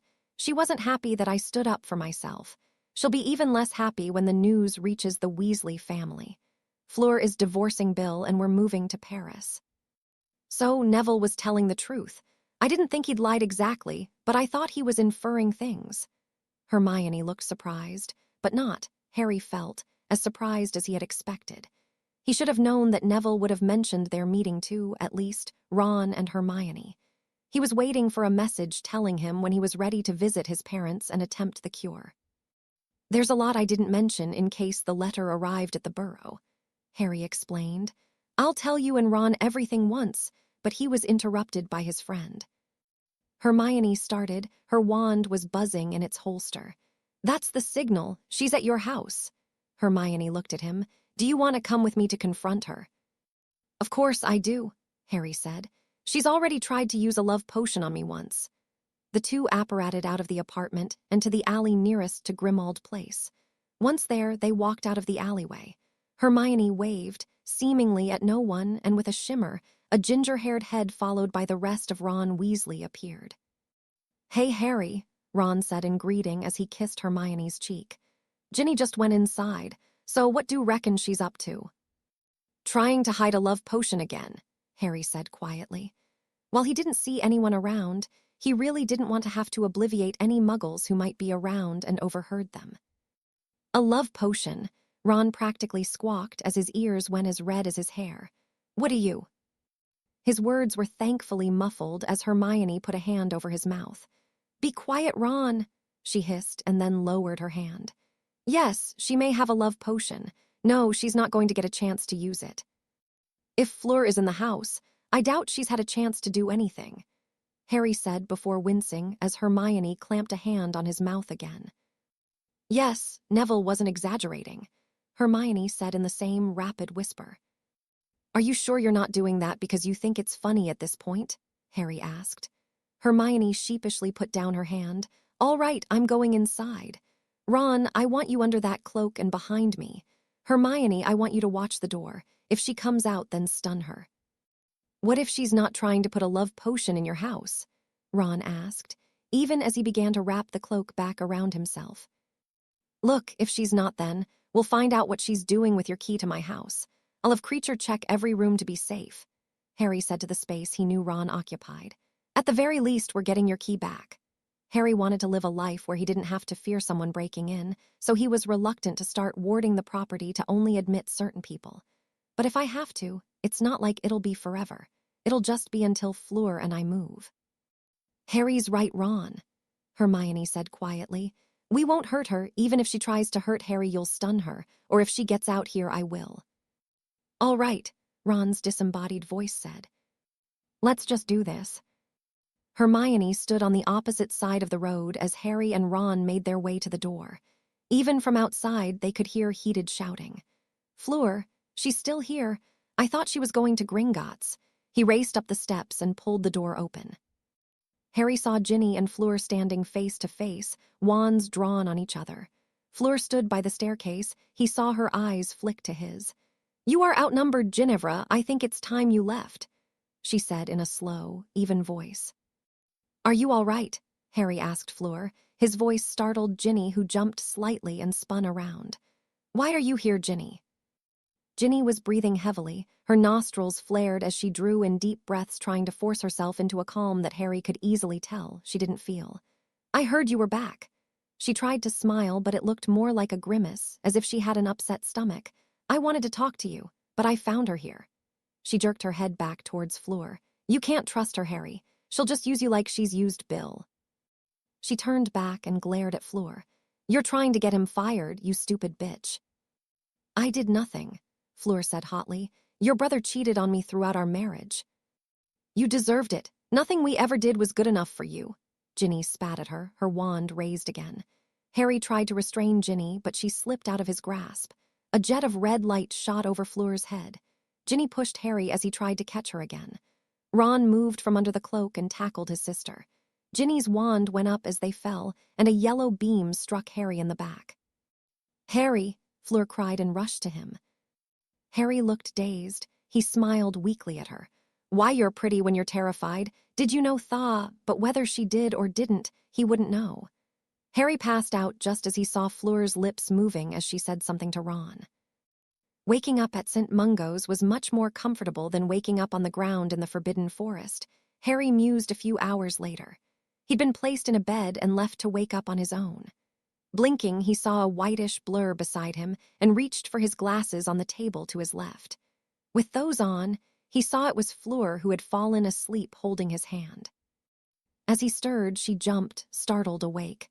"Uri," she said, her accent coming out thickly in relief.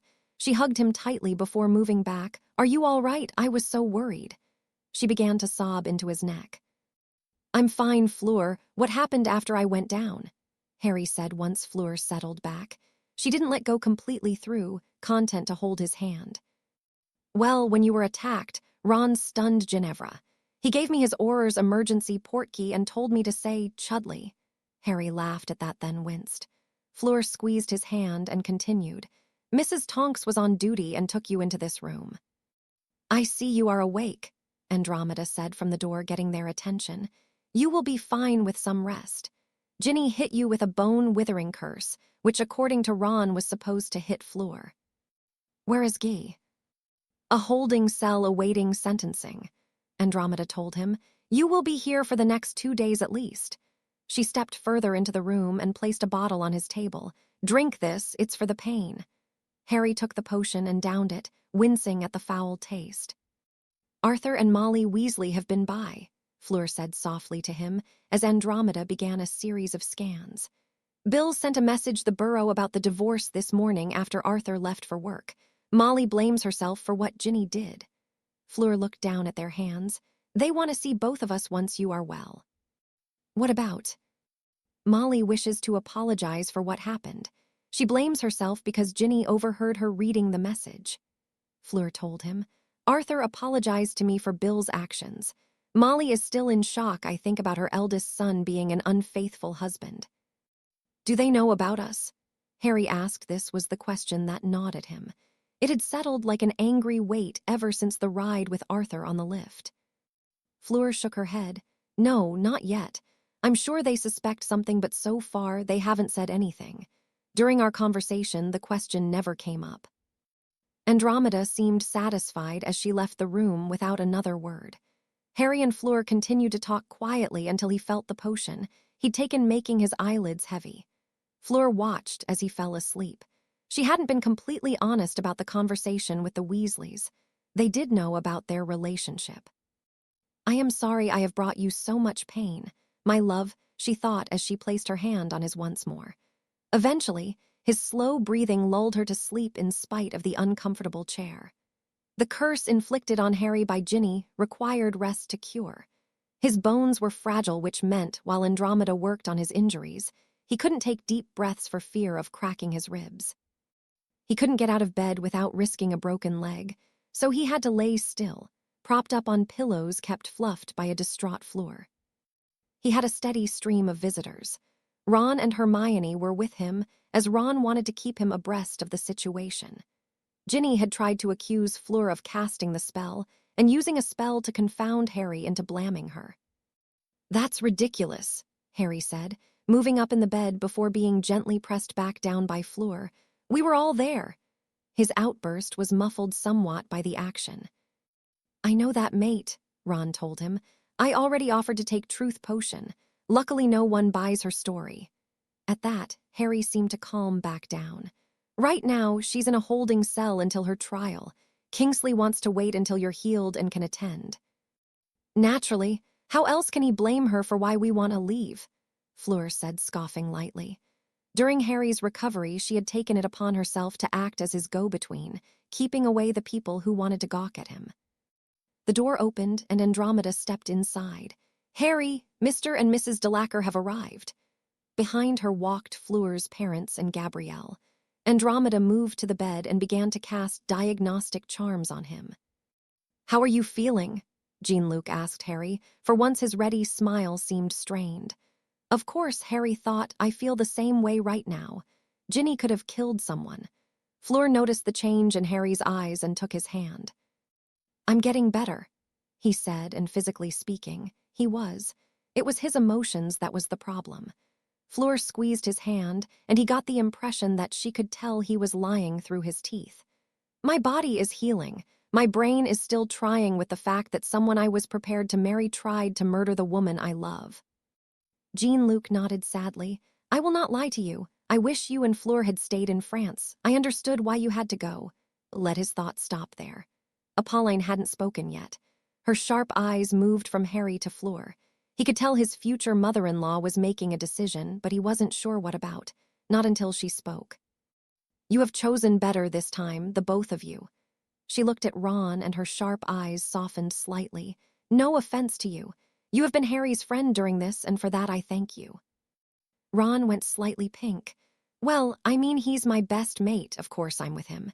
He's told us about Bill."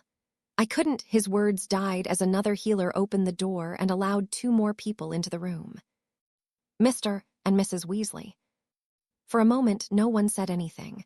Apolline stared coldly at the other couple. Mr. Weasley cleared his throat.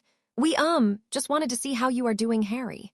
His voice was strained in a way he'd never heard before. Mr. Weasley sounded old and worn down. Harry knew that a lot had happened lately. "There is no lasting damage from Ginevra's attempt on his life," Andromeda said coldly. Molly glared at her for a moment before looking down at the floor. "I know that Ginny did wrong," Molly began but was cut off by a scoff from Apolline. "Wrong does not cover what your daughter did," the tall blonde said heatedly. "She very nearly killed Harry for no better reason than loving my daughter when your son wouldn't." Jean-Luc placed a hand on his wife's arm. It was meant to be a calming gesture. It failed. Apolline jerked her arm away from Jean-Luc. "I am not going to listen to her try to explain away what her daughter did." She turned back to Molly, her eyes flashing. "You are very lucky that Ginevra was captured so quickly. If I'd have found her, she would have came back to you in a matchbox." With that, she turned on her heel and walked back to the bed. "Harry, once you are cleared for travel, you will be coming back to France. Do we understand ourselves?" Harry nodded.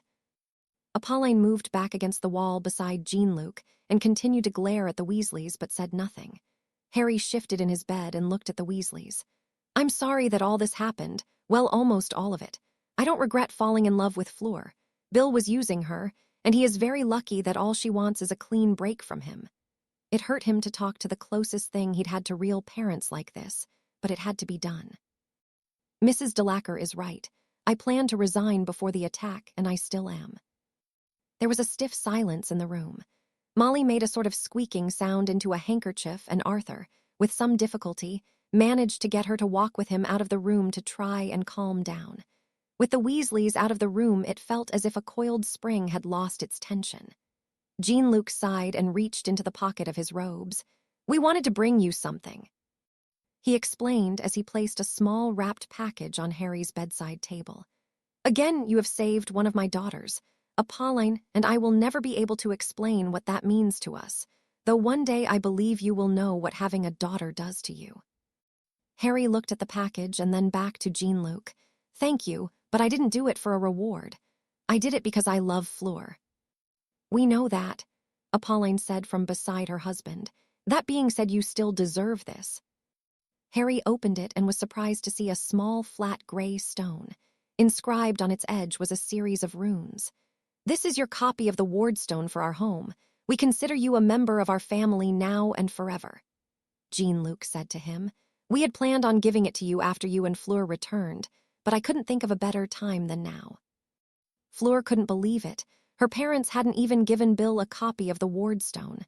Harry met her gaze and smiled at her. She bent down and kissed him softly. "I love you, Harry Potter," she said quietly. "I love you too," he said just as quietly. It was as if the others didn't exist, and for Harry and Fleur it was true. That moment was theirs alone, and they treasured it. Scene break. Harry was cleared to leave a few days later. Resigning from the Aurors was much less difficult than he'd expected. Proudfoot had made some token noises, but post-war magical Britain was a place that yearned for peace and quiet, and Harry Potter being attacked by his former girlfriend made the sort of headlines he didn't want to deal with. Once freed from his duties at the DMLE, there was only one thing really holding Harry from leaving England: the Longbottoms. He arranged to meet Neville and Hannah on the first Saturday after he was released. "This will go well, I am sure of it," Fleur said soothingly as she wrapped her arms around him from behind. "Nicholas Flamel is a genius, even if he is a cranky old man," she said, trying to make him smile. Harry looked at the bottle in his hand and then turned so he could face her. "I just feel like if this doesn't work, then I will be hurting Neville worse than if I'd done nothing," he sighed softly. "Even though I'm sure it will be fine, I'm still worried. What if something goes wrong?" "He would not blame you," Fleur told him gently. "He would still thank you for trying. As they are now, they are as good as dead. It's the worst thing I can imagine, being trapped in your mind like they are." She shivered and tightened her grip around him. "We have to leave if we are meeting him at 3, she told him after a few more moments of holding the man she loved. Neville looked strained when they arrived. Though he shook Harry's hand and accepted a hug from Fleur while Hannah did the same for Harry, there was a definite tension in his eyes. "I don't blame him," Harry thought. "If it were my parents, I don't know if I'd be excited or terrified." "I can't believe you actually met Nicholas Flamel," Hannah said excitedly. She, like Fleur and Harry, had noticed how nervous her husband was. She had chosen to act as the cheerleader for the venture. "I thought he died years ago." "Well, he would have. He told Professor Dumbledore that they had enough elixir to sort their affairs," Harry said as they entered the lift from the lobby of St. Mungo's that would lead them to the Janus Thicky ward. It turned out that their affairs involved the creation of another stone. "And with everyone believing that they were dead," Fleur supplied, "they were free to live their lives under assumed identities. We met them, the first time, in a small cafe they were running. They noticed that we were together, but that only Fleur had a wedding ring, so they decided to meddle," Harry said lightly, though if he were honest, he was still annoyed with how high-handed they had been. "When we found out, I told Nicholas that Fleur was the one he had to get the forgiveness of." Hannah smiled and leaned against Neville, who put an arm around her waist. "Already being a good boyfriend," she teased lightly. The lift chimed and the quartet exited the lift. They saw Augusta Longbottom standing by the door waiting for them. A tall, thin woman, she looked older than Harry could remember ever seeing her.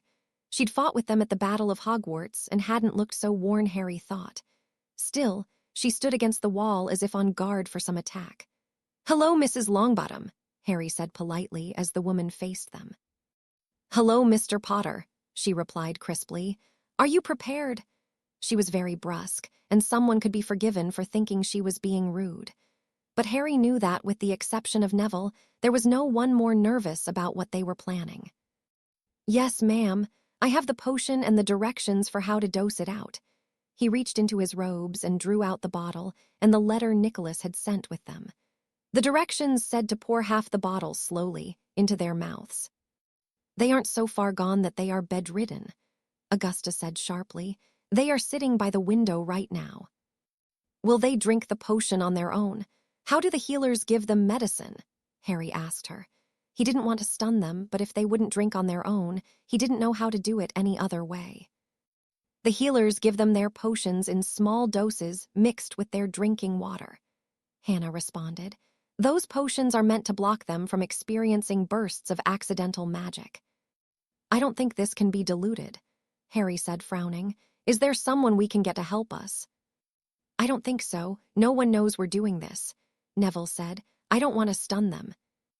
I don't either, Harry broke in quickly, seeing the pained look on the face of his friend. No one will be stunning anyone, Augusta said harshly. You will find a way to make this work. Gran, if there's no other way, then we'll have to stun them. If it works, then they'll understand, and if it doesn't, Neville's voice trailed off. If it doesn't work, then they won't know we stunned them. Hannah pulled Neville into a hug. Harry and Fleur looked towards the door while Neville drew comfort from his wife. I swear, Harry said quietly to Augusta, everything we are going to do is because I want to help. When Nicholas Flamel told me what he was working on, this was the first thing that I thought of. Neville is one of my best friends, and I want him to have his adulthood with his parents. Augusta didn't say anything else, but after a swift, searching look at Harry, she moved from the door. Harry nodded and walked into the room, shutting the door behind him. It felt like that Christmas in his 5th year, when they had been visiting Mr. Weasley after Nagini attacked him. Frank Longbottom was staring blankly at a patch of sunlight, and Alice, whom Harry noticed had the same chin as Neville, was looking at him with a dull sense of curiosity in her eyes from her seat on the edge of her bed. It was as if she could tell, albeit dimly, that something was about to happen. Harry drew his wand and silently stunned both Longbottoms. Deciding to start with Alice, he sat beside her and pulled her head into his lap. She looked frail as he held her mouth open and began to feed her small amounts of the potion. After each dose, he helped her limp form swallow the potion. Eventually, half the bottle had made it into her. Harry moved and let her rest on the bed before turning his attention to Frank. As Frank was sitting up in his chair, or he had been before he was stunned, it was a quicker process. In minutes, the bottle was empty, and Harry stood, preparing to reawaken them. He said a silent prayer to whatever was listening and lifted his wand, waking Alice first. The first thing he noticed was that when she opened her eyes, they weren't blank. Instead, they darted around wildly. She scooted back away from Harry, patting her right leg as if looking for a wand. Stay back. We don't know anything. Please, she cried, tears filling her eyes. Harry held up his hands. Mrs. Longbottom, please, I'm not a Death Eater.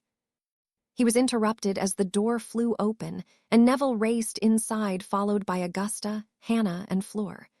Neville looked at his mother in disbelief. Mum, he said quietly, as if worried she'd vanish if he spoke too loudly. Who are you? Where am I? Alice said, her eyes going from Harry to Neville. It's me, it's Neville, he said, stepping between Harry and his mother. You were attacked when I was a baby.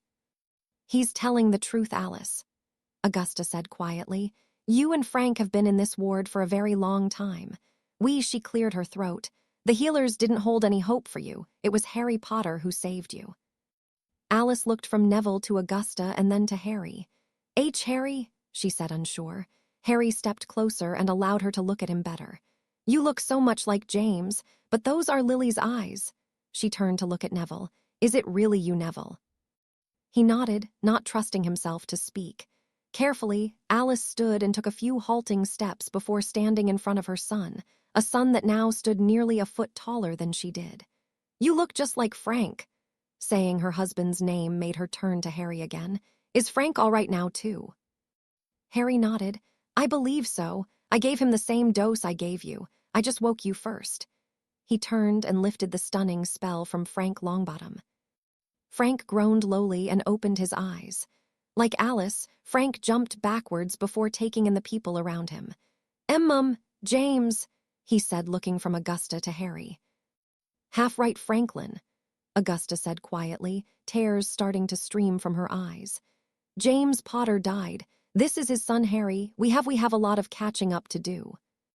Harry and Fleur left the ward. The Longbottom family, now whole for the first time in decades, deserved some privacy. They could catch up with Neville before they left for France. You are amazing, Fleur said to him as they rode the lift down. I just get lucky, Harry said, if the potion. None of that, Fleur said sternly, before pulling him into a kiss. You were my hero when you saved Gabrielle, then you saved me from Ginevra. Now you gave Neville his parents back. Stop being so damned humble and take the compliment or I will smack you. Harry laughed and pulled her into another kiss. The kiss didn't break until the lift opened and they walked out. "All right then, I'm amazing." "Don't say it like that," she teased. "You will get a big head." "Well, which is it? Either I'm too humble or I'm going to get a big head." Fleur rolled her eyes and tugged him out the door of the hospital. As they walked into the welcoming warmth of a beautiful summer day, she found herself thinking of how quickly life had changed. She smiled at the thought. Harry noticed her smile and squeezed her hand. "What's on your mind?" "Nothing, just enjoying being with you." Kingsley sat in his office looking at the paper before him with a frown. The front page of the Daily Prophet had a full-page picture of Harry Potter and Fleur Weasley, soon to be Fleur de Lacquer again, with his arm around the woman looking haggard and worn. The boy who lived now the man who loved. Rita Skeeter had been very busy ever since they were spotted leaving St. Mungo's together, painting a picture of the two as long-time lovers who had been playing the Weasleys as fools. Working with rumor and innuendo, Skeeter had managed to stay just on the legal side of what could be considered libelous. It irked the minister, but he couldn't do anything since she'd made very sure to avoid directly accusing them of anything. "I have half a mind to hire a Muggle skywriter to put her address above Diagon Alley, but the pilot wouldn't know where to go, and they wouldn't know to look up. Hell, I think most of Wizarding Britain still thinks airplanes are just big wind-up toys." He sighed and set the paper back down. The trial for Ginny Weasley was in a half hour. He needed to finish what he was working on. There was a sharp knock on the door. "Enter," Kingsley called out as the door swung open, and a slender brunette witch walked in with a thunderous look marring her round, pleasant face. "It's awful, King," Hestia Jones said as she flopped into the chair across from him. In her hand was a copy of the Prophet. That Skeeter cow all but stated they had been together since he was 14. Hestia glared at the picture of the two. "There has to be something you can do." "I wish there was," Kingsley said angrily. "But if I go after Skeeter as minister, then it'll be seen as suppressing the freedom of the press." "Then don't go after that cow as minister," Hestia said darkly. "Use those skills that put half of Travers on the Hogwarts Quidditch pitch and the other half of him in the lake." Kingsley chuckled and began to shuffle his papers. She looked at him. "Don't laugh at me, Kingsley. I'm serious. Harry has earned some peace after all the shit that he's been through." "I know that. Kingsley felt his wand buzz. The timer he'd set to remind him to leave for the trial had gone off. "I have to go. The trial is in a few minutes." Hestia rose with him. "I'm coming with you. Megan is giving testimony and Gwen and I wanted to be there for her." The two made their way out of his office. Inside the Wisengamot chamber, Kingsley and Hestia took their respective seats. Hestia beside her sister in the public gallery, while Kingsley sat in the center of the raised seats overlooking the chair in the center of the chamber. He saw Harry and Fleur sitting next to Ron, and Hermione well apart from Arthur and Molly Weasley.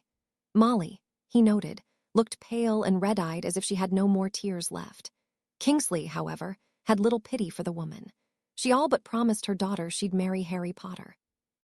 He thought, narrowing his eyes in distaste, if Harry had died from the curse Ginny put on him, I don't think the holding cell would have saved her daughter. "The Wisengamot stands in judgment of Ginevra Molly Weasley," Kingsley said. "The Honorable Edgar Greengrass acts as prosecutor." A tall, thin wizard with slicked-back hair rose from one of the tables. "Acting as counsel for the accused is Percival Weasley." Percy rose from behind the opposite table. "Bring in the accused," Kingsley said to the Aurors who exited out of the chamber, returning a few moments later with Ginny. Gone were the Dementors who had escorted prisoners in the old days. Instead, shackles with magic-suppressing runes etched onto them kept the prisoners at bay. "Ginevra Weasley, you stand accused of cursing Harry Potter with a bone-withering hex in his home on the 16th of August. How do you plead?" "Guilty." Ginny's voice was hollow and flat. It was as if she had nothing left inside her. At her words, an angry buzzing filled the chamber. Kingsley saw Fleur put her hand on Harry's, and on the opposite side of the room saw Molly shrink against her husband. She looked back down at the floor and didn't lift her head as the two wizards spoke. Edgar Greengrass arguing that her actions at Grimmauld Place showed a criminal mind and that she deserved a prison sentence. Percy, however, pleaded with the court that Ginny's crimes showed a disturbed mind rather than a criminal one. and asked that she be placed in St. Mungo's under the eye of trained mind healers before placing her in a prison. Witnesses were called. Ron stood, not looking at his sister, and explained what had happened that day. My fiancée, Hermione, was the one who made the plan. Ginny had my wardstone, and we honestly thought she was just going over to wreck Harry's stuff. He grimaced. When Harry explained what had happened, we changed the plan. I followed him inside under an invisibility cloak. Hermione stayed outside so that if things went badly, she could stun Ginny. Ron winced slightly hearing his mother give a dry sort of sob, but continued. Ginny was there, but she wasn't alone. Fleur had been there all day, and the two were fighting. Harry tried to break it up, but Ginny attacked them. If he hadn't gotten between Ginny and Fleur, Ron looked down, she would have killed Fleur, and she almost killed Harry. Members of the Wisengamot, Percy called to the members. She was not in her right mind. In Ginny's mind, Harry was under Fleur's influence and she wanted to protect him. Ron scoffed. Perk, she tried to sneak a love potion into his house, and you know it. The angry buzzing grew louder, forcing Kingsley to use his wand to make a loud noise in order to get their attention so the trial could continue, sending Ron back to his seat. Percy cleared his throat and began to speak again. Ginny acted rashly and wrongly. No one is denying that. I am merely trying to show the court that she was not acting with a rational mind. On his opposite side, Edgar Greengrass was content to merely let Percy continue to make his case for him. Upon hearing that Fleur was divorcing her husband, Ginny's oldest brother, to be with Harry Potter, Ginny snapped. Kingsley bit into his cheek to avoid cursing. He knew Percy was trying to ensure that his sister didn't spend her entire life in a prison cell, but that didn't stop him from being irritated. My pardon, Mr. Weasley, Edgar Greengrass said, but your brother was spotted by an Auror, leaving the Zabini home a few weeks ago, well before the divorce papers were sent out. If your sister was not in her right state of mind, then the blame falls on her family and not on Harry Potter or Fleur de Lacre. Smart move using her maiden name Kingsley. Thought it reinforces the idea that Fleur isn't part of the Weasley family. That was when Megan Jones was called forward. On the morning of the 3rd of August, I was completing my patrol when I saw Bill Weasley leaving the Zabini home. That could have been perfectly innocent, Percy said to Megan. She might have asked him over to inspect a cursed item. She could have, Megan agreed, but after Ginny was found at Harry's home with a bottle suspected to be a love potion, I decided to check. Gringotts listed Bill Weasley as off-duty. This has nothing to do with the case at hand, Edgar said to Kingsley. Kingsley stood. I agree. As the accused has pled guilty, it is up to the members of the jury to determine her fate. Those in favor of sending Ginevra Weasley to Azkaban will please raise their hands. The air was deathly still, as hands began to raise.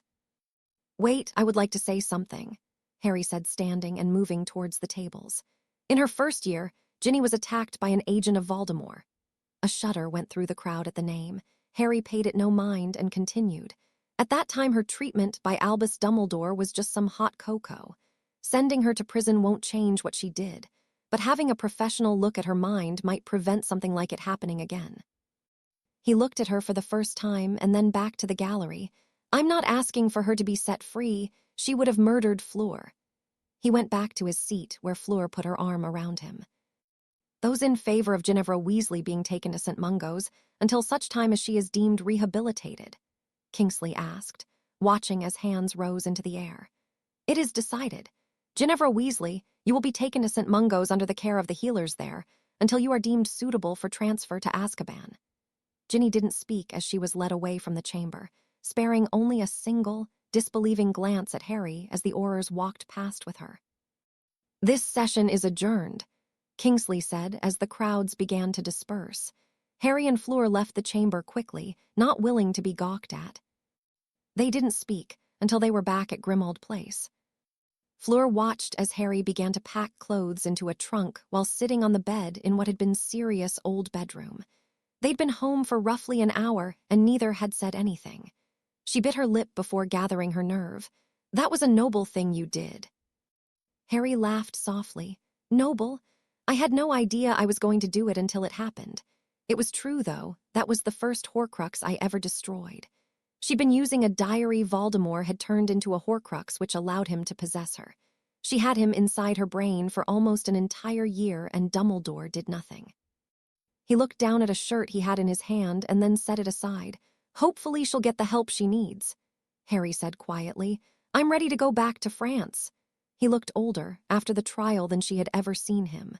Fleur sat down on the edge of the bed, putting her hand on his. Harry smiled at that and squeezed her hand. "My parents will be glad to hear that," Fleur said with a small smile as she looked at their joined hands. "I will speak to my father for you about finding you a job. You were right. Just because you were an Auror here does not mean that you will want to be one in France."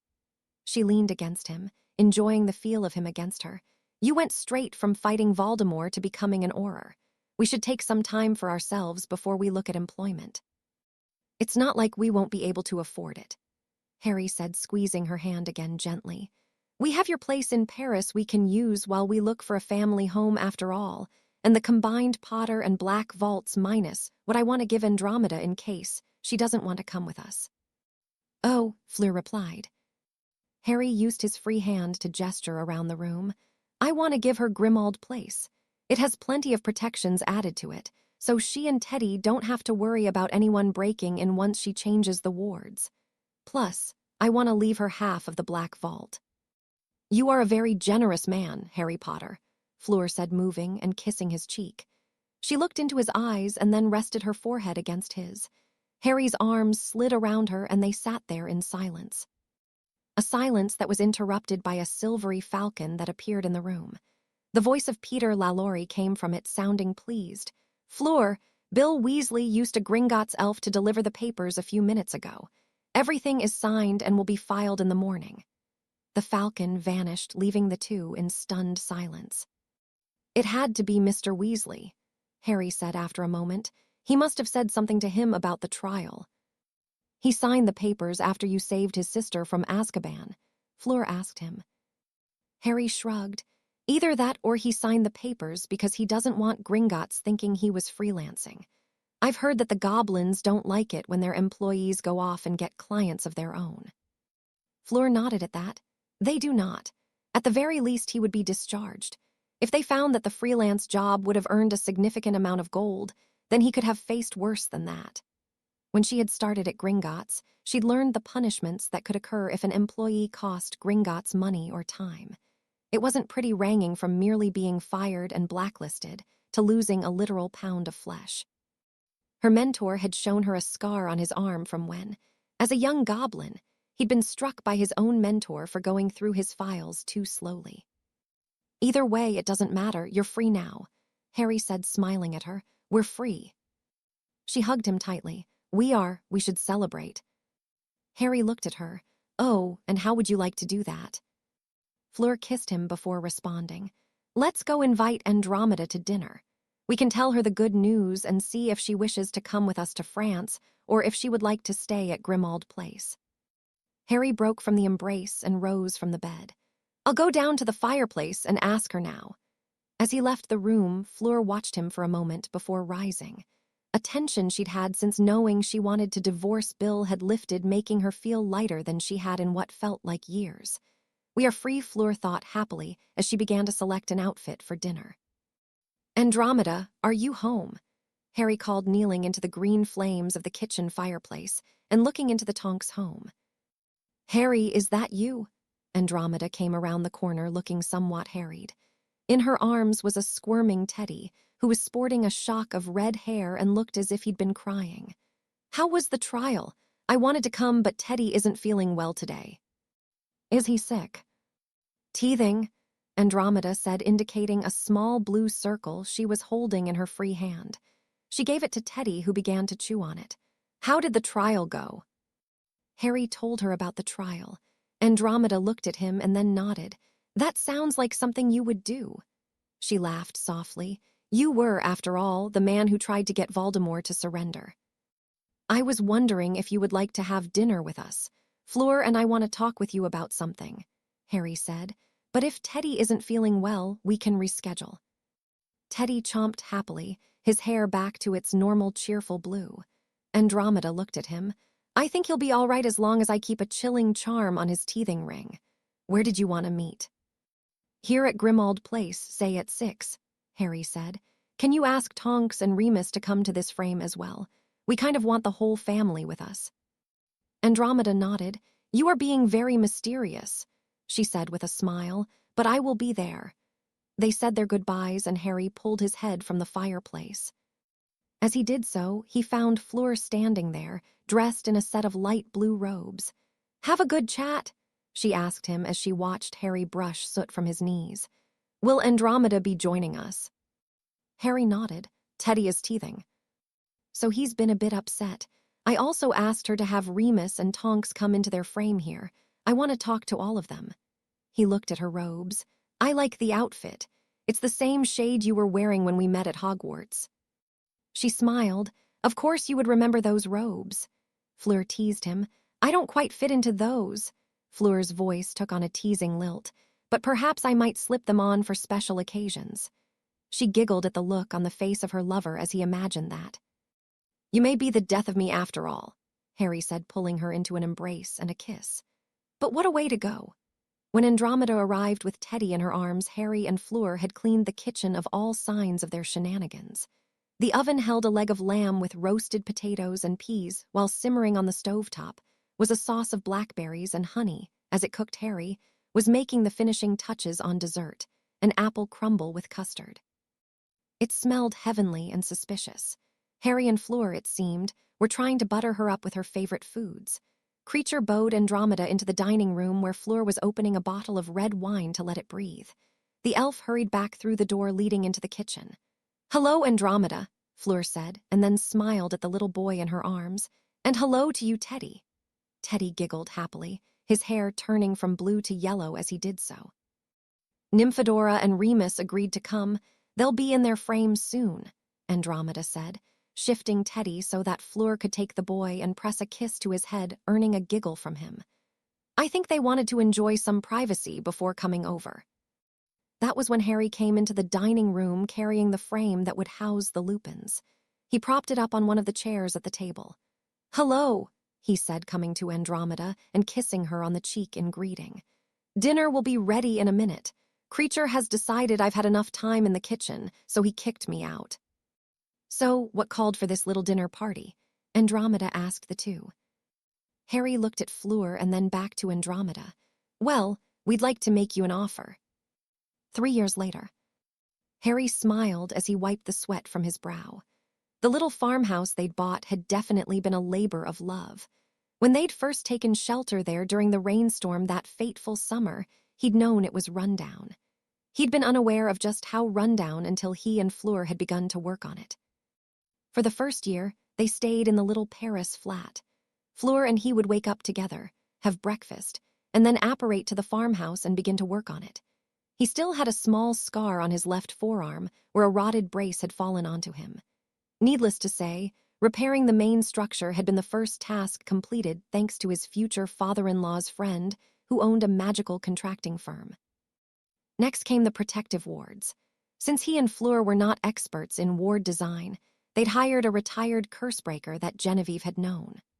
Altris Dougal, a plump old man with a beard that nearly touched the top of his boots, had placed the standard Muggle repelling and alert wards before adding a few that would assist in keeping the soil healthy for the garden that Fleur wanted to grow. Neville and Hannah, upon reading Harry's letter that they were planning a garden, had sent a care package that had required a half-dozen owls, each with a package tied to their leg, bearing a very strong feather-light enchantment as well as a shrinking charm. The Longbottoms had sent them the supplies to build a greenhouse and a selection of seeds. Neville had written a rather long list explaining the care that each plant would require. Hannah hadn't sent anything to do with the plants, but her gift of a collection of knitting supplies had surprised Harry. That is until a blushing Fleur had explained she'd written to Hermione and Andromeda about her morning sickness. Harry would argue that he did not faint when told he was going to be a father, but had instead merely gotten suddenly tired and had taken a 10-second nap.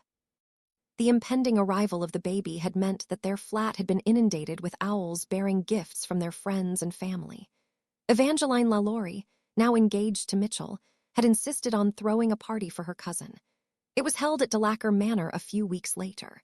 Hermione and Ron attended, as did George and Angelina. Neville and Hannah arrived bearing more gifts, this time from Frank and Alice. Andromeda and Teddy had come with gifts from Hagrid and Professor McGonagall in the form of a stuffed hippogriff and a box of newt-shaped ginger biscuits, respectively.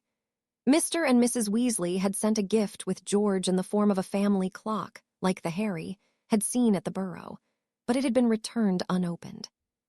Aurelie Sophia Potter was born the day after the house was deemed livable. Fleur joked that she had been waiting for that very moment. When Harry first held his daughter, he knew that he would probably never have his entire heart back. After Aurelie had come the twins, James and Sirius Potter, and true to their namesakes, the boys had been troublemakers from the moment they'd been able to crawl. Harry shook himself from his reverie as he surveyed the work he had done in the front garden. He had put the finishing touches on a playset he'd bought in the Muggle village. The red and yellow plastic house stood facing the house, protected by a series of small wardstones Harry had sunk into the ground around it. This would prevent local animals from taking refuge in it, so that they wouldn't scare the children. "Are you ready for lunch?" Fleur called from the doorway. Harry turned to see his wife, pregnant with their fourth child and carrying James on her hip. "I've put the children down for a nap. James is fighting sleep, though." Harry laughed as he saw his eldest son, eldest by all of 2.5 minutes, rubbing his eyes and squirming in his mother's arms. "I just finished," Harry said, wiping his hands on his pants and accepting James, who held out his chubby hands for his father. "I'll put him with Aurelie and Sirius and then wash my hands." He kissed Fleur as he passed her, stepping into their home. The walls held family portraits, as well as a few pictures of Harry at his new job. Nicholas had made it very clear that Harry would be succeeding him as an alchemist, and so he spent most mornings at Beauxbatons in the alchemy lab. He enjoyed the lessons, but enjoyed the afternoons more. After Perenelle ran him out of the lab, proclaiming that her husband needed his rest, Harry would venture into the school, and more often than not would end up assisting the defense professor with a demonstration. The pictures on the wall showed him helping students learn to cast the Patronus charm or learning how to disarm an opponent. It was nice. It made him think about the only good thing that happened in his 5th year at Hogwarts, running the DA. It seemed that all James had wanted was to see his father as the boy swiftly fell asleep once Harry put him beside Sirius. He watched his children sleeping for a moment before turning and going into the bathroom to wash his hands. He sighed happily as he looked at his reflection in the mirror. All was well. He made his way to the kitchen where Fleur was slicing a loaf of bread for them. She took the slices and buttered them before placing thin slices of ham and cheese. This style of sandwich was a favorite of her father's and one of the first meals she'd ever learned to make. "I am planning on going to the manor tomorrow. Papa wants to see his favorite granddaughter," she said, handing him a sandwich.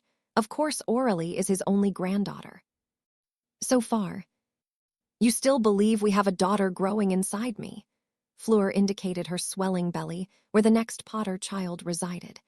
They had discussed the possible gender a few times. Neither Harry nor Fleur was terribly concerned about whether or not they would have a third son or a second daughter. Harry didn't reply. Instead, he began to eat. They sat in companionable silence. Fleur sipped from a cup of apple juice while Harry ate his sandwich while reading his copy of Journal Magique. "This is nice," he said after a moment. "The kids are napping, and it's just us." Normally, that kind of statement would cause the flu to disgorge an unwelcome visitor, Fleur replied dryly, a smile playing at the corner of her mouth. "I suppose, though, that's why the wards prevent a visit from my former mother-in-law." That was the entire point of making the flu password protected instead of just basic privacy wards, Harry said before putting the paper down. He looked at his wife and then smiled. "Hey, do you want to see if your mom and dad want to keep the kids tonight?" "Oh, do you have something in mind, Mr. Potter?" "Perhaps, Mrs. Potter," Harry replied with a grin. "I was thinking that we could go to Paris for the evening." He could see Fleur thinking. He knew how much his wife enjoyed both the magical and non-magical side of Paris. Maybe they could even keep them tomorrow. Fleur laughed, her long blonde hair moving behind her like a golden waterfall. "You seem to have planned this out." "Not really. I just looked across the table at my beautiful wife, and all I could think about was taking you to Paris," Harry replied, earning a smile from his wife. Fleur rose from her seat and moved to take a new one in her husband's lap. "Comfortable, Mrs. Potter." "Very," Fleur replied before kissing him. Harry and Fleur continued the kiss, lost to everything until Harry felt pressure on his sleeve. The kiss broke, and he turned to see Aurelie, the eldest at 3.5, looking seriously at her parents. "I can't sleep." "I warned you about jinxing us," Fleur whispered in his ear as she moved from his lap. She took her daughter's hand. "I am sure that if you tried very hard you could sleep." She led their daughter back to her own room, leaving Harry to sit in the chair and ponder just how different his life had come in just a few short years. This wasn't the life he had seen for himself that night when he and Ginny broke up, but he knew it was a better one. This was a life apart from the assumptions of what the great Harry Potter should do. The door creaked open, and Fleur slipped back into the room with him. "I swear she knows when we are together," Fleur whispered with a smile as she took her place back in his lap. "She is tired of Mama and Papa making brothers and sisters for her." She laughed softly against her ear. "I was the same way when Gabrielle was born." The two spent the afternoon leisurely basking in the presence of one another. Until with the chiming of the clock, it was time for Fleur to rouse the children and for Harry to flew his in-laws. Apolline and Jean-Luc were more than willing to keep the kids overnight, and so by 7 that night Harry and Fleur were sitting in their favorite restaurant in Paris. "This was a wonderful idea," Fleur said as she sipped her wine. On the table before them were 2 servings of lamb chops with potatoes and greens. She looked over the rim of her glass at Harry. "Thank you for bringing me. I would hardly come to Paris with anyone else, no matter how your sister teases you," Harry said with a laugh. Gabrielle had indeed teased her sister about running away with Harry whenever Fleur asked about her own love life. Harry believed it was just the younger girl's way of telling her sister to mind her own business. "I know that," she said, rolling her eyes fondly, "but it was still a nice idea. It has been too long since we've been by ourselves." Harry nodded at that, and she continued, "Would it be all right if I have lunch tomorrow with Evangeline? She had Mitchell moved to Paris, and I haven't seen her in months." "You don't have to ask my permission, you know that." Fleur smiled and went back to her dinner. After dinner found the couple at the little apartment that had been their home until the farmhouse was finished. Fleur and Harry had contracted with a local magical cleaning service, and as such the apartment was always ready for them, but usually it was where Ron and Hermione would spend the night if they were visiting. Tonight, though, the only occupants of the apartment were the owners. As they cuddled together under their covers, Harry drifted off thinking about how lucky he was.